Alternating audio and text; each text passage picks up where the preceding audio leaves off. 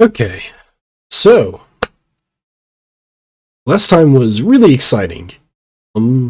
We had some interesting reveals. We got the first ending we got was with Clover.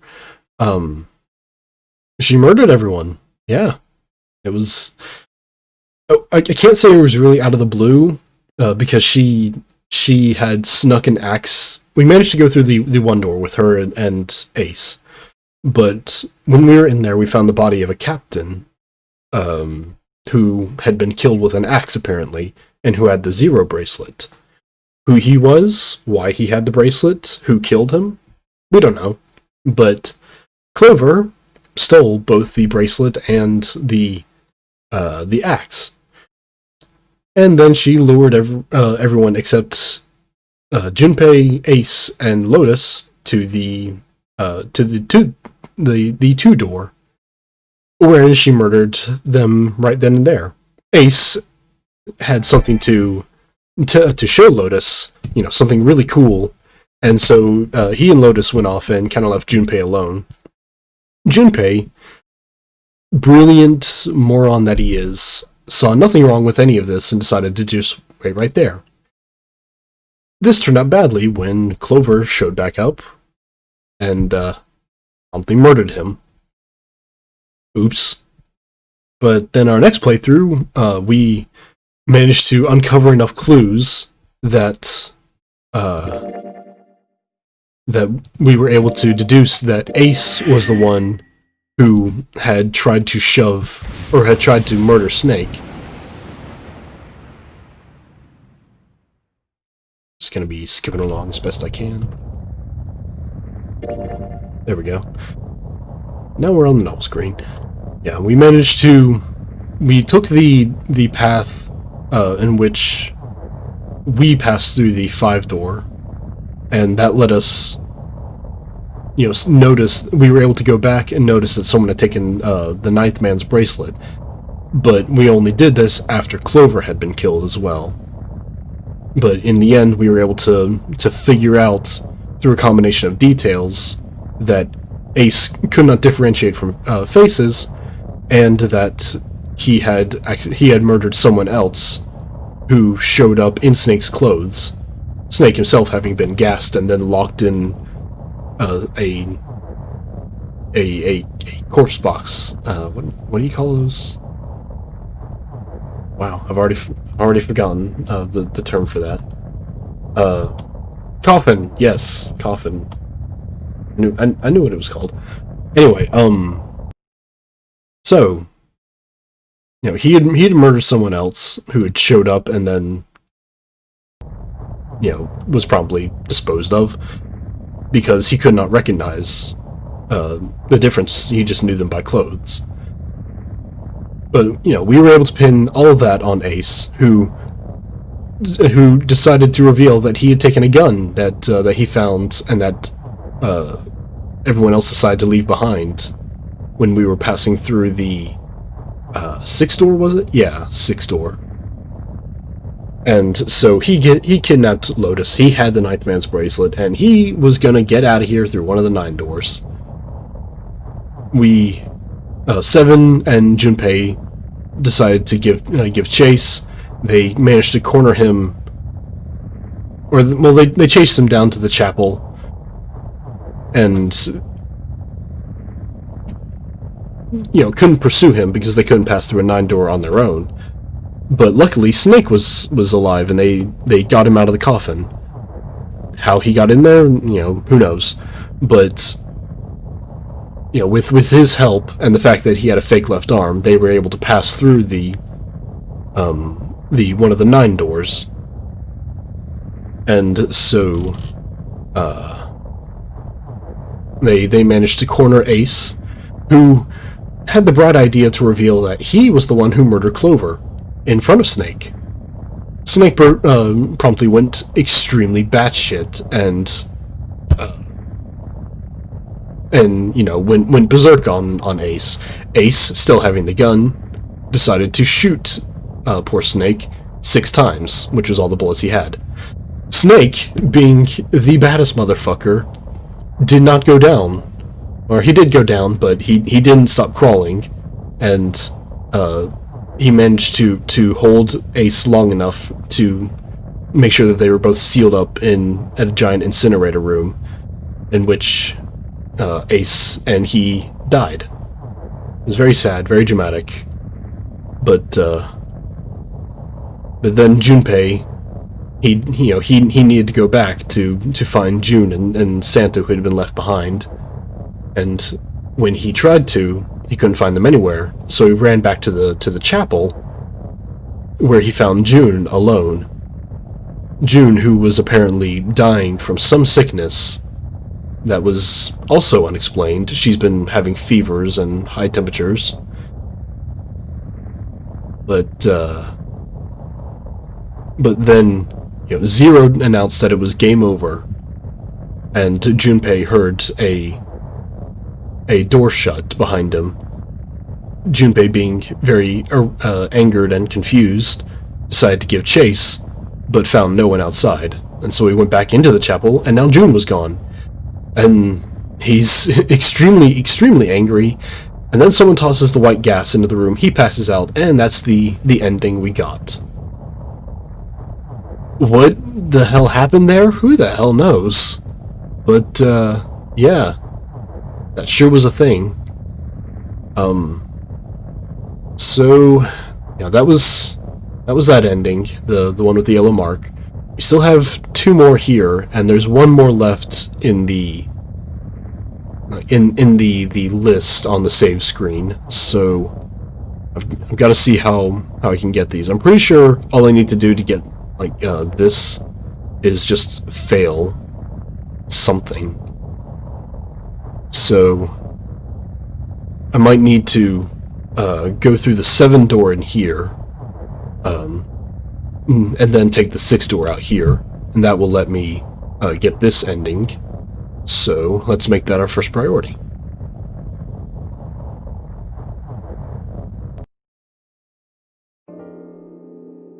So we're gonna skip along until we can get the get to go through a door. We're gonna choose 7. I think. Yeah, 7 door.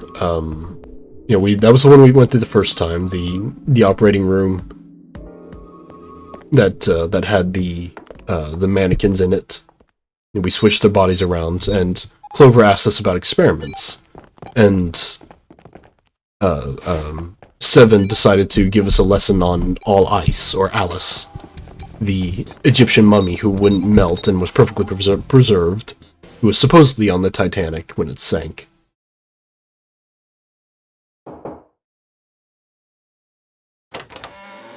So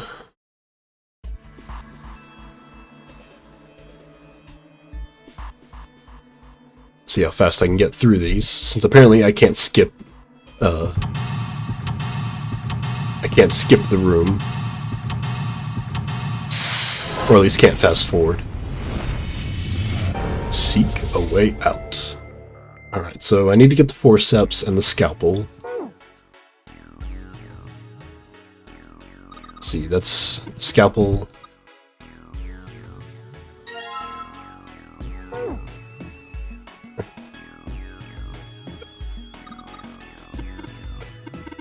Yeah, we're gonna rip that lung out. It's gonna be great. Yeah, I need the forceps for that. There we go. Forceps.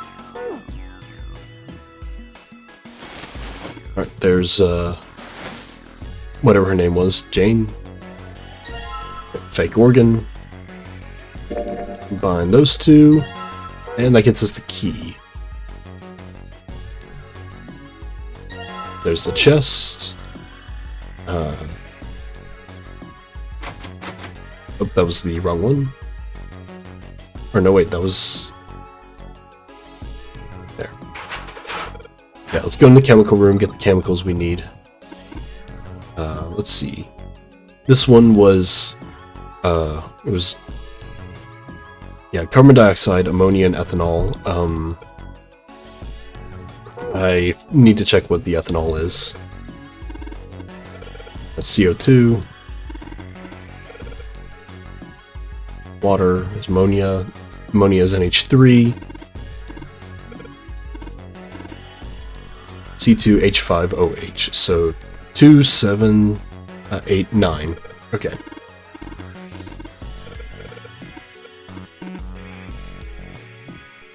Alright, so the ones we need, carbon dioxide, which is 3, ammonia, which is 4, ethanol, which is 9. So 3, 4, 9. There we go. That gets us the arm and the heart. Oh wait, and the bottles. Is there anything else in here? I don't think there was. Just making sure. Oh. You think we should go back? Yeah, and here's where Seven has his bit about the about Alice. Or about the crystals You mean like it that was infected with a virus or something? yeah, the morphogenetic field, our second brush with it in that first route. Seven shook his head. No, not like that. It spread like wildfire. It showed up in labs that were completely isolated from the rest of the world. It even started happening to crystals that were completely sealed up. It doesn't seem like it could have been a result of this stuff coming in contact with other samples. Then... Well, I'd guess it was some sort of information. Like, the crystals were transmitting this information all across the world somehow. what information? How to make a new crystal. Someone had to tell the stuff how to do it, right? Like he just whispered to the EDT in the tank, "Hey, if you do this, you can take in water molecules." Come on, man, that's just... I mean, who is this someone anyway? Someone you can't see. Someone who exists all over the world. You mean... like a god? Maybe the devil. Seven grinned. As Junpei was trying to figure out what on earth he was going to say next, Clover's shrill voice pierced the room. Hey, what are you two doing over there? Stop wasting time and get over here! Okay, we're coming. Jeez! Seven looked at Junpei. Yeah, so anyway, that's the story. It might be useful someday. Don't forget it. With that cryptic remark, he turned and left the room. Junpei was left behind to ponder what he'd just heard. Information being transmitted invisibly. Could such a thing really happen? It could, but not in this route. Or at least not in this planned Well, route. that crap isn't going to help me right now. We need to figure out how the hell to get out of here first. He took a deep breath, tried to clear his mind, and followed after Seven. Okay, so that's the liquids. Oh. The key. There we go.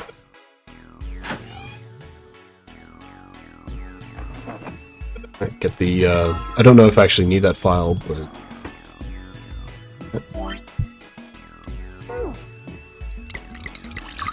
Oh, wait.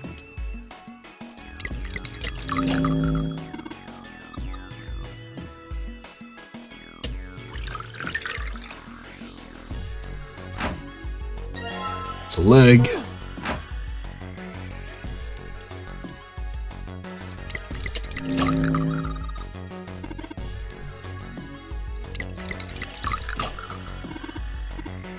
Yep. Got all the liquids.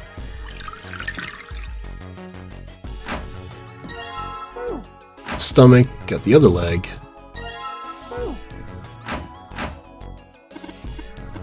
Okay, so let's see, that's arm, leg,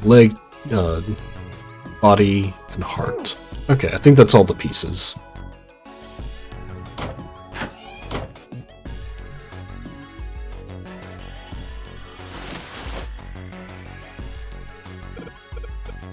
Yep, got all the parts of the mannequin. So, give her body. I think I forgot to examine this.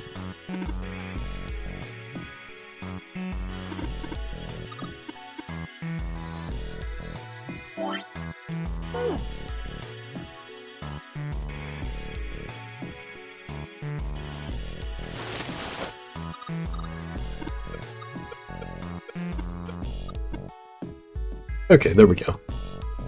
Swap the pieces around, which is the heart,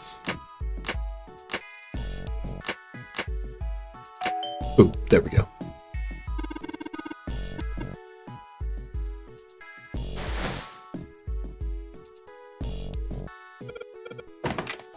I guess it's the key out of here.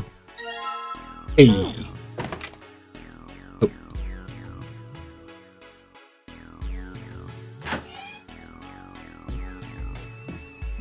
Hey, hold on.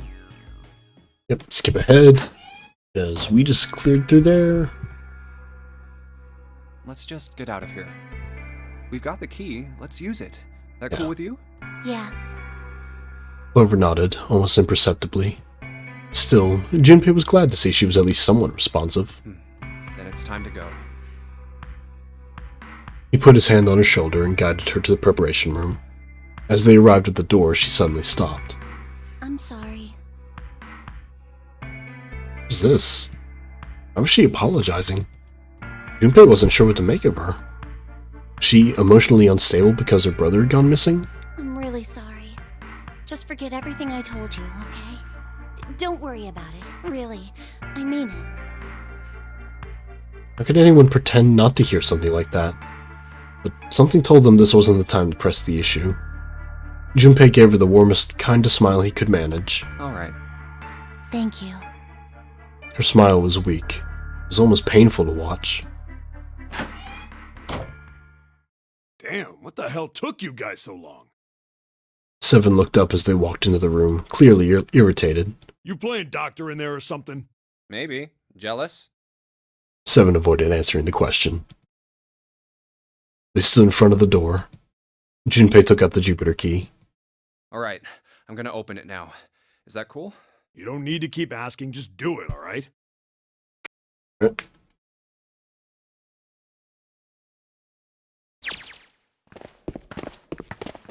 Yep, we managed to get out. We meet up. We inform Ace what happened, but he already knew because he had seen the map ahead of time.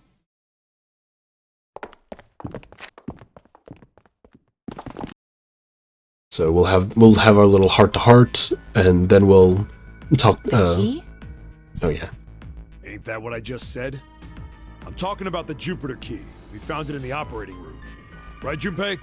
Yeah. Junpei nodded. Oh, the solar system keys. We found a couple more in the laboratory and the kitchen. Here, the Earth key and the Saturn key card. And with that, she pressed him into Junpei's hand. The metal key had the Earth symbol on it, and the key card had the Saturn symbol on it. I might lose it. It's probably better if you hold on to it. That way it won't be my fault if it gets lost. Yeah. On it. Junpei felt slightly less than honored. Now we have 3 keys that we haven't used yet. Yeah. The Jupiter key that we found in the operating room. The Earth key that Lotus just gave me. And the Saturn key card that Lotus said was in the kitchen. Junpei tucked the new keys into his pocket. June spoke up. The Jupiter key. Okay. So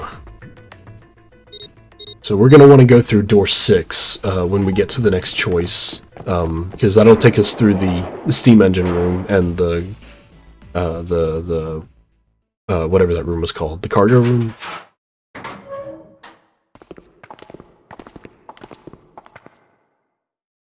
course there's a reason. Yep. There's always a reason. No, Snake, I have no idea why we came back here.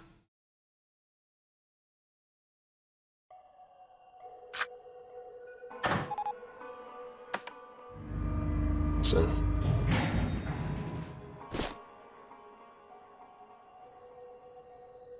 Okay, we will take this opportunity to see what this says. After a little thought, Junpei decided that she had to be nervous about being locked up in such a small place alone with a boy. Well, we will be all alone in here. In a way, it was kind of cute. Very demure, you could say, he thought. Still, even though it wasn't exactly roomy in the elevator, they weren't going to be pressed up against one another. At least they didn't have to be. Still, it was making her nervous. Junpei couldn't help but think how innocent she was. Jumpy? Huh? Oh, nothing. It's not important. Come on, let's go. Again, he stepped toward the elevator. And again, he felt himself restrained. I said wait a minute. Why? aren't you afraid, Jumpy? Afraid of what? Well, I've never... You know. It's your first time? Oh, it's... She'd never been in an elevator with a man alone before? Even so, she still seemed awfully alarmed. I might... get wet. What? Down there. I'd get soaking wet. Well, I mean, of course you would. That's the way it works. I mean, I've never heard of anyone getting soaking wet somewhere else. That's true. You don't mind Mind what? getting wet? Well, I don't know. I think I'd probably, like it.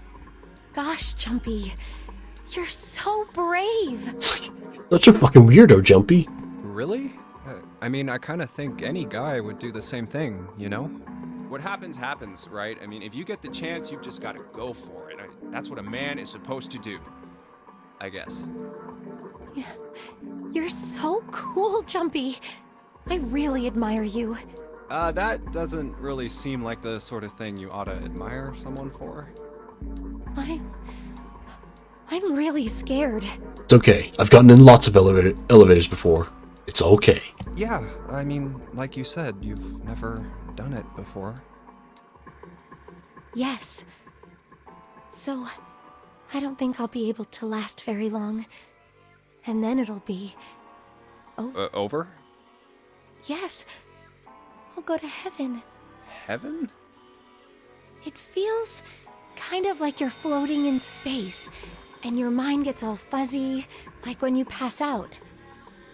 At least that's what I've heard from people who have experienced it. Yes, I've heard that too. Although I don't think the same thing happens to guys. What? Huh? But it would happen to men too, wouldn't it? It would happen to anyone. Once it gets into your body, the same thing happens to everyone. Well, I mean, usually it doesn't go inside the man. Yes, it does. Well, eventually it will. It's not like you really have a choice. Your body will force you to swallow some of it. Eventually. What are you trying to do to me? Nothing. I'm not going to do anything to you. I'm just saying that that's what happens. It's a psychological reaction to what you're experiencing. Oh, is that so? Then it's only natural. Is that what's natural for living beings? Perhaps he'd been mistaken all these years. He misunderstood life so gravely? Thought terrified him. June seemed to be entirely oblivious to Junpei's mounting confusion there. I know most men probably have larger lungs, but even then, I don't think you could hold your breath for 20 or even 10 minutes. Eventually, you'd have to breathe, and then the water would get into your lungs. Once that happens, your body won't be able to get oxygen anymore, and you'll start to feel that floaty feeling as you pass out. Huh. Oh.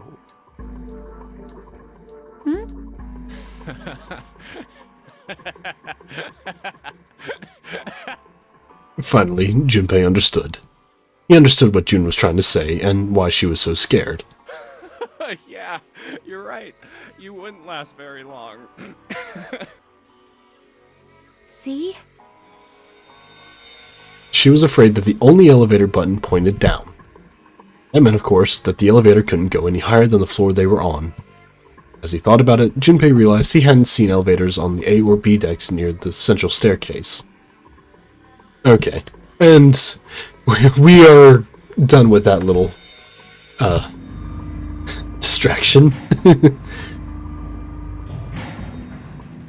Yeah, Junpei's just thinking about, getting into an elevator, and she's thinking about drowning.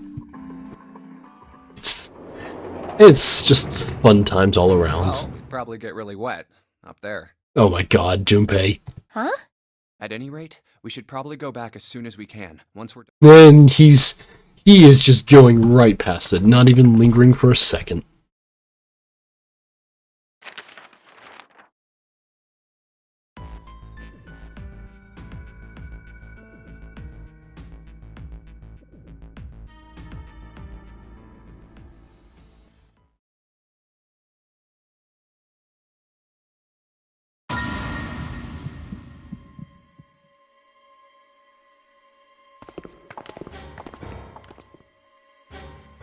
Oh yeah, and this is us finding the body.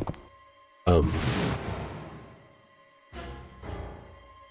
know, the body, not Snake's body, but the body.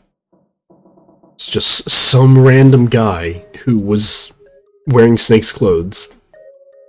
You know, whoever he was, I assume that he might have been related to, yeah, of course. Yeah, he might have been related to the pharmaceutical company that Ace is part of. Because if both the Ninth Man and Ace were in that, then Zero might have set things up so that Ace would kill one of his co-workers. I don't know, seems kind of like a stretch, and when we saw him, he just kind of seemed like an average guy. He didn't look old, he didn't look young, he's just there. So,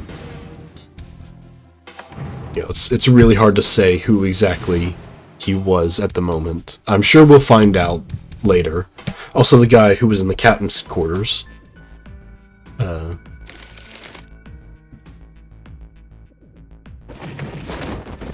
Lotus kicking the shit out of 7.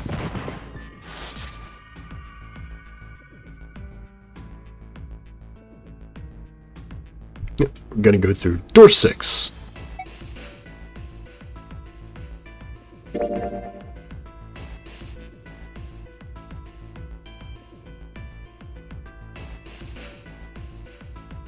And this way we go with June, Ace, and Santa.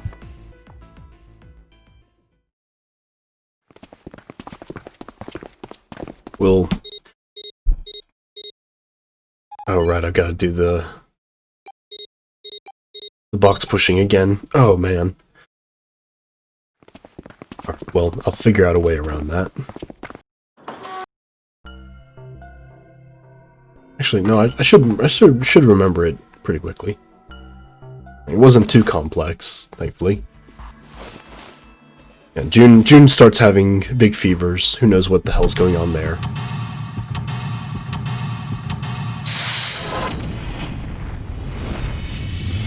It's like maybe the morphogenetic fields are getting to her. Okay, steam engine room. So I don't know exactly what all we have to examine, but I'm just gonna look at stuff just to make sure. The gears didn't really have a whole lot to, you know, them being differently colored didn't really come up at all. Give that a shot, just a C. Nope, keep going up, go through A. Noisy, we just go on through.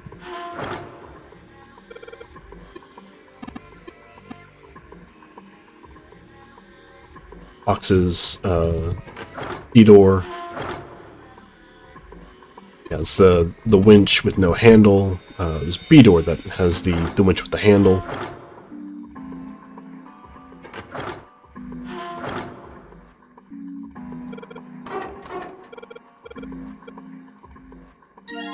That gets us the wheel that we can put on the other one.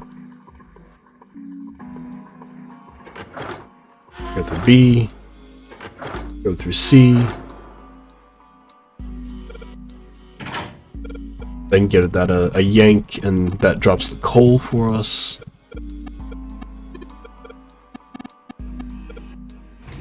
Or wait, did that drop the coal? No, that dropped the thing for the conveyor belt.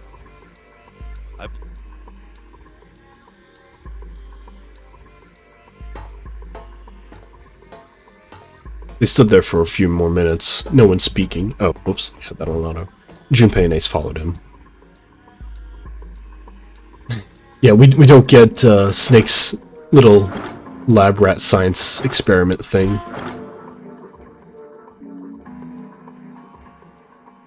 Okay, that gets the control panel for something, which this is the something.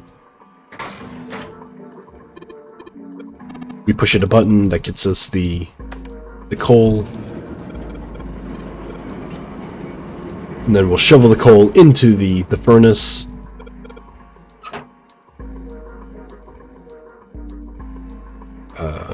Let's see. Is there a box? No.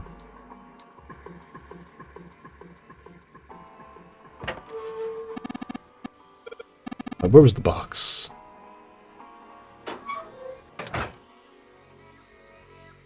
Turn on the conveyor belt.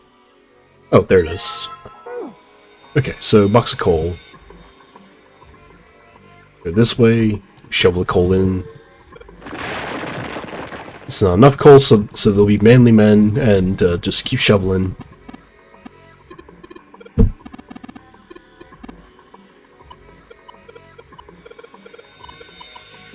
June's still out of commission.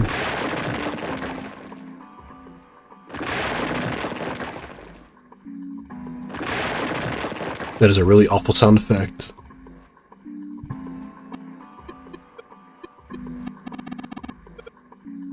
Alright. Now we go to the panel. Switches. Hit that one because they're all lit up. That'll spin the gears for us, which gives us the little things. Yeah.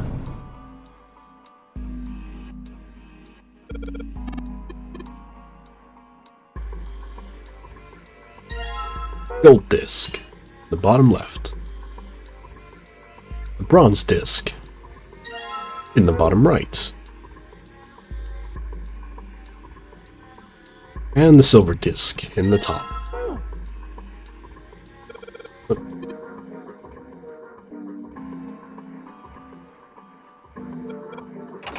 Put them all in.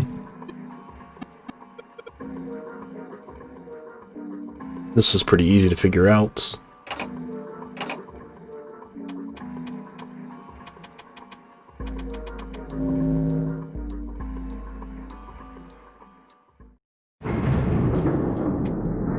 Door opens up, then we get the heart-to-heart Snake over his sister. Him being no, not Snake, Santa. I keep wanting to say Snake instead of Santa because I much prefer Snake as a name over Santa. So, stuck with Santa, and learn about his sister and how he was actually Santa for her, but she died for some reason. Have you ever heard the story of the two Santa Clauses? Oh, what's this? What? It goes that a long time ago, there were two Santas. One of them wore white, and the other one wore black. The white Santa gave presents to good kids, and the black Santa played tricks on bad kids. They went on like that for a while, but eventually the black Santa's tricks started to get worse and worse. Pretty soon, the white Santa couldn't stand it anymore, and he stabbed the black Santa to death. Wow, racist. When he stabbed the other Santa, the white Santa got blood all over his clothes. And that's why, these days, his clothes are red. It sounds more like the story of a red cap than anything. You could say that red is all that's left of the black Santa. Junpei was silent. He could think of nothing to say. June was staring at Santa, sadness playing on her face. He continued. I wonder which Santa I am. The white Santa or the black Santa? Well, did you stab a black Santa? Huh. Or were you stabbed? Oh. All right, let's go. That was odd.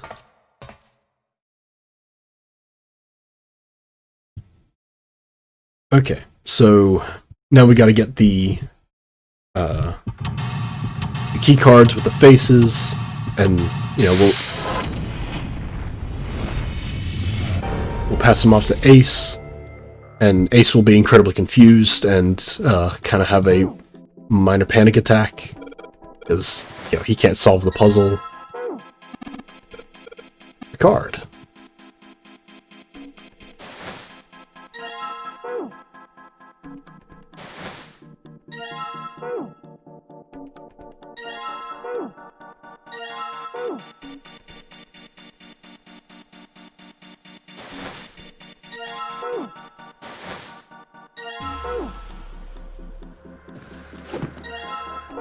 Eight of them.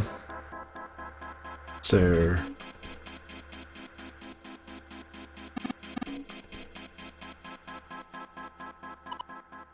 3 crates stacked up like stairs. Yeah, we learned that the fence is electrified.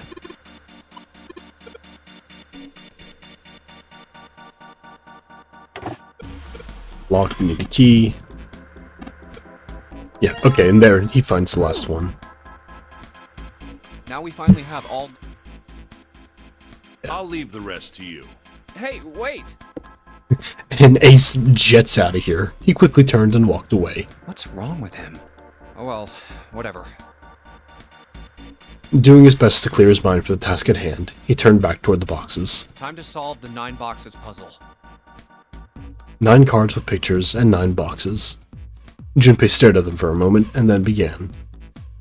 Ace's card is in box 1. Yep, Junpei solves the puzzle easily because it's not really a puzzle. That gets us the pins for the control panel up top.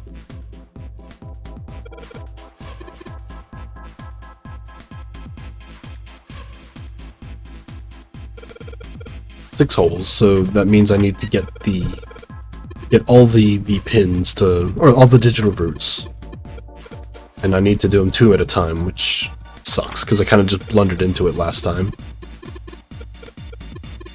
But,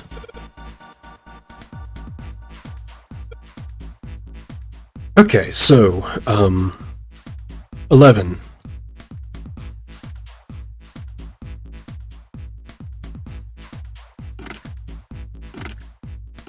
Boom. See if can I do 12? 3, 4, that's 13. Can I do 18? 3, 4, 7, 8, 6, 14. I can... Oh. Hate that I have to click on these boxes first. There, that gets me 1 and 8. Let's see. 12, so 1, 2.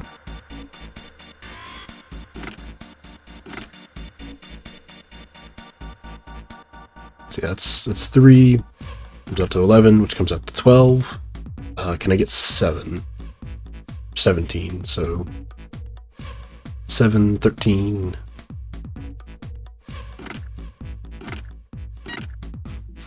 Okay. Let's see, 13. 1, 3, and 13. 16. 7.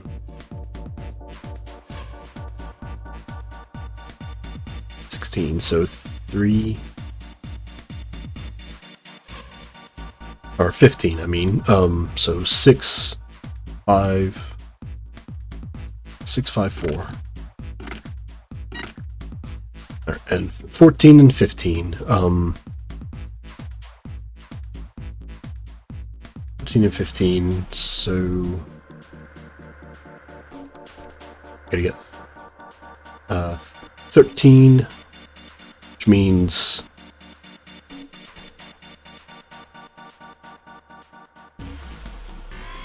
let's see, 4 and 5.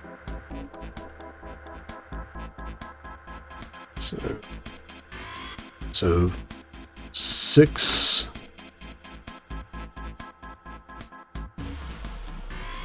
So that gets me 13. And 5. See, I gotta get 14. So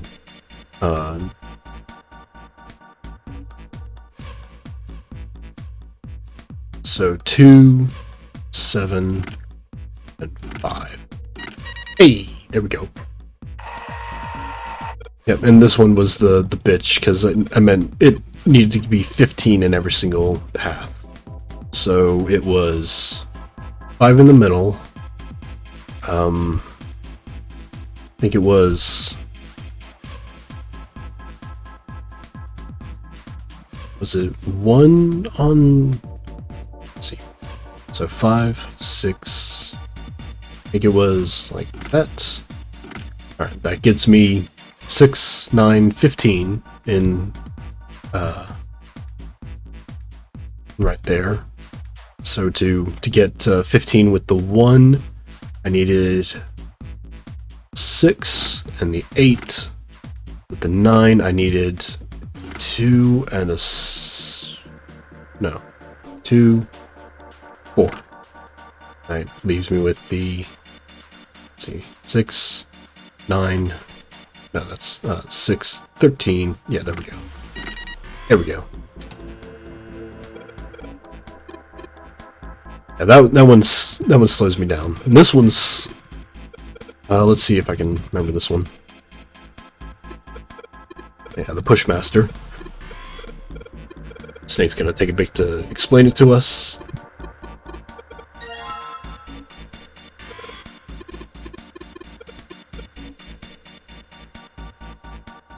Yeah, and Snake said that it dies after 50 moves, but I definitely got 51 moves in one of the last ones, so I think it just increases by 1 if you fail, just to make it easier on you.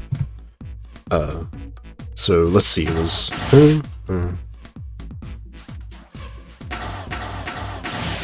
that one there, go around, push that, and down, push that. Let's see.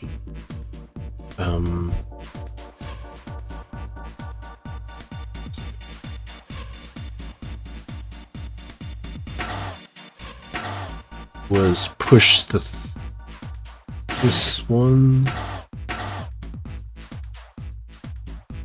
then came back around, pushed that one.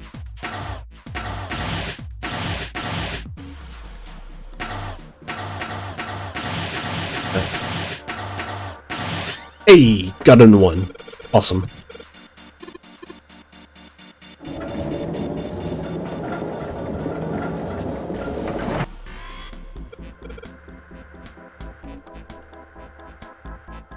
Yep, we can go down, we can take the boxes, that gets us the coffin, and shocker, there's nothing in the coffin except a gun and a pistol.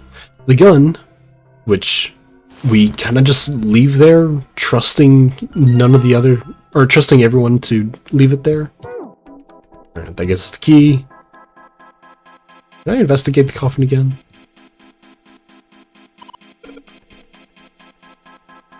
Alright. I wanted to see if Jumpy would take it. Take the revolver, Jumpy. Alright.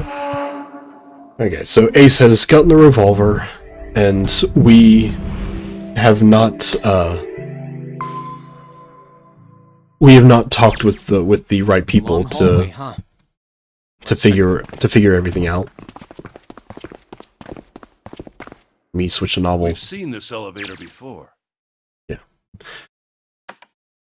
So I'm not sure if the Ace reveal will happen again, or if he'll just end up shooting us.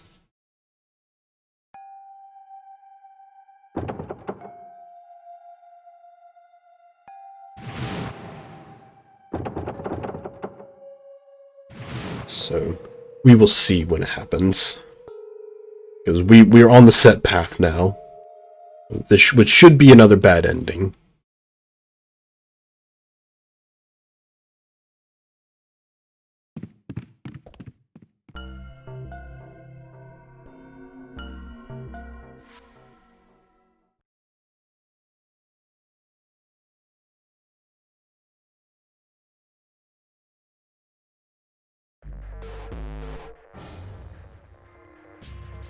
Yeah, and we gotta find Clover, who vanished after she found the captain's body.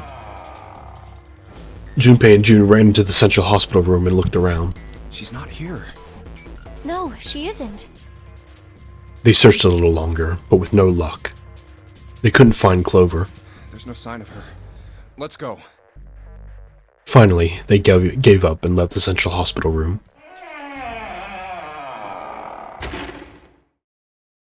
Slowly, they made their way back to the hallway.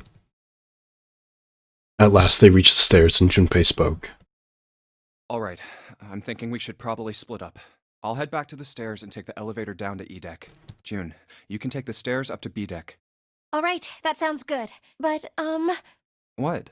could you stop calling me by that code name when we're alone? Huh? Oh, sure, right. I'll do that. Aw. There was a reason Junpei persisted in calling her June, even when they were alone.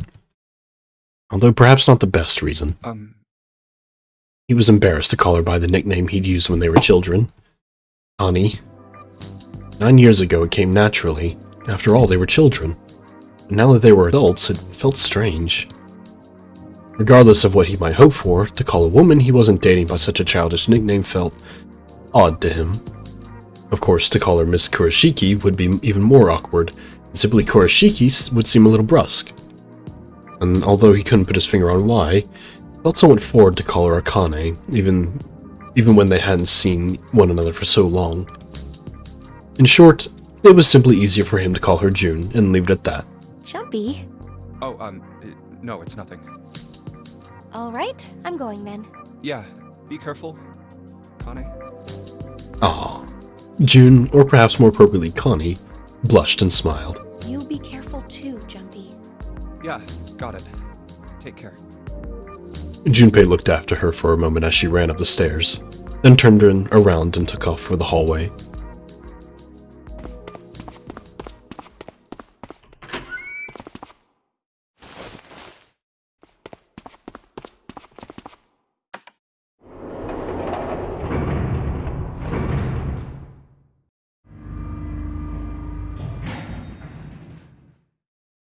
Tragedy always strikes when one least expects it. But to wait for a man to stand before striking him down seems almost crueler than dealing the fatal blow while he lies on the ground. A light in a dark place, June's smile had given him hope, for both escape and possibly for something else.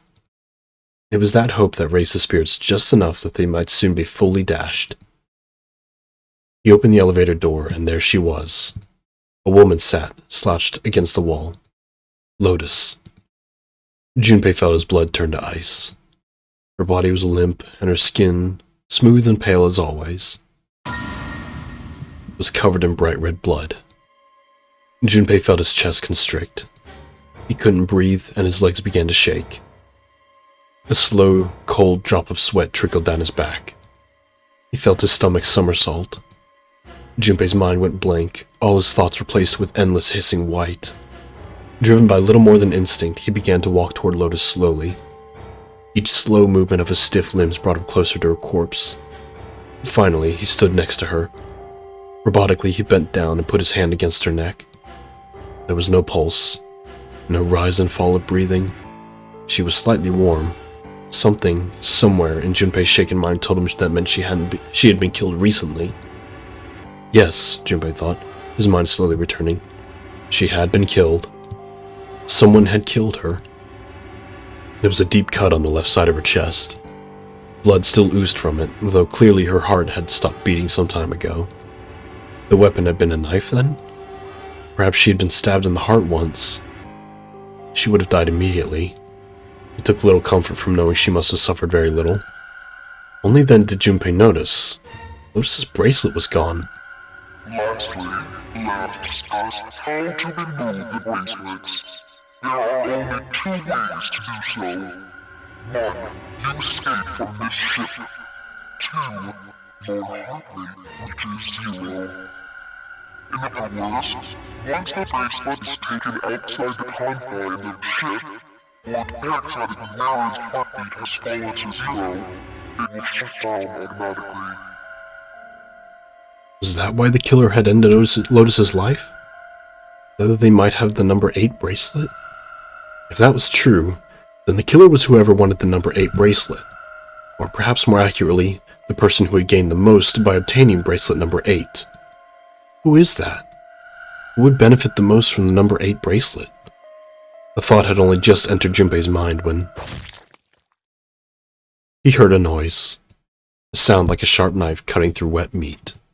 It struck him as strange that the noise came from inside his own body. A moment later, the pain hit him. It wasn't merely pain. It was heat. Extreme heat as well. He felt as though molten iron had been splashed against the side of his body. Finally, his brain made the connection. He had been stabbed. But where? His body was quickly going numb. He couldn't tell where the knife had met his flesh. Given the circumstances, however, he had most likely been stabbed in the back. Whoever had killed Lotus had now done the same to Junpei as well. His voice was little more than a weak groan. With what little strength he had left, Junpei turned his body, trying to catch a glimpse of his attacker.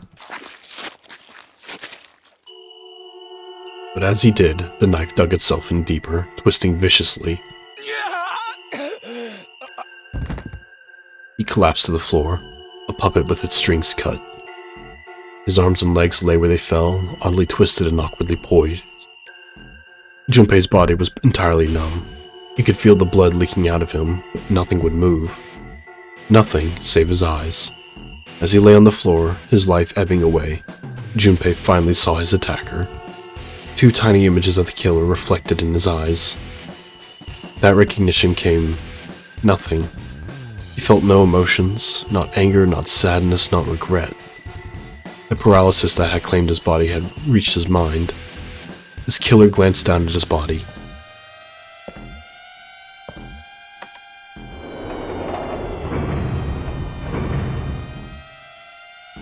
Then, without a word, climbed into the elevator and was gone. His eyesight began to fade. The world grew blurry and began to dissolve into an empty white fog. Fog crept into the edges of his mind and worked inexorably inward. Soon it was swallowed up by the last that remained of Junpei's mind, and his consciousness left him. There was nothing more. Into utter emptiness he fell. Into zero. Whatever Junpei had been was gone. Bad end. Well, we know who stabbed Junpei. It was Ace. But, you know, in the other end, we did catch him. So, you know, small comfort.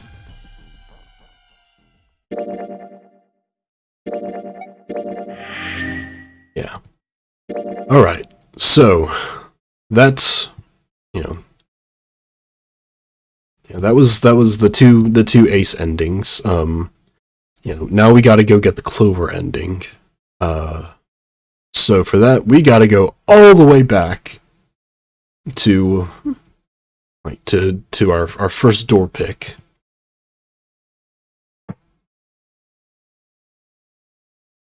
So, time for another round of skipping. It's gonna take a bit, but,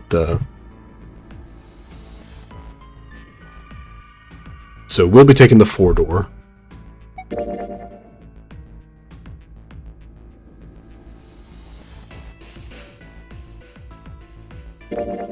Yeah, Ace will get the Ninth Man's bracelet by going this way, but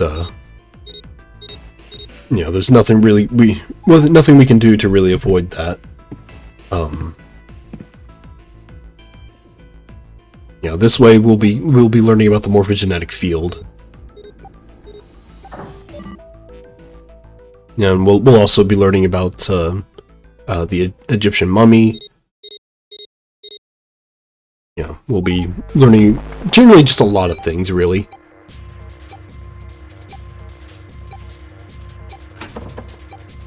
Like we could call this the information route, since. Let me quickly switch back to. There we go. I don't know why I keep switching back to ADV as default. I want to see the descriptive text.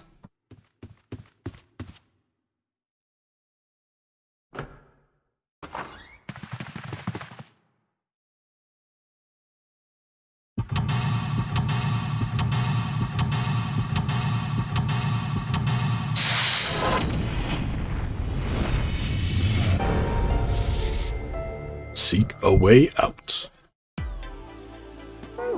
Okay, so, you know, we got this thing. Weird looking picture. Yeah, it does look like an imp. Okay, so box of matches. The box of matches, which, you know, if we ever went through door 6 now, then, you know, that'd be really handy, because we could say, yeah, Snake, we do have a box of matches. But I think we ditch it after the kitchen. It's a display case, nothing inside it. Get the painting or the map. Yeah. Map screen doesn't really have a use. I think I used it to find out, or I accidentally found out about the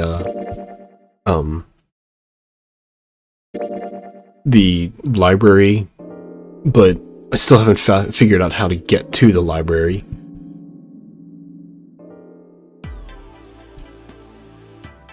Yep. Get the bottle with water in it. Oh, did we not take it? I thought we did. 2 pillows.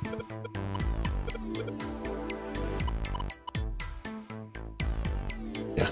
June already in horny mode. It's her key. That's used for the other side. Go into the bathroom.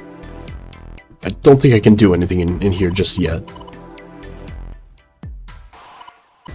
The mold got the square tiles. One of the tiles is freaky, but I can't remember which one. I don't think I can use. I don't think I can use the shower tile until I find that that other thing.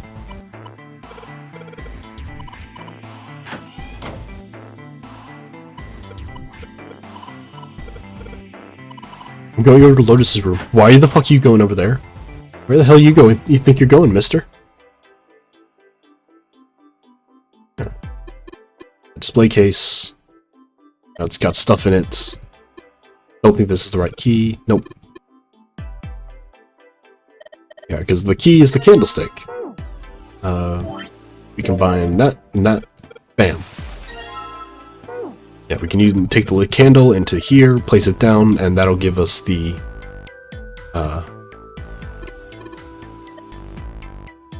that'll give us that key and whatever's inside here. It's a tile piece. You can also look around over here. It's nothing. It's a cupboard. There's a freaking cupboard, man. And funnily enough, now I get it. There was actually a safe in the other route. So, haha.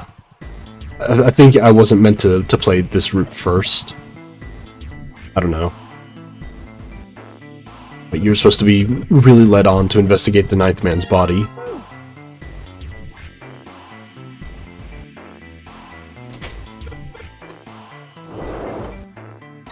That gets us the second plate.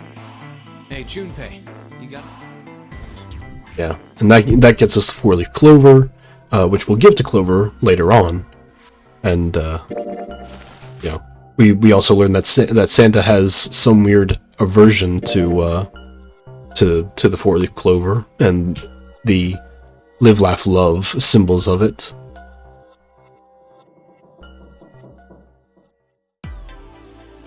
And we'll also learn about morphogenetic field.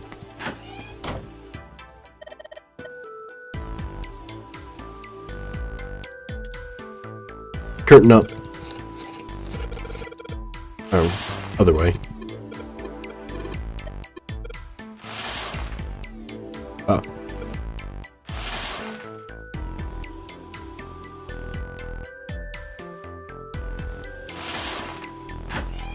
Okay.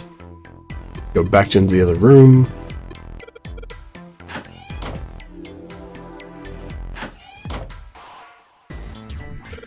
There it is. Yeah. I guess it's the last plate. Now we can... Oh, my bad.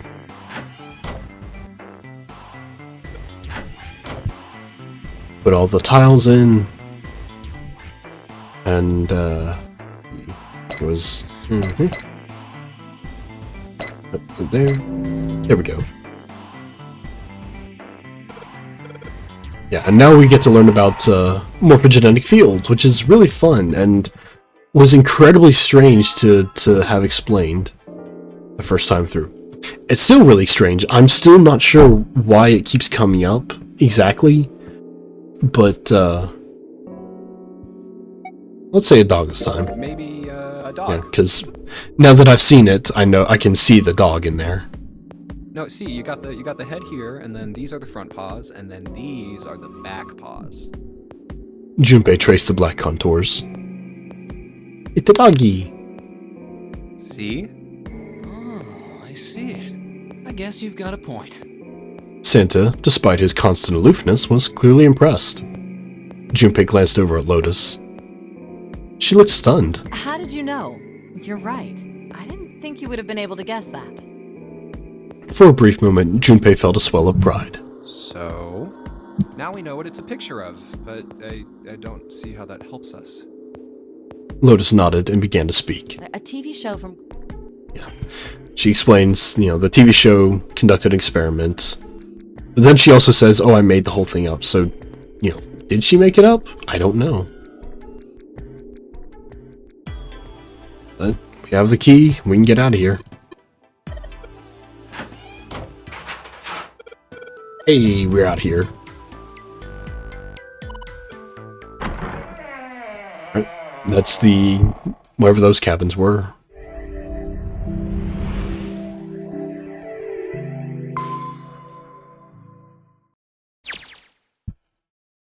Yeah. And we learned that there's the iron gate in the way, or the iron bars, but the only route forward is through the kitchen. This freaking kitchen. It's definitely a thing.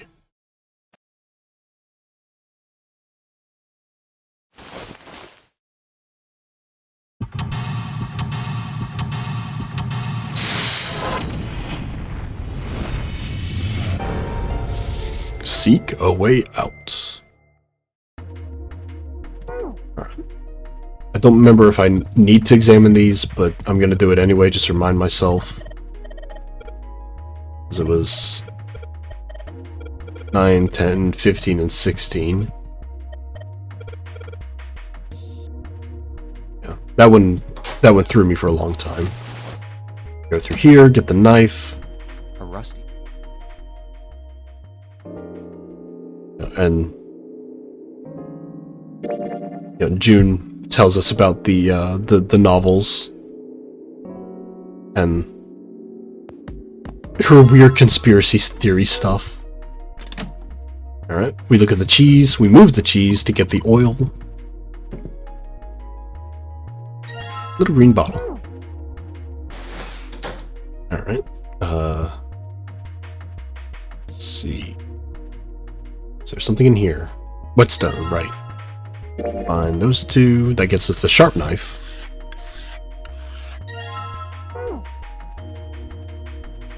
Sharp knife. And,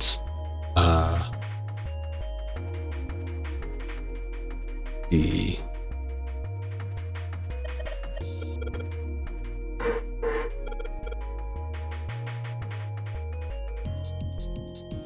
Okay, well, I guess that didn't work. Oh, right, this. Let me examine the grill just to be sure. I doubt I can go into the freezer without, I think everything I need to get out of the freezer is given to me in there, but yeah, I want to be sure. So we pour the oil on there, we go into the freezer, it's fucking cold, and then it explodes behind us. Yeah, Lotus says, fuck that noise, I'm not going in there.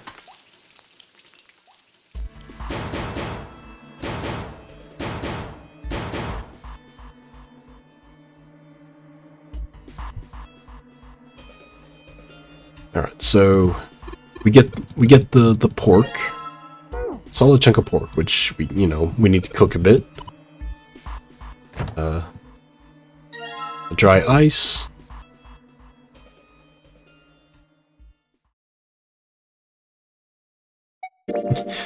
I mean, Junpei doesn't want out of the freezer right now, but this science is really interesting.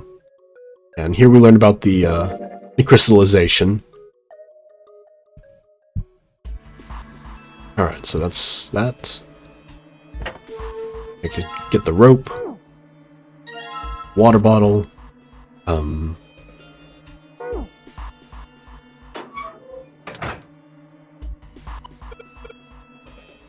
Okay, was there anything else in here? I think there was, but... Okay.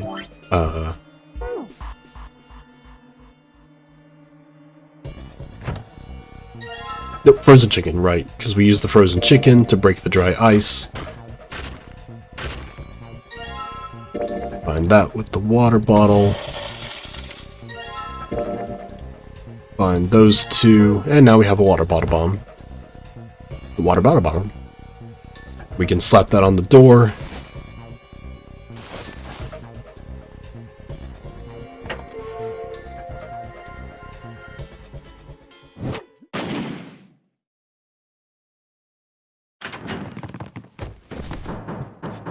Fucking Santa just slams his hand on an active grill. Okay, well that got us the frozen pork, which we can put on the grill. The meat on the grill, it doesn't cook all the way through, but we have a really sharp knife.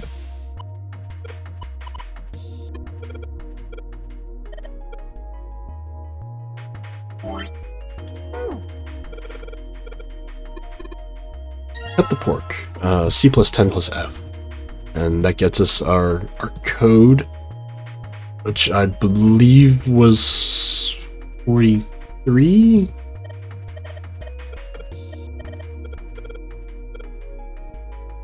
That was... Hey, there we go.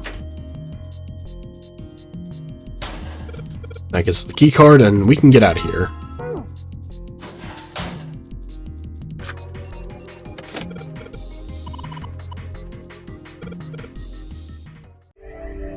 Yeah. Now, the part I'm not quite sure about is if I need to...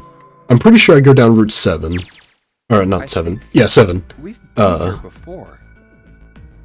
Yeah, I go with Clover and 7 to explore the operating room like I did earlier. The weird part to me still is Clover's note from when I went into the science room place with Lotus. You know, that seemed pretty important, but I guess it never came up. Like, I thought it was going to be related to that box thing in the cargo room, but nope, that wasn't it. So, what that's used for, I still don't know.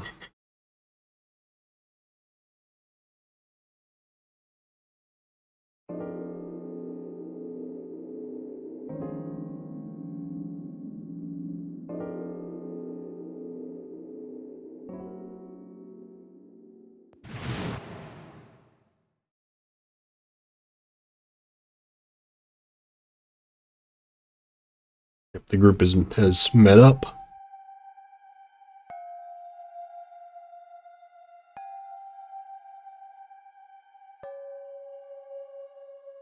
No, I mean the note that was like the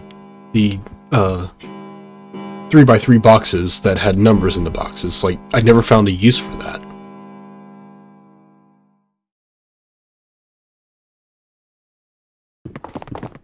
Like, I'm not sure if that was just something related to the puzzle of that room that I skipped over, or if that was a thing for another route that I just, for basically this route. But we will figure out, because we are going to do what we did last time, go through the operating room, and this time when we come out, we are going to agree with Clover that, Zero could be one of us.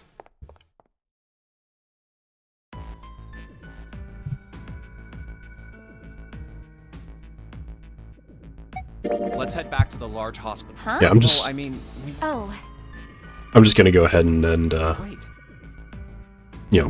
Come back here, because I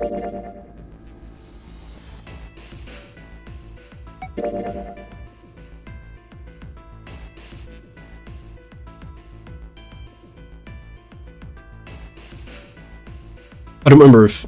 Well, actually, maybe... Let's go. I'll go wherever you... I'm gonna talk to everyone just to be safe. Hey, go. You know, Ace putting on performance, you know, acting like he cares. Let's go check out the first class cabin. Okay.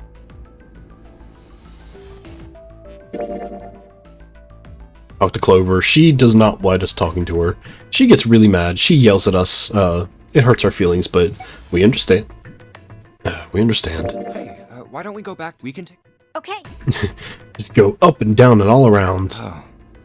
Nobody. Let's But where? go. Okay. Yeah, there's Lotus, Isn't it obvious? and she tries to make the offer, but the problem is that the offer doesn't work out. So, you know, good on her for trying to betray everyone, but you know, doesn't quite, you know, cut it.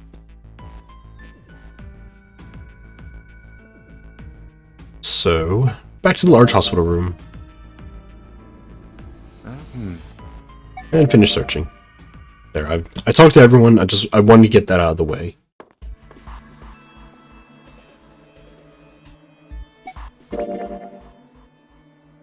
Yeah, she is right.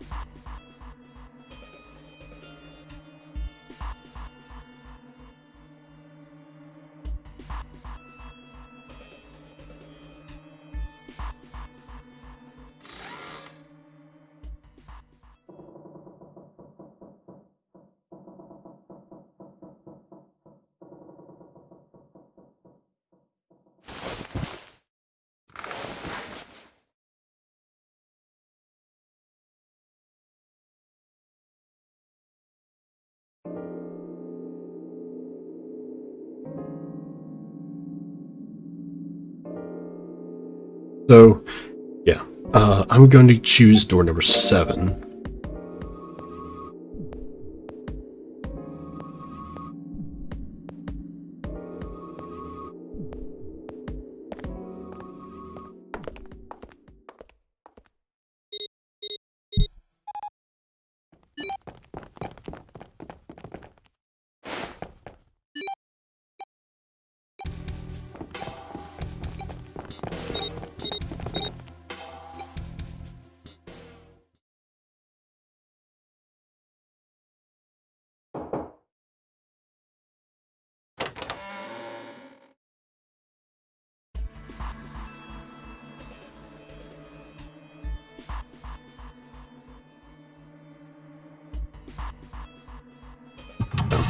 This is all creepy, but we just did this one, so we know we can slam through it pretty quickly. Seek a way out. Alright, first thing, knife. A scalpel. Oh, damn it. Second thing, forceps. Oh, just give me the forceps.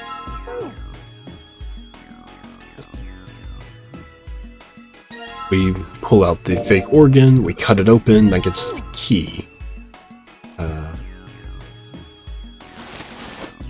Mary Magdalene. I don't actually know why I said that name, it's just... the word Mary popped in my head, and Mary Magdalene is just the Mary name I know. Alright, so give me the liquid. It was 349. Hey! The arm. Heart. Okay, examine everything, because that'll get 7 to talk to me.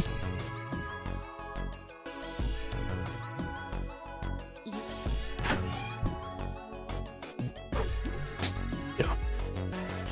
And 7 has a story about chemicals and the crystallization thereof. In this route, it would be the second time we heard about it. But hey, 7, do you know anything about Ice 9? Which was an incredibly weird thing to learn about, but then, you know, that leads us to learning about Alice, the Egyptian mummy, who was frozen and wouldn't melt. All ice. Alright, so that That was weird, but you know, now we know about Alice.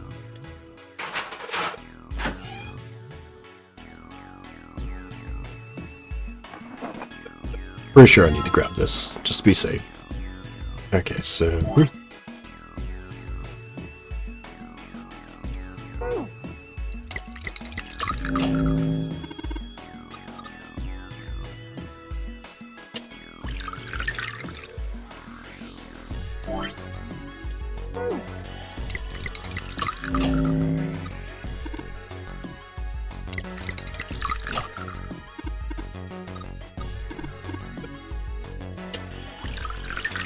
That leaves us with only the purple liquid, but stomach, fake leg, and the other fake leg. So that's all the pieces of the body. Oop.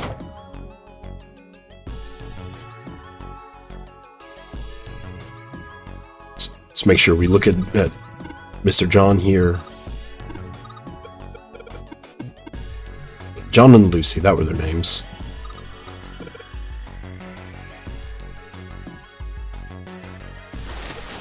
Okay, got all the parts. Look at the weights. Notice that the scales are wrong.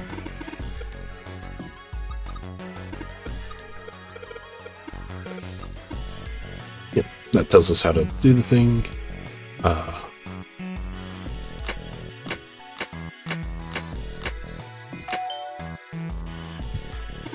Keep messing up the heart, but thankfully it's not that hard. It opens up, it gives us the key. We get the key and we are out of here, but you know, before we get all the way out of here, Clover has something to say.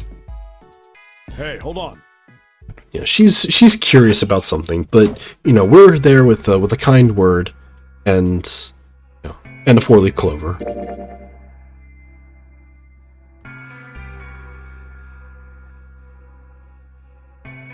And this time I will not shit on your feelings and your concerns when we get outside the room. But yeah, she tells us about Locke's socks and the ship of Theseus. Basically, the theory of if every part of something is replaced, is it still considered that same thing? But you know, it's a pretty old philosophical question.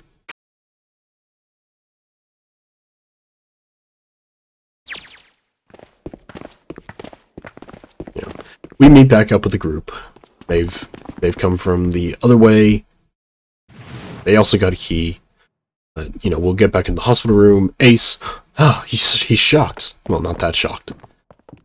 But then we have one more door to go through, number 3, and there's a corpse in there. Not Snake's corpse, but a corpse. Nobody knows that. We do.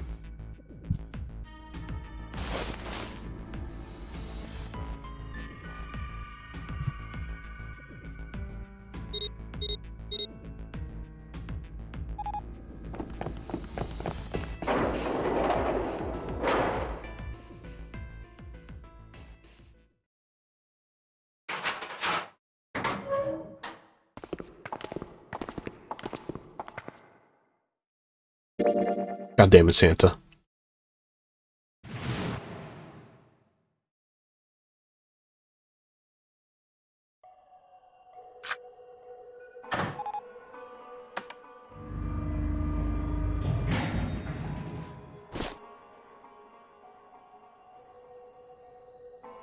I think you could only go down. We're not going through that again.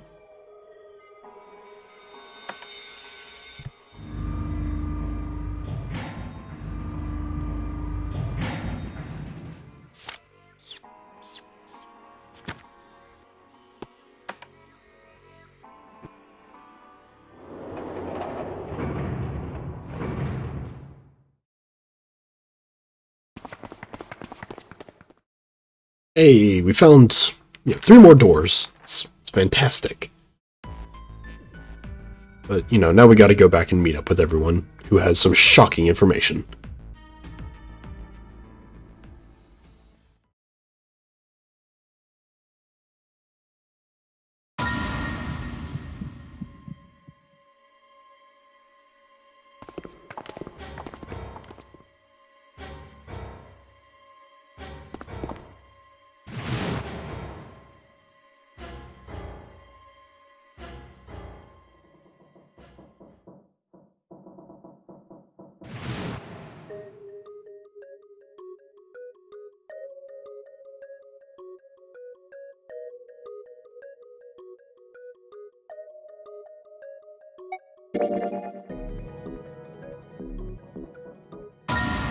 Over. Well, that is possible. Alright, so we did not shit on Clover this time.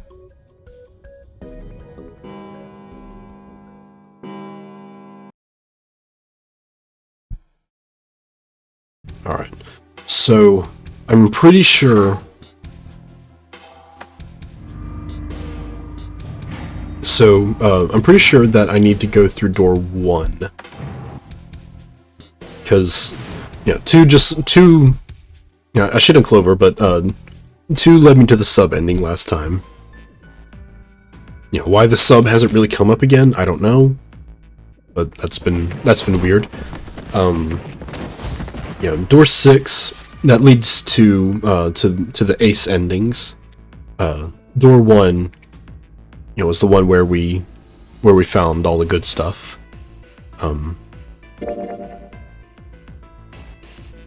Yeah, door 2, you know, it let us find out a bit more about 7, which was interesting. But I think we want to stay close to Clover this time.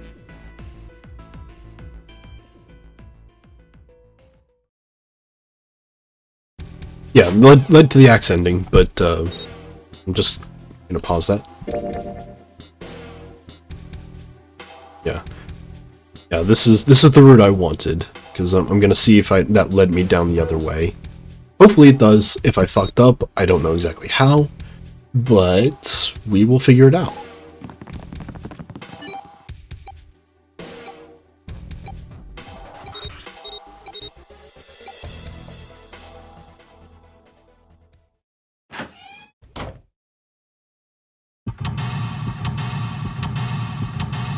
Okay, this room.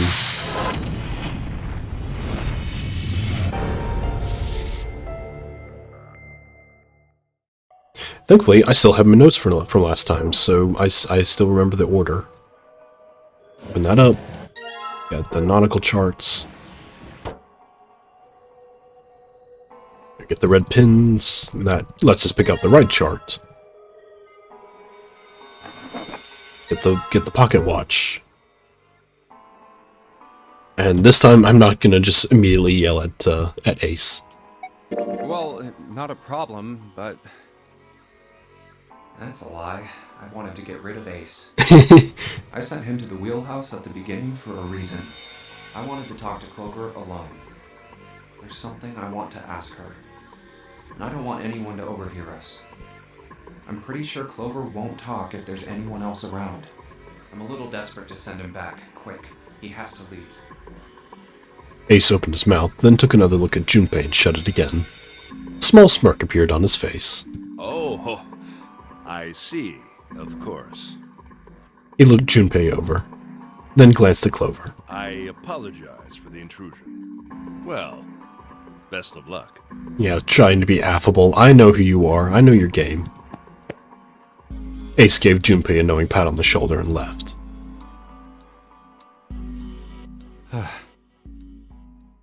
Junpei let out a sigh and brushed a few drops of sweat from his forehead. He turned and found himself looking straight into Clover's eyes. She'd heard what Ace had said. She regarded Junpei with caution. What was that about? She was clearly suspicious, and with good reason. Why are you looking at me like that? Junpei's eyes widened, and he held up his hands in a gesture of innocence. Oh, no, it's not like that. What's it like then? I just wanted to hear the rest of that story. I didn't get a chance to ask you about it until now. What story? About the experiment, remember? The one you started to tell me in the operating room? Yeah. You said something about an experiment that happened here 9 years ago. Clover bit her lip. She stared down at the floor for several long moments, and when she spoke, it was barely audible. I'm sorry, but I don't want to talk about that right now. I'm just not in the mood, okay? You understand, right? I keep thinking about my brother. I can't stop.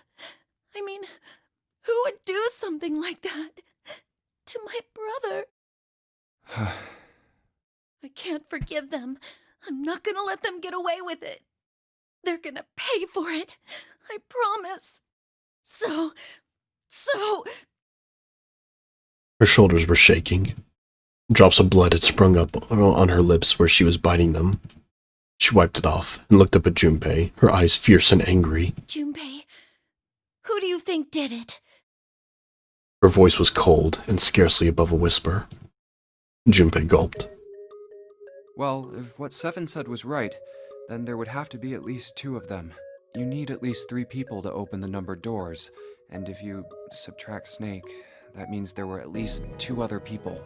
You're right. 2 other bracelets. So what does that mean? 2 other bracelets. Well, if we just look at the bracelet numbers, we should be able to figure it out. Who could have opened door 3 with Snake? Well, really, who and who, or who and who? You mean it could have been 4 people? Well, technically it's possible. I don't know. That doesn't seem very likely. Why? I'll tell you later. Why don't we just assume it was only 2 other people for now? Okay, got it. Let's do that then. Then who do you think it could be? Junpei crossed his arms in thought. Snake's bracelet number was 2. Which 2 bracelet numbers added to 2 would give a digital root of 3? Which 2 bracelet numbers added to 2 would give a digital root of 3? Well... so let's see, it's, 1 and 3, that's 4, that's 7, or, 3 and 4, that's 6, that's 9, that's 10, which gives us 1, that's 11, which gives us 2, Santa in June, it's 9, which is 11, Santa in 7, that's 10, it's 12, it's 13, or that's 12, so 3, so Santa and 7, Santa and Lotus, 7 and 8, 15, so 17, that doesn't work, that gives us 8, June and 7, that's 6 and 7, 13, 15, that's 6 again, oh, that's Santa and Lotus, so 3 and 8, 11, 2, this still gives us 13, which comes out to 4. So it was Santa and 7. Would it be Santa and 7? 2 plus 3 plus 7 equals 12. 1 plus 2 equals 3. The digital root for Snake, Santa, and 7 is 3. Wait, hold on. Are Santa and 7 the killers? No. What's wrong? Clover looked at Junpei, and he looked back at her. There was no point in hiding it. Well, I thought about it, and... He told her his conclusions. That's what I thought. She looked less surprised than he'd expected. Santa and 7. If it was 2 people, then that's the only combination that works. Hey, wait a minute there. Don't you think it's a little too early to be jumping to conclusions? Well, all I said is that those 2 would have been able to open door 3 with your brother. There might be other possibilities. Well, what other possibilities? Like someone went back and got the ninth man's bracelet. He didn't have an answer. He was ready to admit defeat when Clover spoke. Are you saying you think that it was 3 or 4 people? I really don't think that's likely. Why not? Can I borrow your pen and paper? Clover put her hand out expectantly. Yeah, here. Junpei pulled out his pen and pad of paper and handed them to her. She opened the notebook and wrote down several simple addition problems. I'm really glad that this boat full of people all have, basic math skills. I've run into some people who, would have trouble with any of this. Eventually, she had 8, which proved a digital root of 3. I'm not going to read all that. 12, 12, 21, 21, 21, 21, 21, 21. What's this? These are the combinations for 3 or 4 people. These 8 combinations are the only possible ones. Oh, I see. Junpei, Yeah? I can trust you, right? Of course. Why would you need to ask that? Really? Yeah. So then I should get rid of B, D, G, and H, right? Of course. Just cross them out. And you should take off yours too. The ones with 4. So, what does that leave? A and E. 1 plus 3 plus 6, and 1 plus 3 plus 7 plus 8. Wait, it can't be A. Why? Because June's in that one. There's no way in hell she'd do something like that. Are you sure? I'd bet my life on it. Okay then. I can cross off A too, right? Yeah. Well, what have we got left? E. 1 plus 3 plus 7 plus 8. So literally everyone else. Do you know what this means? Everyone besides me, you, and June would be working together. Do you think that's likely? If there were 4 people working together, they wouldn't be very cautious. I don't think they'd try that hard to hide what they were doing if they outnumbered us, right? Well, you do have a point. I feel like this conversation would work better if I hadn't already gotten the Ace ending that showed exactly how it was done. And besides, if Ace and Seven are working together, they could have easily gotten rid of me when I went to the shower room with them. But they didn't. They didn't even try anything. If they were killers, why wouldn't they? Her voice was calm, but Junpei had only to look her in the eye to know it was a forced calm. There were tears forming at the corner of her eyes. She was blinking furiously to keep them back. Perhaps by attempting an objective analysis of who might have killed her brother, she had been able to distance herself from the harsh reality of his death. The more she struggled to act unconcerned, the more Junpei felt his heart tighten. Oh, I see.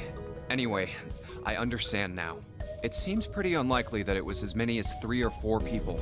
Yeah, Then that means there's a good chance it was Santa and Seven. that's how it looks. But why would they do it? There was a moment of silence. Their motive. He laid his hand gently on her shoulder. He was close, so close to the answer. When Ace chose the worst possible moment to return. He raised a knowing eyebrow and then spoke. Have I interrupted something? What is it? There was something I wanted to speak with you about, Junpei. Could you come with me for a moment?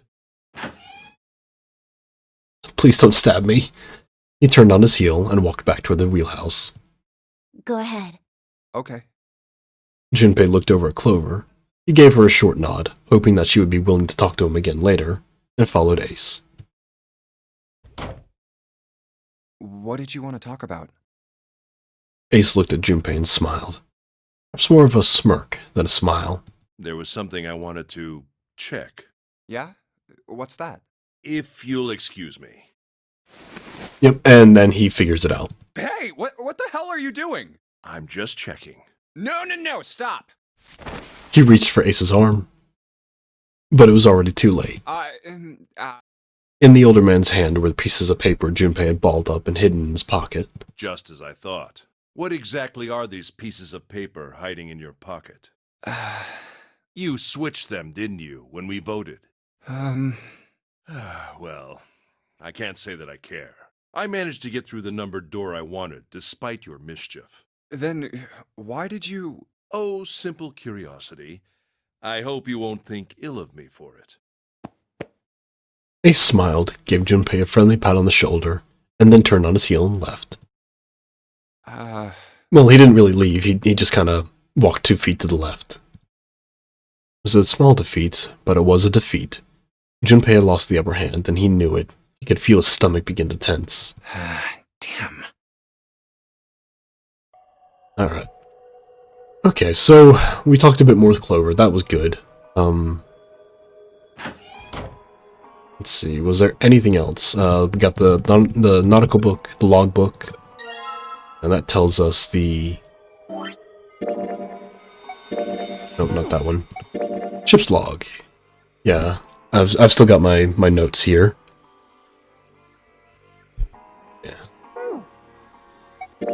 Yeah, and there's the nautical table, and I have that written down, so... I didn't technically need either of those, but I wanted to find them anyway. Okay, so... There's this. Wait, I can't do that one. There we go.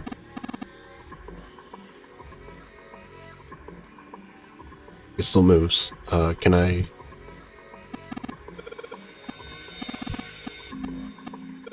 I have to click on something else.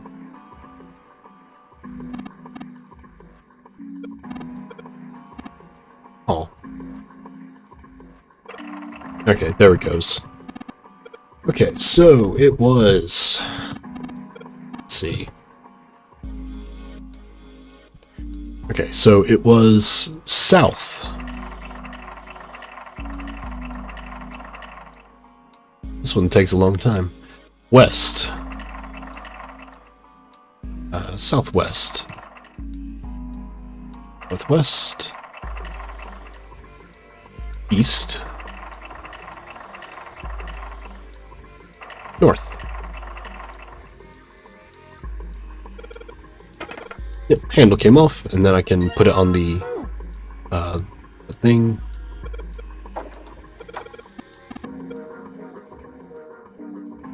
Yeah, the dead slow fucked me up the first time I did it, but okay, so full, half, slow, full, half, dead slow, stop, and hey.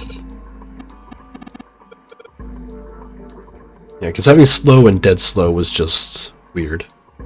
Okay, so that turns on this. Lets me set the pocket watch.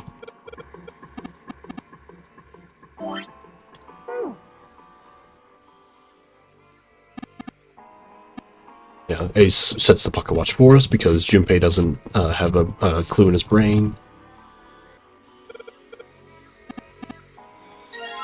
Yep, and we can set this into the door.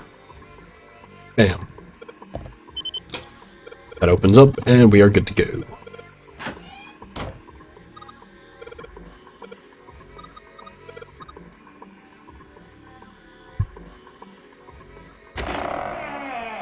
Hey, we get out of there. And we get to find the captain with the Zero bracelet and the axe. Oh, a hallway. Who he is, why he was axed, why he has that bracelet, we still gotta figure out.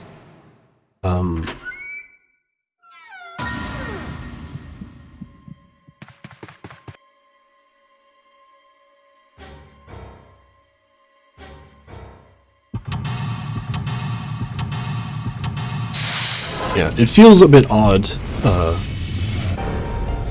like, I don't know, it feels like, I don't know, a bit too crude to be part of Zero's plan. Right.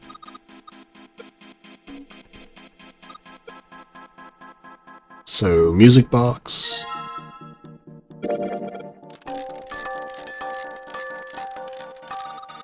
Music box is fucked up.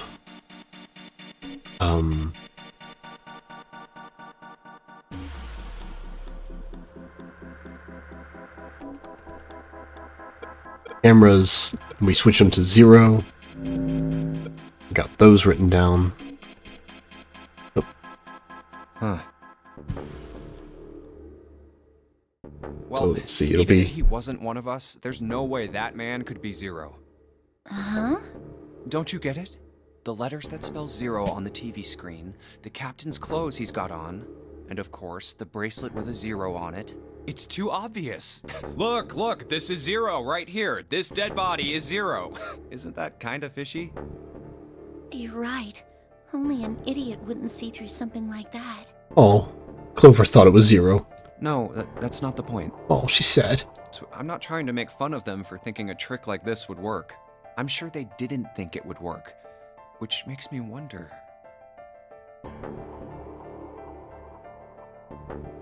Oh, you're not gonna say the rest of the line, Junpei? Okay. I think this is a challenge. A challenge from the person who's really behind all of this. He's making fun of us. Don't you get it? If whoever killed this guy really wanted us to think this corpse was 0, they'd never have put a bracelet on him. Walking around with a Zero bracelet would be like hanging a sign around your neck that said, "I did it!" Anyone with a brain would be able to see that this guy is supposed to look like everything Zero is supposed to be. Just like we did. The killer must have known we wouldn't think he was Zero and put the bracelet on him anyway. Do you know why? Why? Like I said, he's mocking us. Too bad, suckers, this isn't Zero. Where's the real me then? See if you can catch me. It's the same bad joke a lot of criminals like to play. They'll just sit back and watch people run in circles. I like Junpei's silly voices. That's really twisted. But it almost seems kind of childish. Yeah, you're right. It's really childish. It's like it's just a game to whoever this person is. That's what seems funny to me. Junpei bent down next to the corpse. Alright, let's get back to the point. Who killed this man? I don't know. And what's this guy's deal? Who is he?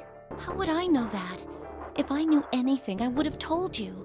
But wait, he must have been one of the people, from the pharmaceutical company. You have no idea who he is.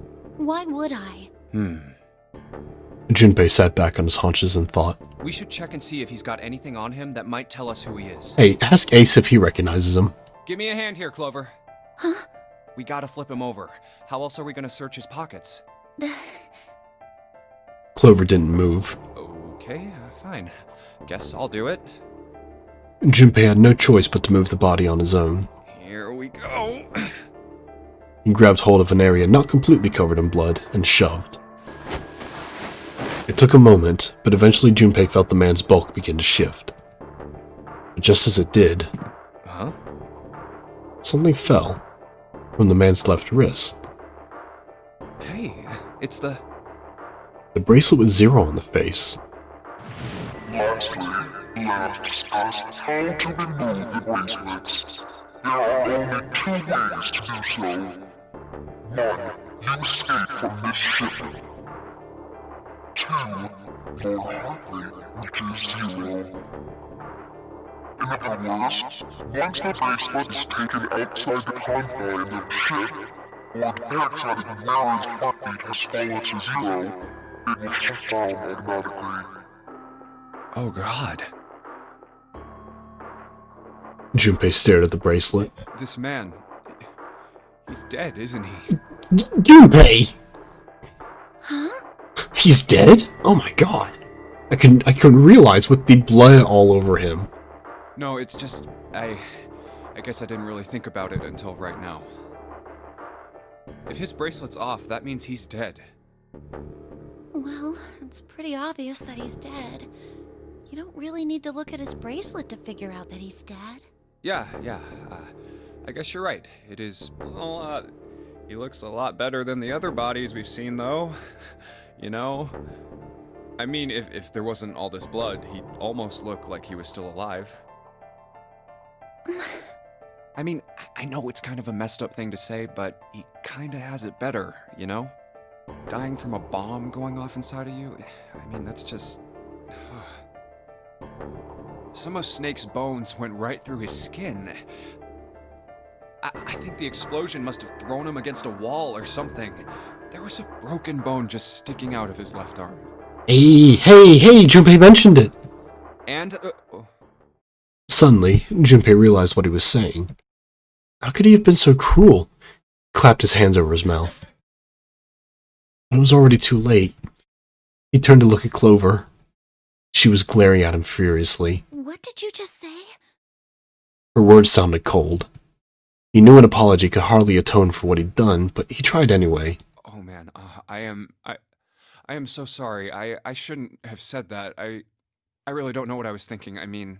No, that's not what I'm talking about. What did you say about his arm? Arm? Yes, his left arm. You said it, didn't you? Well, yeah, I did, but... I mean, didn't you see it too? Of course not. I could barely look at him. There's no way I was gonna see the details. Okay, so we've told Clover, that it isn't Snake, so she isn't gonna go and try and get revenge on everybody. Yay, we've saved the day. Clover took a quick, deep breath. Are you sure it was his left arm? Junpei thought back. Yeah, I'm pretty sure it was. Do you want me to go over the intestines bit? I could describe that right now. It was really gross. And he had a broken bone, right? What the hell are you getting at here? Just shut up and answer me! She shoved her face closer to his. He could see the fire in her eyes. Junpei winced and swallowed. Yeah, he did.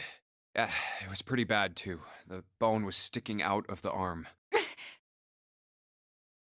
No sooner were the words out of his mouth than Clover's expression changed. Clover?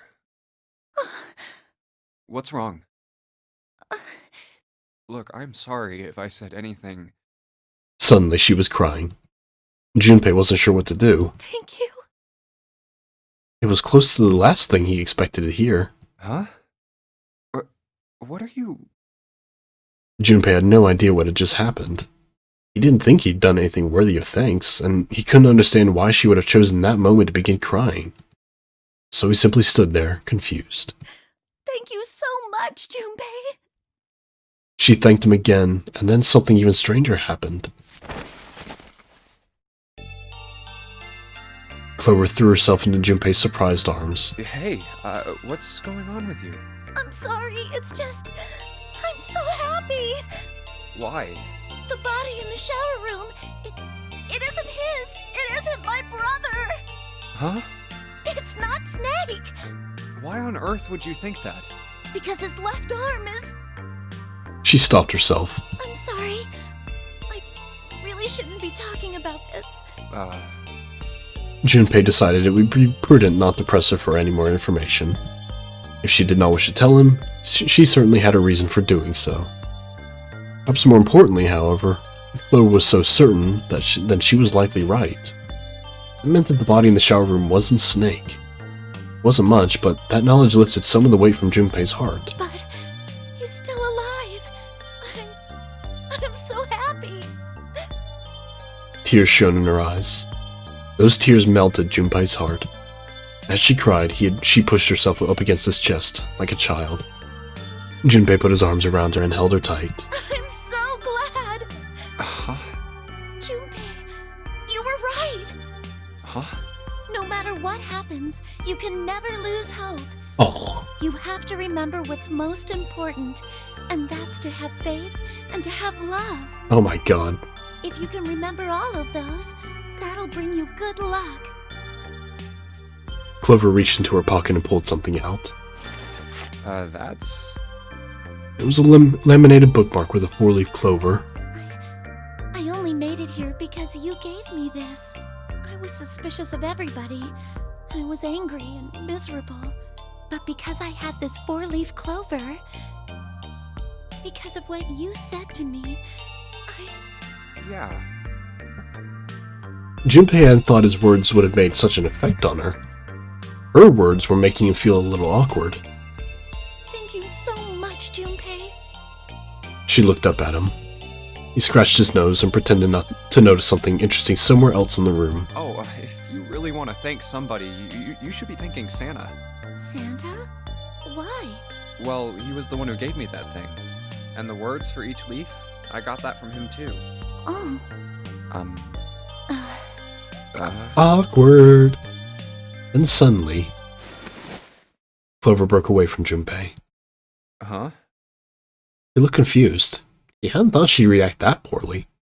Clover began to pace around the room.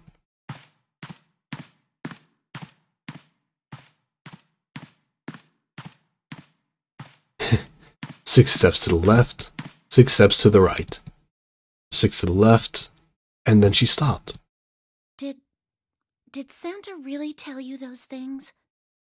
Her eyes were serious, but not angry. Yeah, he did. Did I, say something wrong? Oh no, not at all. In fact, this could be really good news, I think. You think? Santa knew about the words and the clover. The only people who should know about that are the other subjects. Subjects? The other people who were in the experiment 9 years ago, with my brother and me. The what now?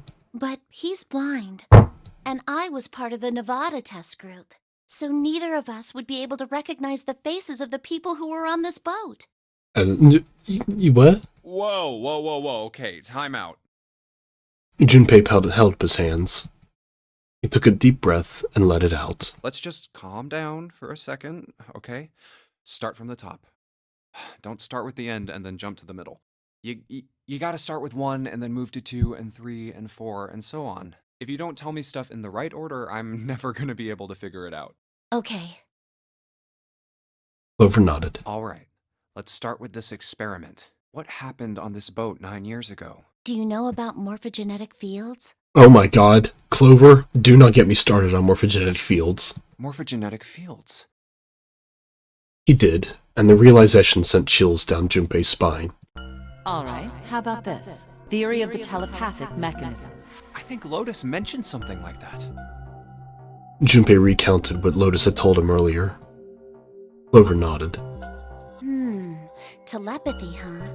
Well, that's not really it, but I suppose it's similar. So they were testing telepathy on this ship? Yeah, I guess so. So, what exactly did they have you guys do? The same thing that we're doing now. Exactly the same thing. What?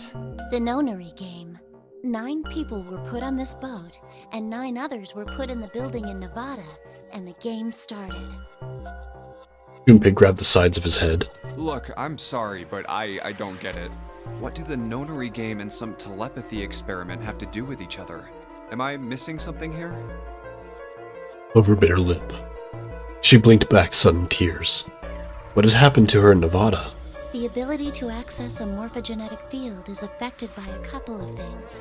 The first is epiphany, and the other is danger. You know how sometimes when you're up against a really tough problem, and then the answer just kind of pops in your head? That's an epiphany. And what you learn from the epiphany can be transmitted with telepathy. When you add danger to that equation, then it gets easier to transmit that information over telepathy. So you're saying the nonary game was supposed to introduce that element of danger? Yeah, but it couldn't be just any old danger. It had to be life and death. And someone did actually die. A girl. Huh. Junpei felt the sudden grip of despair on his heart. Something deep and distant and powerful squeezed, and for a moment he felt very, very empty and alone. She was on the boat with my brother. I was in Nevada. I never met her, but I did hear her name. Her name was... The sound of the door opening was like a gunshot. Fuck off, Ace! Junpei spun around. Oh, my apologies. I seem to have disturbed you. Ace! You two must have strong stomachs. I can't imagine how you could stay in this room for so long. Ace glanced down at the floor. At the corpse, covered in blood. At any rate, Junpei, would you be so kind as to come and help me with something? I'm having a little trouble, and I could really use your assistance. Come on. It'll only take a moment. Every time he says that, I'm like, you said that with Lotus the one time, and that was all that it took. With that, he turned and walked back toward the communications office. Clover waited until he was out of sight, then spoke in a small, quiet voice. I don't want Ace to hear us. We can talk about this later. Huh? Hey, wait! Clover ignored him. From outside, Junpei could hear Ace calling. Junpei?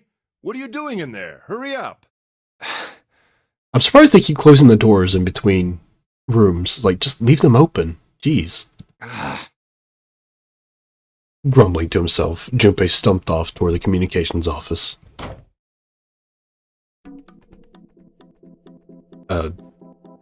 Yes, Ace? You got something to say? Guess not. Where was it? Right. See if I can remember how to do this one. This one was just kind of weird. Now the paper that I roll across the music thing, the wheel. Screwdrivers combine with that. Combine with that. Oh no. Okay, got the ink. Combine with that. Got a 30 cylinder. There, now we got the paper, and that gives us the Morse code chart.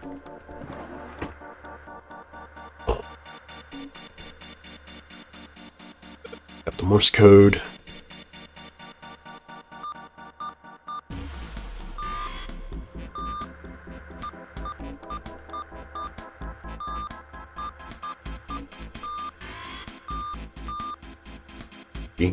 Let me, real quick. I don't know what that says in Morse code, so I'm gonna see if there is a way I can translate that real quick.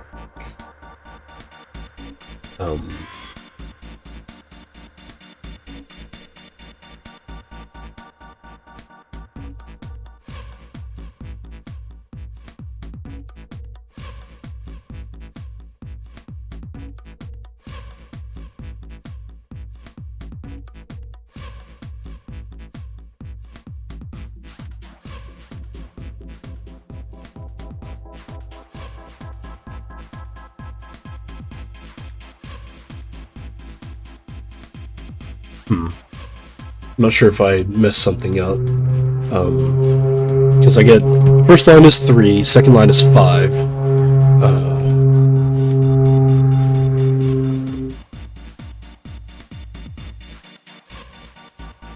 But third line doesn't come out to anything.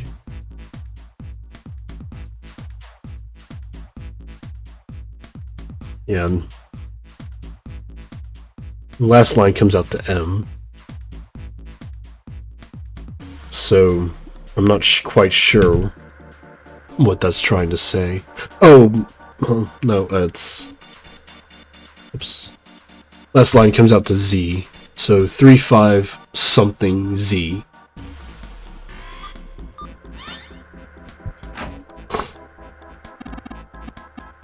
Yeah, I don't... Like I said, I don't know Morse code. Morse code.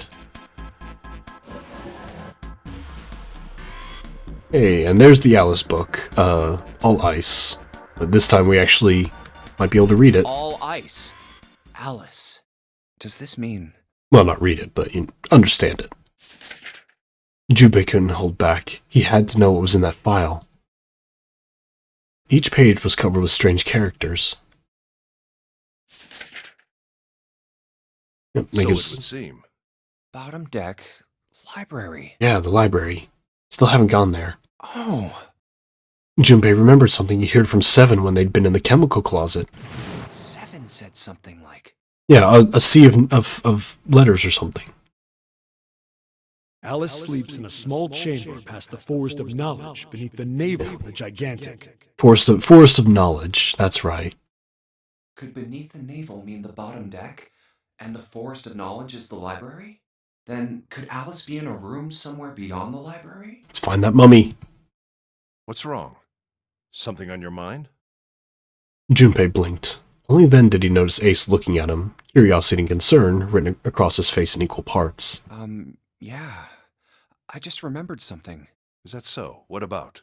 Well, don't laugh, okay? There was no reason for Junpei to hide his thoughts. He began to explain his theory to Ace. Then he stopped. It wouldn't make any sense if Ace didn't know who Alice was supposed to be. So he told Ace everything June had told him. The Egyptian priestess, an Ice 9. And the woman who wouldn't melt, who was recovered from the Titanic disaster? They called her All Ice, which eventually turned into Alice. And she was purchased by an English millionaire who called himself Lord Gordain. According to Seven, this ship is where he hid Alice. And you think that he hid her in a small room, beyond the library on the bottom deck? Yeah. Well, I mean, it is just a theory. Ace stared off into the distance, his hands slowly and absent-mindedly stroking his beard. After a few moments, his hand stopped. He turned slowly to look at Junpei, and his brows drew together. Junpei, have you ever heard of the term CAS? Cass? It stands for Cells Alive System. It is an advanced technology for freezing and preserving organic matter. I want to say I actually have heard of that, but I don't know. I don't know what the context is, and I'm not sure if I'm just misremembering something else. Put simply, it is a technique that allows one to freeze things without the formation of ice crystals. Normally, if you freeze something fresh, water within its cells expands as it crystallizes, damaging the cell membrane. CAS, however, works differently. The object to be frozen is supercooled using magnetic fields, and then frozen instantly and uniformly, giving ice crystals no time to form. It was originally developed for the preservation of food, as an alternative to the normal freezing process. Now, however, there are rumors that it can be used for other things. What do you mean, other things? Well, there are obvious medical uses, but perhaps also space travel. Space travel? Are you serious? Surely you've heard of suspended animation, cryogenic freezing? Are we on a spaceship? It's a fairly common idea in science fiction books and films. Why is there water outside then? People are sometimes frozen for especially lengthy journeys through space. That was when Junpei understood what Ace was suggesting. Whoa, wait a minute there. Ace looked at him and raised an eyebrow. Are you saying that Alice was frozen using that CAS thing? Well, I'm sure the possibility is quite low, but it is a possibility. If this special ice you call Ice 9 does indeed exist, and CAS were used to freeze her into that sort of ice instantaneously. You think she could be alive? Well, I can't say for sure, of course. I'm only talking about possibilities. The melting point for Ice 9 is 96 degrees, right? If she were put somewhere where she could reach that temperature... That's nuts. Are Well, you like- really saying she could have defrosted and started walking about? What, like the incinerator room? That thing that was on the ship for some reason? Could we put Alice in there? You're quite right. It does sound unbelievable. But if she had, then we would have an explanation for the man we found dead on the floor. You mean the guy dressed like a captain? Yes. He was dead when we found him. Clearly, he was murdered. But if he was murdered, then by whom? It couldn't have been one of us. That would be impossible. I just started paying attention to how dumb Junpei's outfit is. Like, dude is dressed for the coldest of weather. Except for his freaking capri pants. In order to enter the captain's quarters, one must first open door 1. That door that requires the Earth Key prevented us from accessing door 1. Who was it that opened that door? Santa and Lotus. Right. Clearly, the two of them could not have opened door 1, or any other door for that matter. Who else then could have done so? Junpei thought for a second. Nobody. After Santa and Lotus used the Earth Key, they turned back and met up with me and June. Then we returned to the large hospital room and found Ace, Seven, and Clover. While we'd gone into the shower room, Ace, Seven, and Clover had stayed behind. But it's impossible for those three to open door 1. But what about when June and I took the elevator to door 2? No, still won't work. We were only gone 5 minutes. No human being could have run to the captain's quarters, killed that guy in there, and run back that fast. It would be impossible for any of us to be the murderer. That being the case, who could have killed him? Wouldn't it make sense if his killer was someone who had been in the ship for some time? A person like that would know the ship well. They would know the locations of all the hidden passages and secret doors. The numbered door would mean nothing to someone like that. It would be a simple thing for them to enter the captain's quarters. Then you're saying the killer was Alice? It was Junpei's turn to raise an eyebrow. Ace drew his thumb across his lips thoughtfully. Well, this is all only one possible theory. All ice. Alice. Is she really somewhere on the ship? Junpei only had one clue. The key card in his hand. Maybe this card will give me access to the Forest of Knowledge. And the big mystery. What could be there beyond the Forest of Knowledge? Anyway, whatever. It's gonna have to wait. I can't do anything right now. I'll come back to this later. He gripped the key card tighter and shoved it deep into his pocket. Okay, well. So,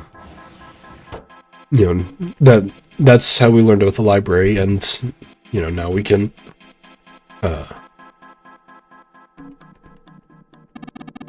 Junpei, what are you doing? Oh, that's where I came from. Yeah, hopefully this time I can actually find the library.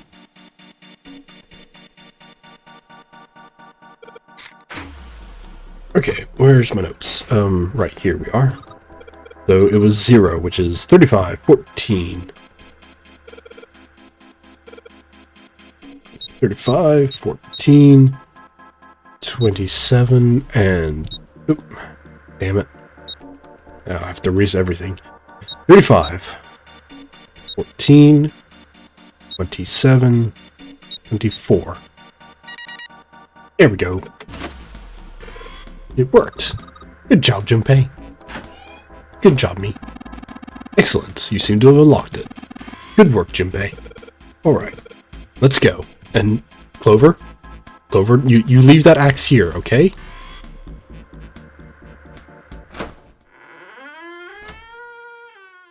Or if you're gonna take it, at least use it only on Ace.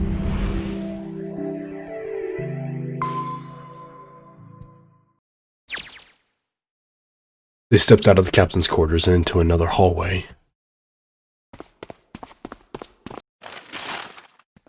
Okay, so we get the map.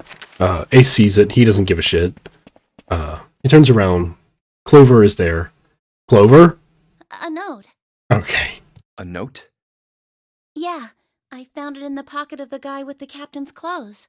It said something about the darkness of the sinister hand or something. Oh, hey, it's that note. Yeah. What the hell? Let me see it. No, not right. But Junpei wasn't going to get to see it. From the other end of the hallway, he heard Ace's voice. Hey, Junpei, Clover! What are you two doing? Hurry up! He's getting mad. Clover shrugged. I'll show it to you later, all right? Please don't die before you show it to me.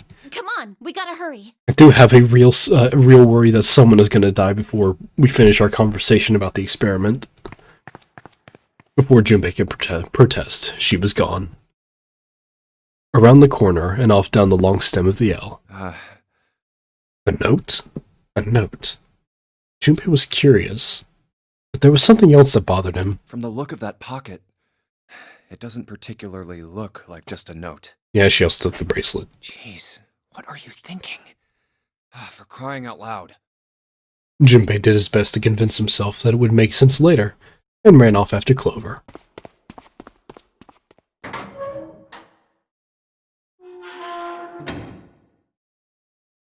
Junpei pushed through the door and found himself in a large room with a large set of stairs. The big stairs. So this is where it ends up. Just like it says on the map. It was just what he'd expected to see after reading the map. His, I see, yeah. They reached B deck at the same time. Jumpy! Clover! June's face was excited. Something had happened, that much Junpei could tell by simply looking at her. What's up? We had to go through a torture room. Given their situation, he was not inclined to be excited about sudden developments. June, however, couldn't contain herself. We found it! Found what? We found it! What did you find? The last door! We found door 9! Oh, they went through door 6. Never mind. What? Come on! Just follow us! We'll explain on the way! I get the doors in this area so confused. Okay. Seven turned and jogged off down the stairs. Well, if that's the case... Wait for me. We should get going as well. The rest followed. Jumpy! We finally made it! The relief and excitement in her voice echoed what each one of them felt. Yeah, it's finally time. Yeah, and at this point previously, Clover stopped us and said, hey, shouldn't we look at door 2 first? And everyone was like, sure, I guess, but I don't know why. No, trust me, it'll be great, fine. And then Junpei decided not to mention that he'd seen the axe that she was carrying. Still, if everyone said that it was door 9, then it probably was. We've reached the end. He could feel his heart racing. A mixture of anticipation and fear ran through his veins, and he could feel his legs shaking. But he was doing his best to maintain a sense of healthy skepticism. He couldn't deny that the prospect of an escape was an exciting one. Something's bothering me. Only 3 to 5 people can go through the numbered door. That's why there's 2 doors. 7 of us are on our way to door 9. That means that, best case scenario, there will be 2 of us who have to stay behind. 2 people. Yeah, I mean, the math is fucked up anyways because of Snake's disappearance, but who Is knows? there a way? Junpei looked over at the clock. 4:30. We've only got 90 minutes left. I've got no time to wonder about it now. Hey, Junpei! June! What the hell are you two doing? Hurry it up! Santa's voice jolted Junpei out of his reverie. Let's go, Jumpy! June took off down the stairs, jogging as quickly as she could. Yeah. Junpei followed.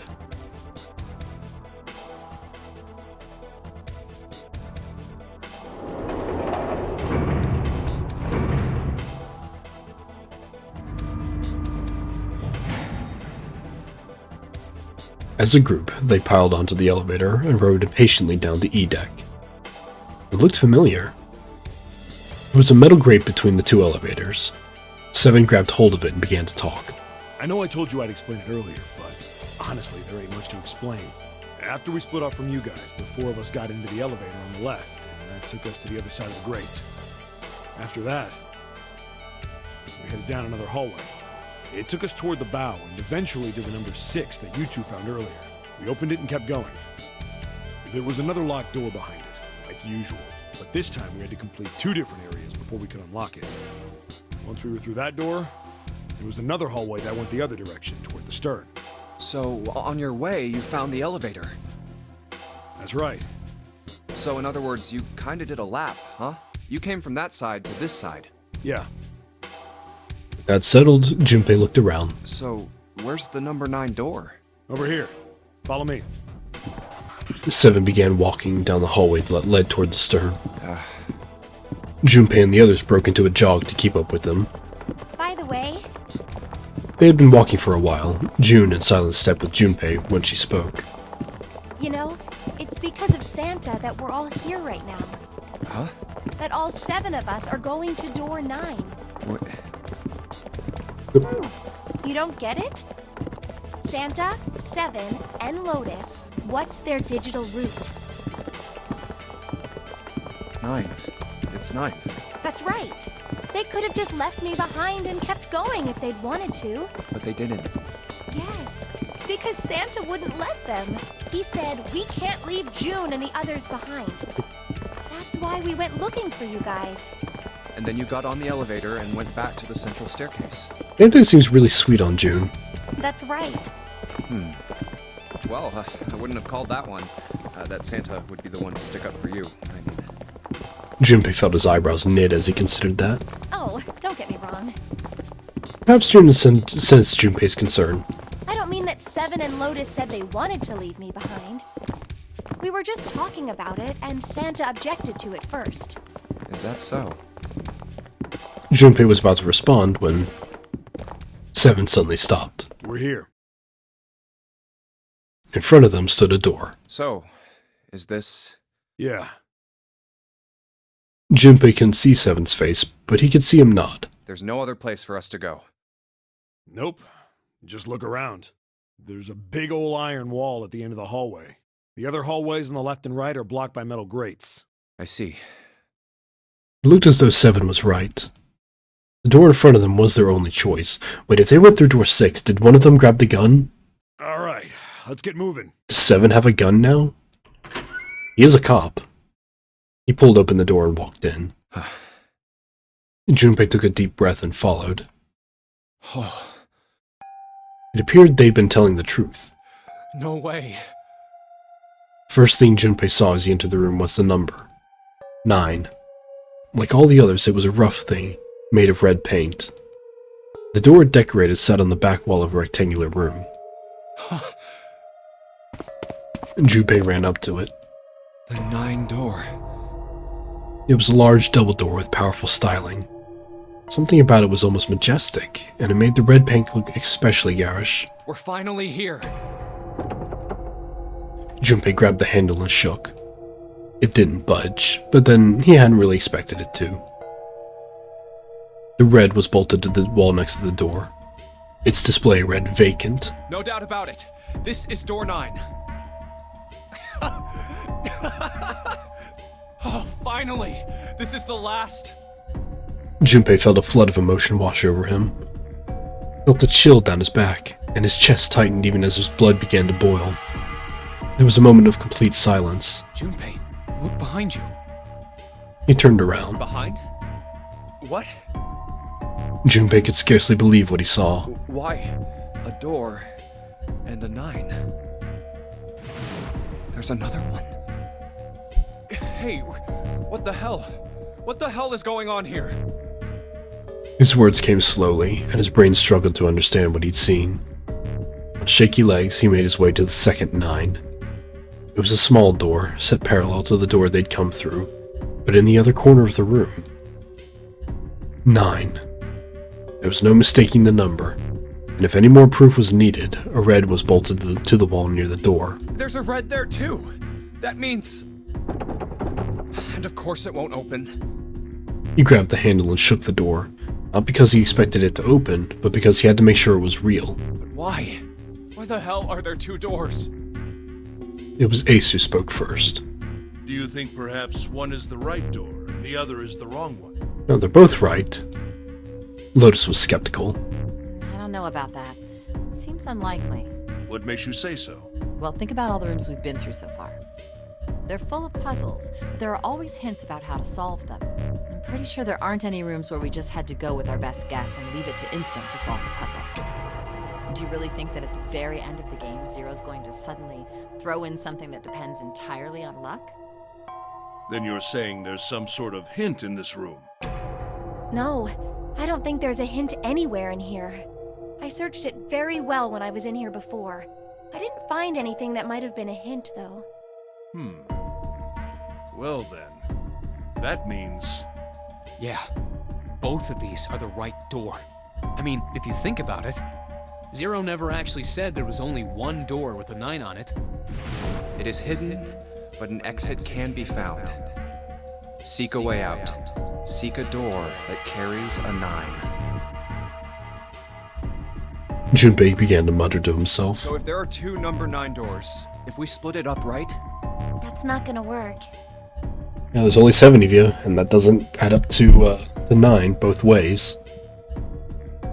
Junpei blinked and looked up at Clover. She held out her hand. You've got a notebook and a pen, right? Can I borrow them? yeah, here. Slightly confused, he pulled them out and handed them to her. Look at this. Clover opened the notebook to a blank page and set it down on the desk. Everyone else gathered around her and watched as she wrote down a series of numbers. You get it?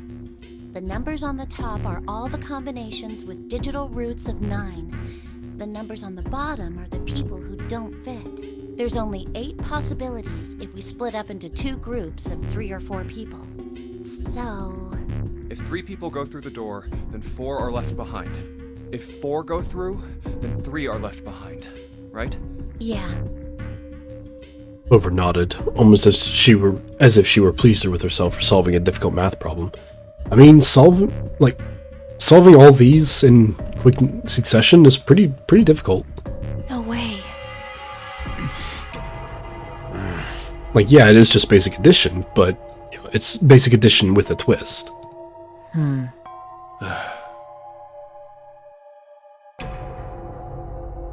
The room went very quiet. Silence lay across everyone like a thick, heavy blanket. No one spoke. Their faces were blank. Come to think of it, Desperate for something else to look at, Junpei turned his eyes to the room around him. what is this room? The walls were covered with candles. The wavering flame made the shadows of Junpei and his companions look as though they were dancing. 2 rows of wooden pews filled most of the room. It looks like it's set up for some kind of ceremony. But what kind? Between them was a strip of rich red carpet. There's 4 and 5 pews on each side. The carpet ran straight through the room, ending at the door that pointed to the stern of the boat. At the other end of the carpet, Is that an altar? it was a recessed space set into the wall between the 2 other doors. Sitting on a raised section of the altar was a coffin. Coffin? Coffin?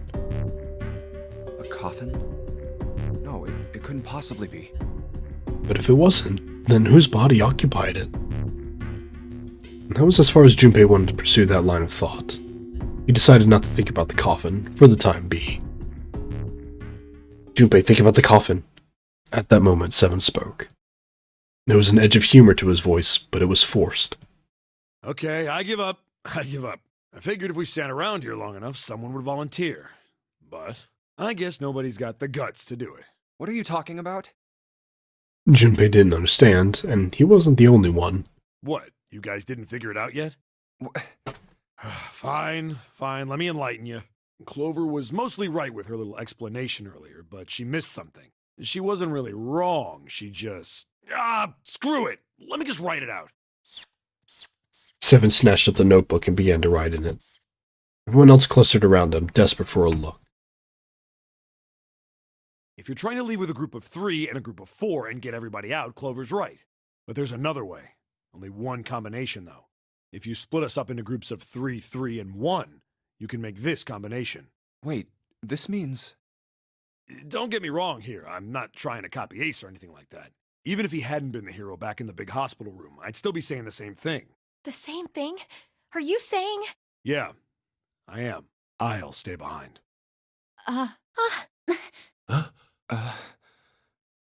Why are you acting so heroic all of a sudden? Are you some kind of idiot? Lotus was the first to speak. That in itself was a little strange.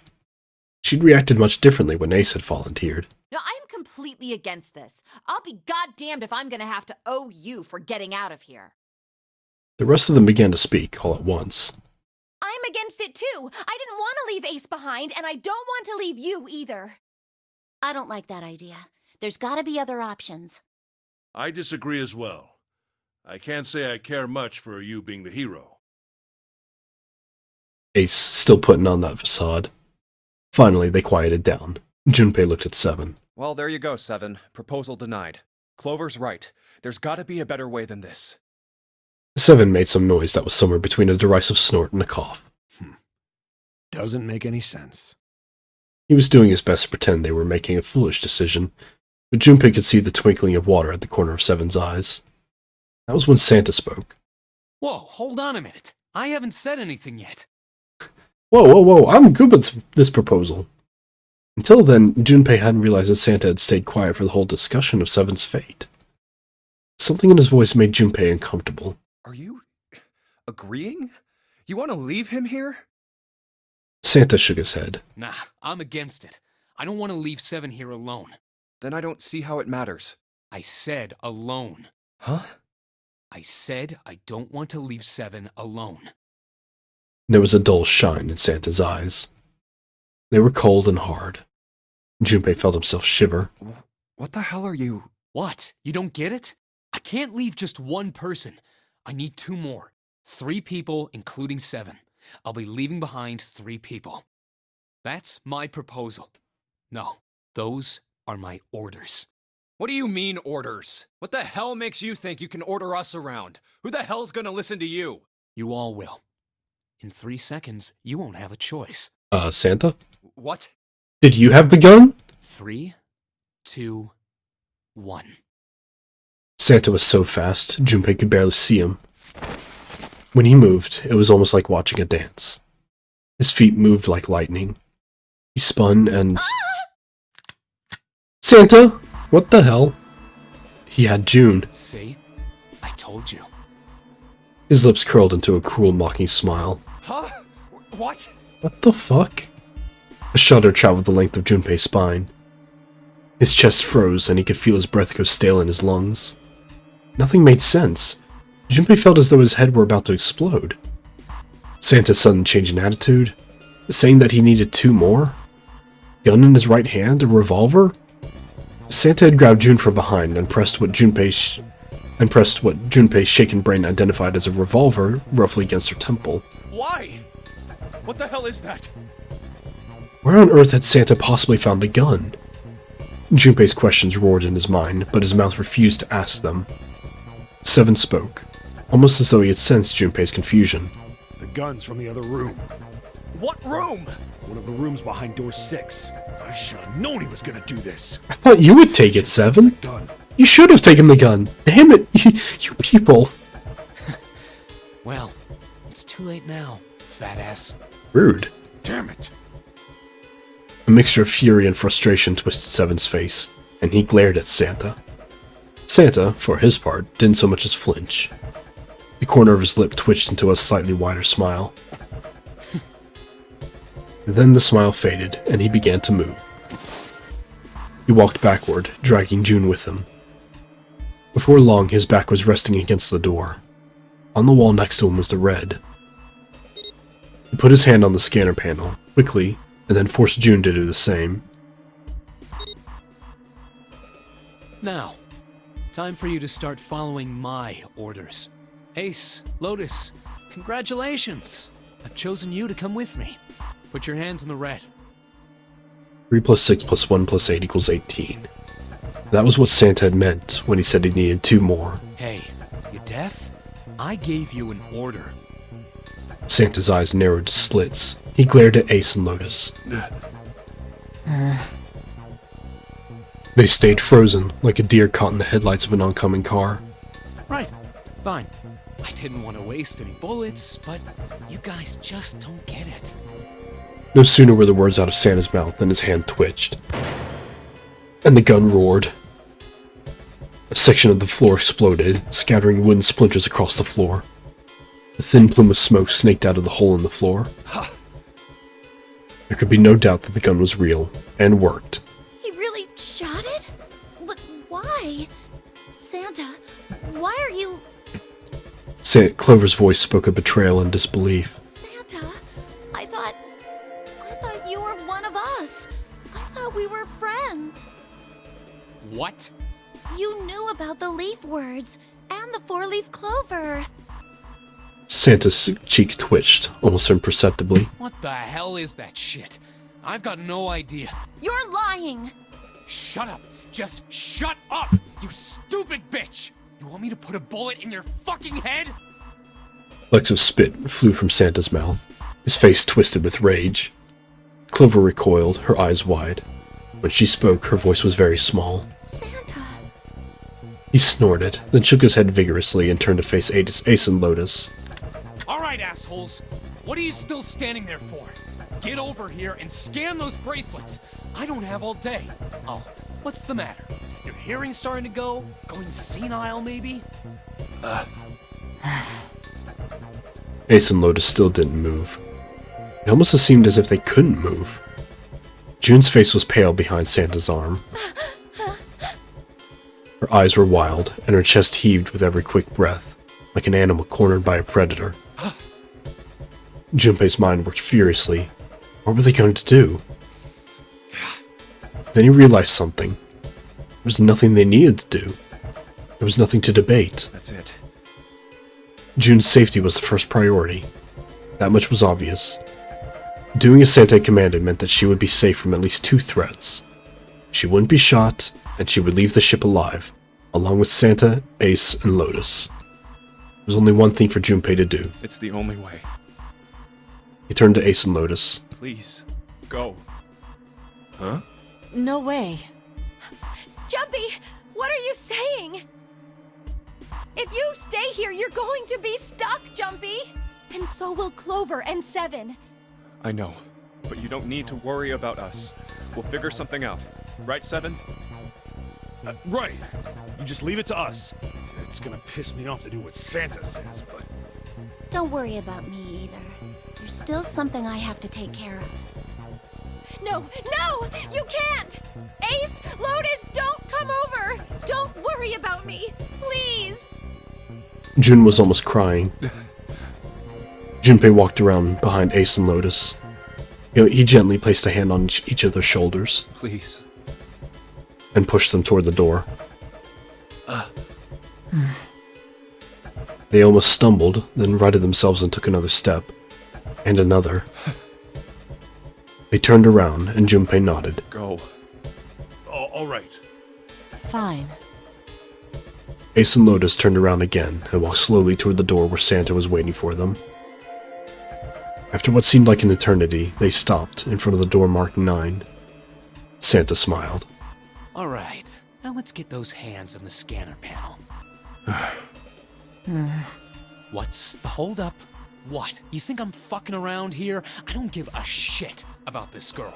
The red doesn't need a person, you know? All I need is the bracelet. You get it? Good. Now put your fucking hands on the scanner. I'm not gonna say it again. He shoved the revolver harder against June's head and she winced. Fine. Ace sighed, defeated, and placed his hand on the scanner panel. Lotus went next. Lotus glared at Santa and slammed her hand onto the scanner panel. The 4th asterisk blinked on. Good job. Now, Lotus, pull that lever. As soon as the door opens, you get your ass in there. Try anything stupid, and you know what happens, right? Damn it. Junpei could almost hear Lotus's teeth grind.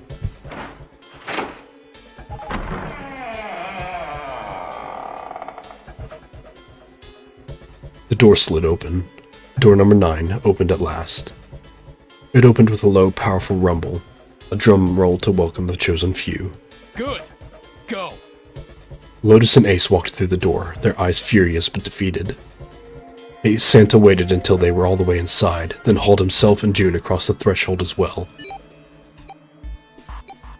6, 7, Later. 8.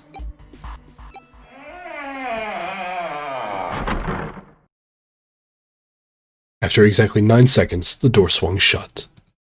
The gust of air it created caused the candles on the altar to flicker and die.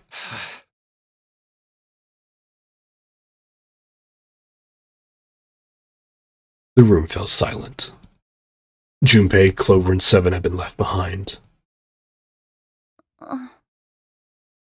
Clover looked down at her hand and traced with her finger the faint blue veins that crisscrossed them. 7 shook his arms and shoved his arms into the front of his overalls and scratched his stomach. No one spoke. Silence made the air feel thick and oppressive. Desperate for something, anything to occupy his mind, Junpei walked to the larger of the 2 9 doors. He stood in front of it and looked at the red. It read engaged. He moved to the smaller door.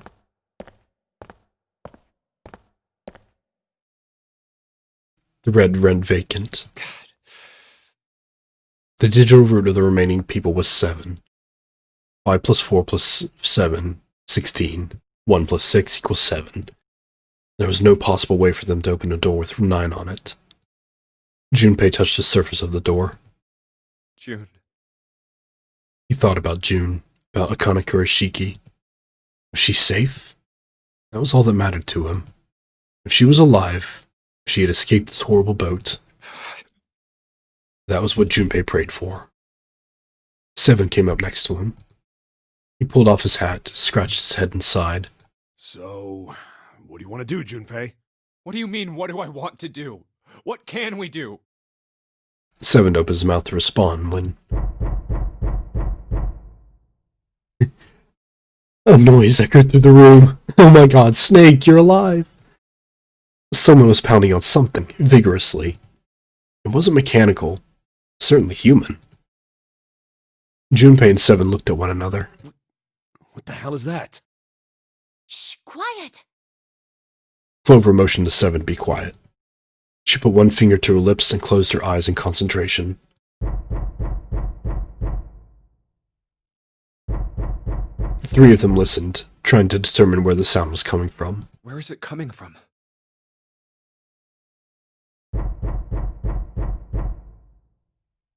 Could it be? Hey, I think it's coming from this coffin. You're right. Let's open it. But how? What are those muscles for? For show? You're telling me to force it open? Just shut up and try! Junpei and 7 grabbed hold of the coffin. They tried to get a good grip with what little purchase they could find, and pulled with all their strength.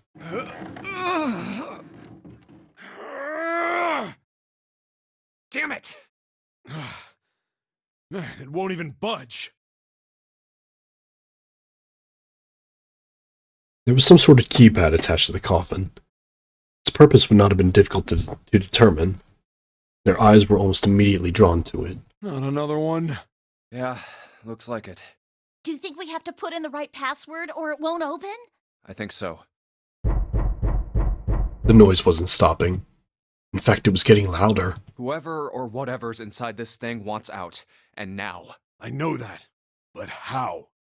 Without a passcode, I don't think there's much we can do. They couldn't even tell how many numbers the passcode needed to be. Isn't there a hint somewhere? Well, let's look for one. Fortunately, there didn't seem to be anything near the coffin. Clover ran to examine the pews, and Seven investigated the desk, but they turned up nothing. Ugh, there's nothing here. Not making this easy, are they? The sound still wouldn't stop. It wasn't a noise that belonged in that room. Snake, What's the chill. passcode? What am I supposed to do? How can we figure it out? I need something.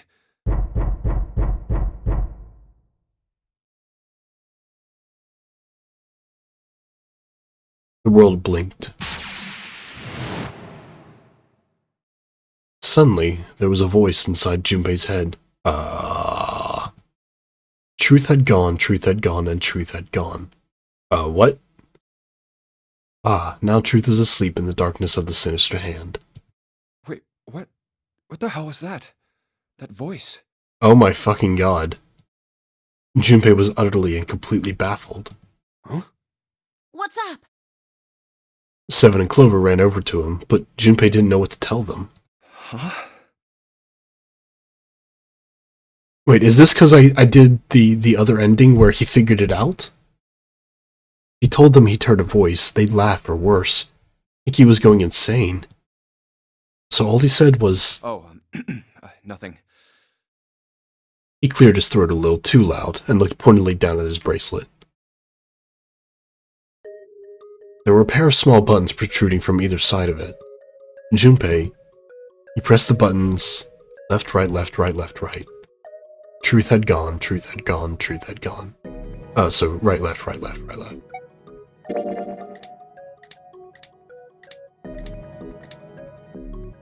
That was it.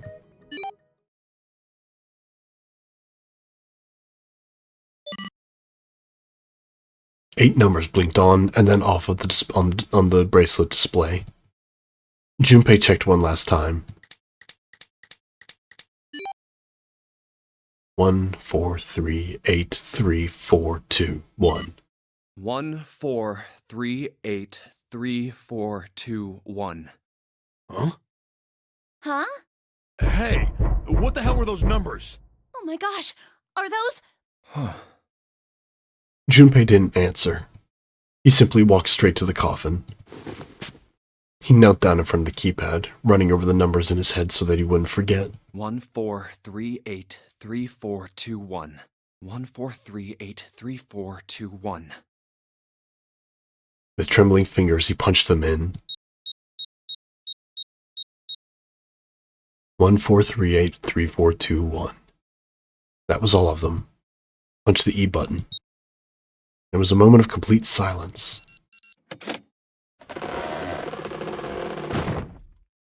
Then there was the sound of the coffin lid unlatching. Someone sat up out of it. No way! What? Why are you...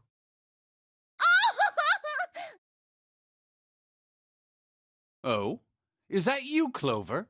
I apologize for worrying you. Hello, it's me. Snake! You? Why? Junpei? And Seven? Is that you? Is everyone else there as well? Just like Rip Van Winkle. Still, it was very much like Snake to simply cut to the heart of the matter and ask. Jeez. Junpei and Seven shared a wry smile. Clover's eyes were filled with tears. You're back! With a cry of joy, she leapt into Snake's arms. Gently now. My body's still a little weak.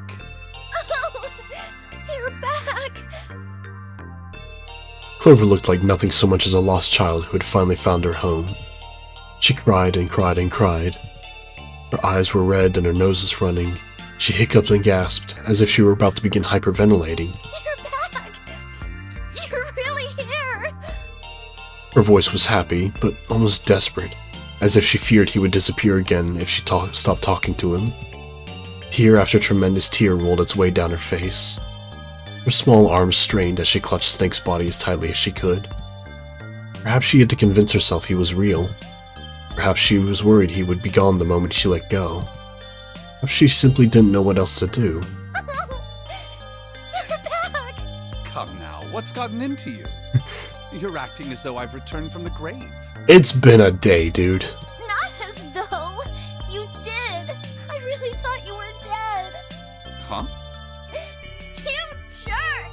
Idiot! Idiot! Idiot!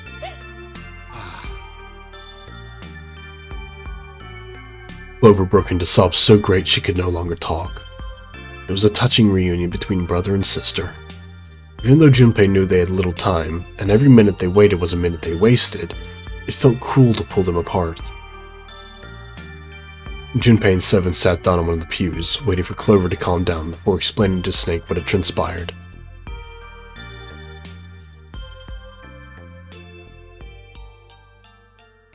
I see. I believe I understand things rather well now, thank you. In the shower room, there is a dead body wearing my clothes. Because of that, you thought that I was dead, correct? He quickly and neatly summarized the events of several hours. Yeah. Junpei nodded. You also discovered a corpse in the captain's quarters, and Santa turned on you here, in this room. Do I have it straight? Well, the dead body in the captain's quarters is a surprise. Sorry, there wasn't a good time to tell you. Don't worry about it. Well then, I've got a pretty decent idea of what happened while I was indisposed. It's still something of a mystery who did all this, and why. The corpse in the shower room that looked like me, and the corpse in the captain's quarters. Why were they killed in the way they were? You don't know? No. Why would I? The guy in the shower room. We don't know who he is, so let's just call him Mr. X. Anyway, this Mr. X is wearing Snake's clothes. But you're wearing some kind of weird robes. That means someone took your clothes and put them on Mr. X. We need to figure out who that was. I apologize, but I have no idea who might have done this to me. I only just now woke up. I was unconscious during all the events you just described to me. They must have undressed me and changed my clothes during that time. When were you knocked out? When we split up to look for the red. Where did they get you? Do you remember? It was a small room in one of the hallways on C deck. What happened? The same thing that happened to every one of us when we were abducted. A canister releasing some sort of gas was thrown into the room. I believe the gas is some sort of incapacitating agent. Then that means it was... Zero. Looks that way, huh? There's nothing else I have to tell you. When I woke up, I was in this coffin. Junpei crossed his arms in thought. Why? Why did Zero make Mr. X wear Snake's clothes? How would that benefit Zero? I don't get it. What the hell does any of it mean? And I have no idea how I got the passcode for the coffin either. Morphogenetic fields, baby! Truth had gone, and truth had gone. Where did those words come from? Why did I feel compelled to push the buttons on the bracelet after hearing them? Seven had asked him about it while they waited for Clover to finish crying. He had no answer for him then, and he still didn't. All I know is my fingers moved on their own. It was like I did it subconsciously. I don't get it. What the hell does any of it mean? His mind was a maelstrom of mysteries, clues, theories, and more mysteries. He could barely think. Also, Snake and Clover had been subjects in a similar experiment 9 years ago. The ability to access a morphogenetic field is affected by a couple of things. The first is epiphany, and the other is danger. And someone did actually die. A girl. Her name was... There had been another experiment conducted on this same ship 9 years ago. And and a girl had died during it. Morphogenetic field theory. The two murders. Switching clothes. The nonary game. And whatever strange thing was happening to Junpei himself. The maelstrom in his head spat out words and ideas that disappeared back into it almost as soon as he grasped them. But as he struggled through them, Junpei began to realize something. There was something that tied all of them together. The point connecting the dots. Zero. He's the ringleader. The person who trapped 9 of us on this sinking ship. Zero should know everything. If we can uncover Zero's identity, all of our questions will be answered.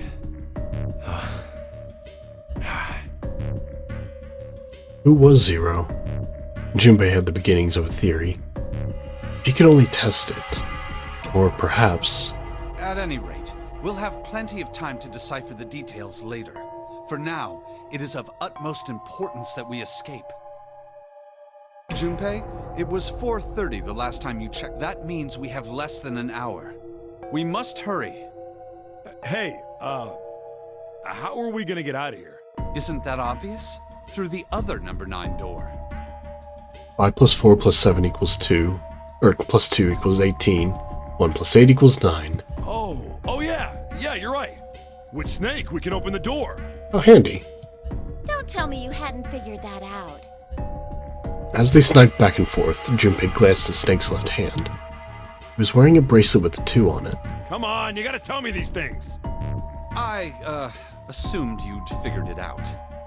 Forget it. Let's just get going. 7 stumped off toward the smaller number 9 door. Clover, Snake, and Junpei followed. 7 quickly laid his hand on the red. An asterisk appeared on the screen. Junpei and the others followed suit and laid their hands on the scanner panel. Soon, there were 4 asterisks on the screen. 7 glanced at them, then laid his hand on the lever of the red. All right. You guys ready to go? Yes. Yep. Junpei paused for a moment. Not yet. Huh? Before we go in, I'd like to check something. You want to check something? Yeah, but before I do, 7, could you pull the lever? I want to make sure we can verify with just the 4 of us. What do you mean? We don't need... Just do it, alright? But if the door opens, don't go in yet, okay? Please, this is really important. I really need to check this, okay? Work with me here. Junpei looked directly into 7's eyes. The older man looked back for a moment, then nodded. Fine.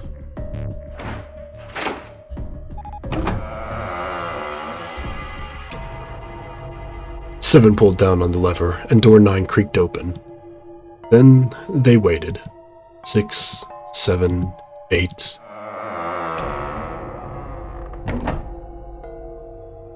After 9 seconds, the door closed. Alright, that means the 4 of us can go into door 9. We knew that already. It's obvious. Obvious. Yeah, you're right.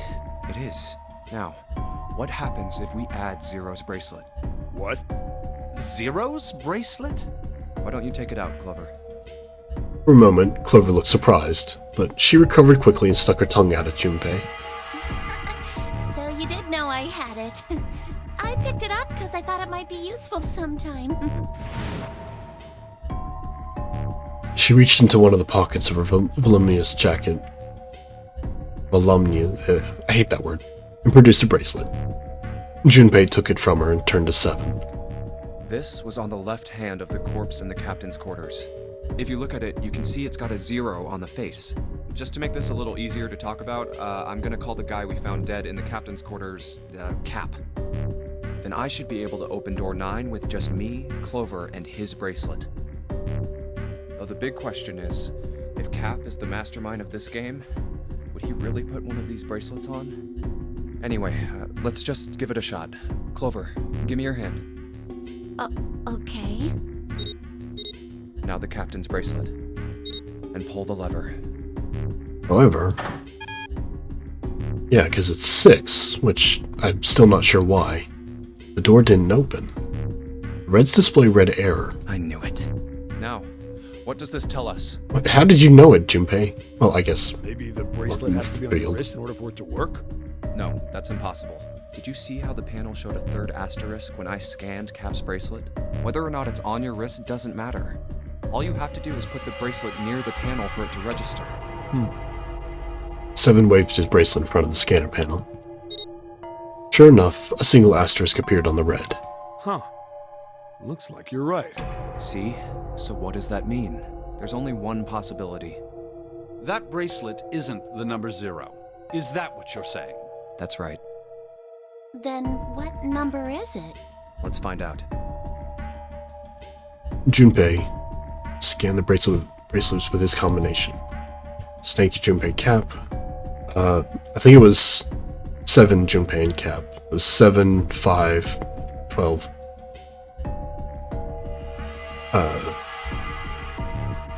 And Cap, which was 6, I think. So 13, 18. Let's try 7, me, and Cap. 7 and Junpei. If this combination opens the door, then Cap's bracelet is number 6.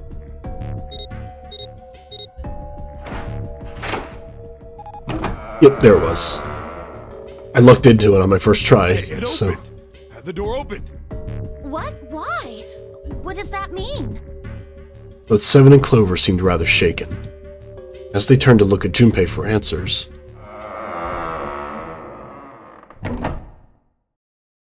the door slid heavily shut.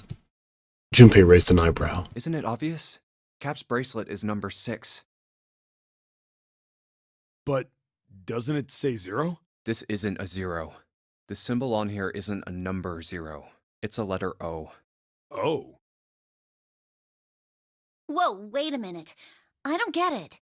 I mean, we figured out that Cap's bracelet is 6, right? Yeah. Does that mean there are 2 people with 6s? Before Junpei could answer, Snake spoke up. There is most likely only one person with a 6. But I don't get it. What about June? Well, this is only an educated guess, but I think June's number was never 6 to begin with. Her bracelet was flipped. In other words, June's real number is 9. That seems the most likely. Wait, but then... how did she get into the other doors? Then all this numbered door stuff was just a load of crap? Why would you say that? Because if June is 9, then the numbers wouldn't match up. Clover grabbed Junpei's notebook and began to write furiously in it. Here, look. Junpei leaned over to look at it. List of all the numbered doors June's gone through. I'll let you know what I'm writing, okay, Snake? And that's everything. Yeah. I wrote down which door she went into and with whom. And I wrote what all the numbers were. So if you switch 9 in wherever there's a 6, the numbers don't work. Right. If the digital root is 7, then you can't open door 4. If the digital root is 2, then you can't open door 8. Clover, do you notice anything interesting on that list? What do you mean? You're talking about 3, right? 3? Santa's always in the room with her. That's what you're saying, isn't it? Yes, that's right. Were they working together? What about it? That's quite simple, really. You told me that the first time you came to this room, Santa was the first to refuse to leave June behind. Yeah, he did seem really concerned about June. Now, doesn't that beg the question why? Why would Santa do such a thing? The answer is easy. Because Santa can't open door 9 with only 7 and Lotus. Of course, there's only one reason for that. Because he has a fake number too. His number isn't actually 3. Oh my god, what the hell? Santa's real number, 7? Would you be so kind as to modify my sister's equations? Yeah, sure. Seven took a pen from a confused Clover and began to adjust her calculations. This is what you were getting at, right, Snake? 3, 0? He read out the changes he'd made. When he finished, he looked at Snake. Snake smiled. Thank you. That is exactly right, 7. Wait, then, so...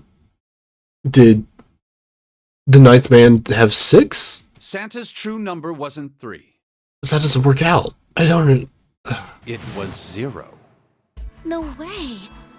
Santa is 0? And June was 9, not 6. Conversely, Santa was 0, not 3. Plus 3 and minus 3, they cancel one another out. Nothing appears out of order. Santa was still playing by the rules of the notary game this whole time. Precisely. So you're saying Santa planned this whole thing? I'm not sure if he acted alone or not. But I think it is safe to conclude that he is 0. No, he's Clover. The Ninth Man had a knife to Clover, when... Or, no, did he... Shit, now I can't remember. Fuck. If my hypothesis is correct. I know he used Ace and himself.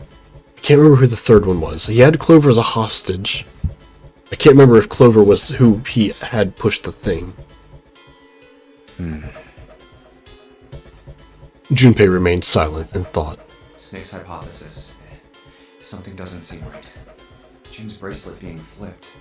Even if that were possible, that would mean there are 2 number 9 bracelets. Yeah. If that's the case. All right, that's enough talking. Let's go. It's high time we went through that door. Whoa, whoa, whoa, we still got more talking to do. Oh, okay, I guess we're going. Snake, I have mechanics questions. Oh, it's right there. The dead was directly in front of them as they came through the door. Quickly, they scanned their bracelets.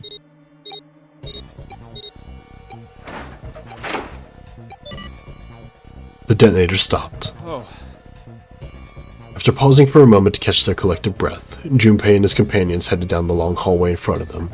All right, let's keep going. At the end was a set of stairs leading down into the ship. I think these stairs go to the bottom deck. They leaned out and looked over the side. Looks dry. Let's head down. After deciding it was safe, they headed down the stairs. Before long, Junpei and his companions found themselves on the bottom deck.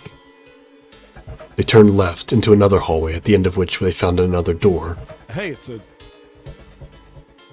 And of course, there was a symbol engraved over the keyhole. It looked like the sort of harpoon one would use to hunt fish, the kind with 3 prongs.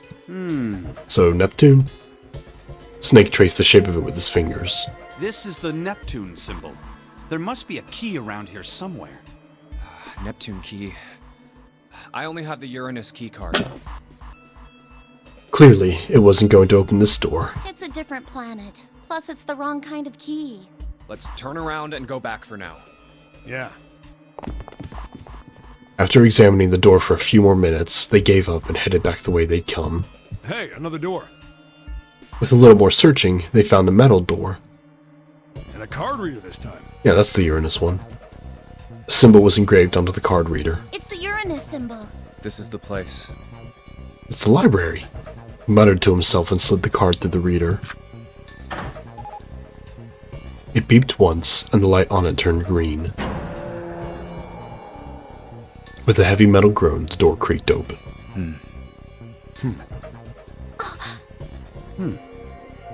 Junpei, Clover, Snake, and Seven looked at one another, nodded, and stepped through. The room they'd found themselves in was full of books. Wow! It's totally full of books! There's so many. I don't know where to look. It looked remarkably like a library. Not the sort of library where large numbers of people came to read books, more the sort of library that was simply a place to store books. He felt a little overwhelmed by the sheer number of books, but Junpei did his best to speak with authority. All right, if we want to get through that door out there, we need the Neptune key. I say we split up and look for it. Okay. Very well. Sure thing. Good. Let's get started then. We don't have a lot of time. Hurry. Alice sleeps in a small chamber past the Forge of Knowledge. As he began his search, for reasons he didn't fully understand, Junpei felt those particular words float through his mind.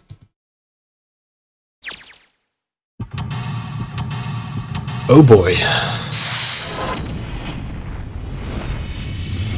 Seek a way out. Hey, we're back to a new puzzle. Alright. My normal stopping time, but I'm gonna keep going because we're right here at the end. I gotta see this through. Oh, there's so many books. This book is called, Mind Swap. You mean you could, like, change bodies with someone? Well, I guess I wouldn't mind switching bodies with my brother or Junpei too much, but I'd rather die than let Seven switch with me. What the hell? Like I'd even want to swap bodies with a little brat like... Hey, were you just imagining it? You were, Seven. Stop being creepy. Shut up. Yeah, well, he wasn't the only one. Guys, please don't be creepy. Teletemporation and telepathy? What the hell is this one about? Well, I know what telepathy is, but I've never heard of teletemporation. It refers to having the ability to travel through time. Never heard it called that. This one says the golden rabbit and the moon on it. Does that mean it's about a rabbit that lives on the moon? Rabbits are pretty cute, but what's the moon stuff about? It's talking about the Judas tree that is said to grow on the moon, according to the Chinese legend. Kitab al-Azif. They got some weird stuff in here. I can't even pronounce this one. Who's that? Some famous guy? It's not a person's name. It's the name of a fictional book created by Abdullah al-Hazred. It's said to be one of the sources used in the creation of the legendary Book of the Dead, the Necronomicon. Oh. So these are all occult books and stuff.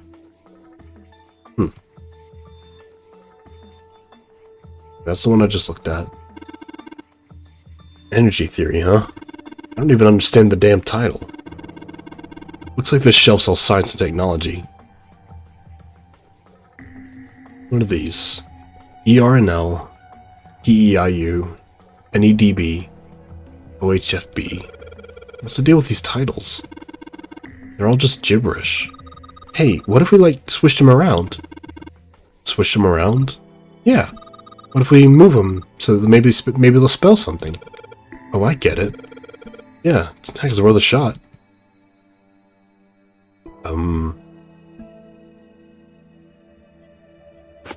Okay, well, I see at least one word.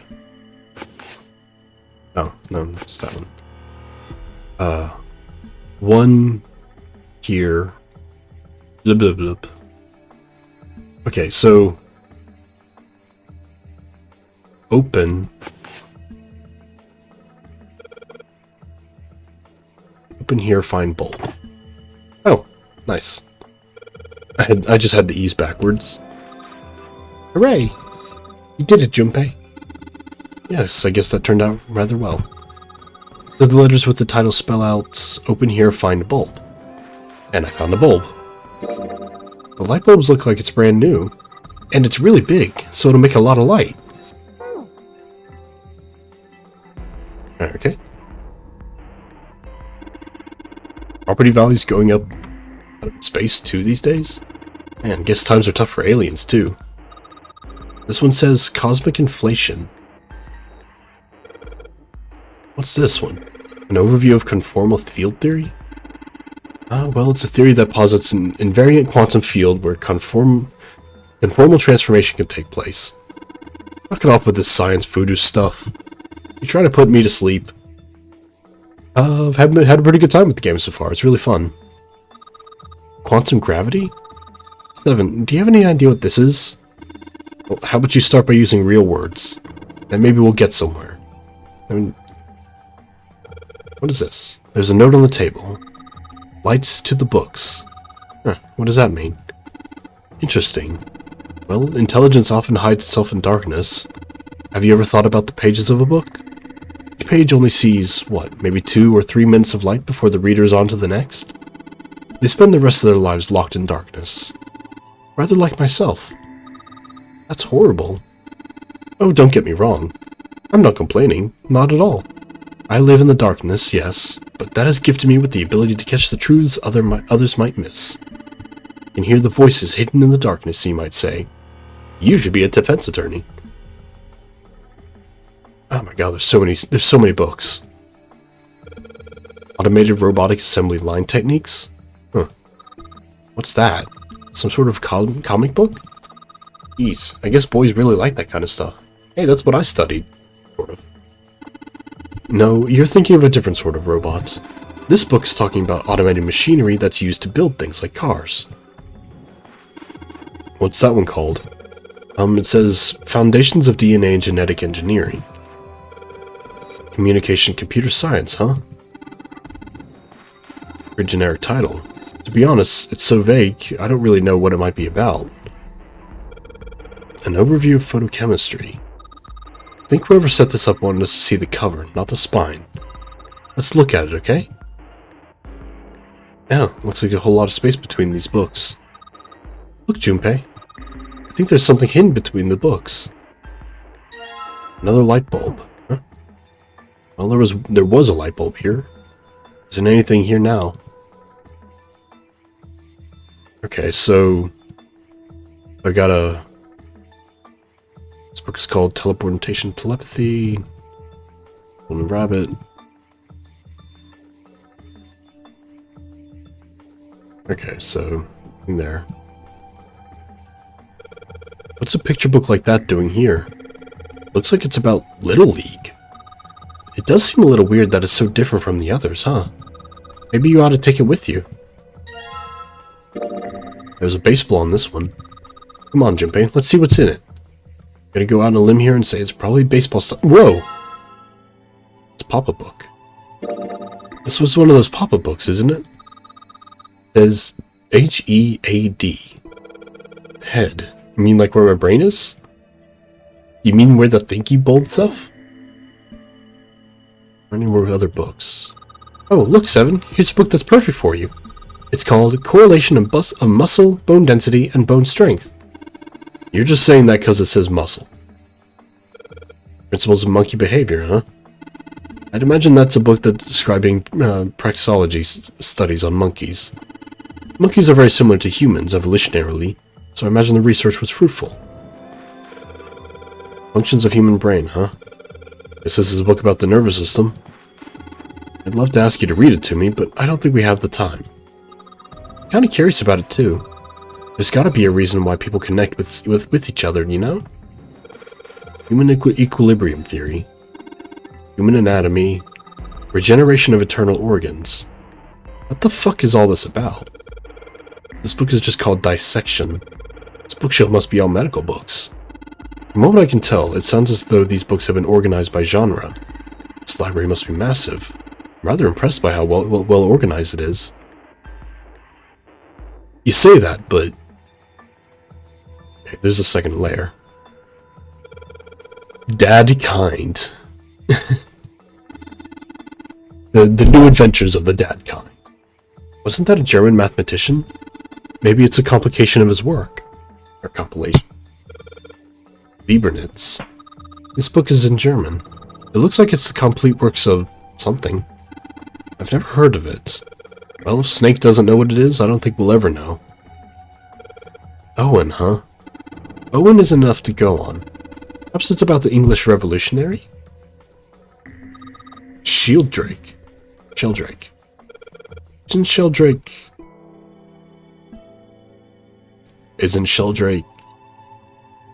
It's got the volume number written on the lower part of the spine.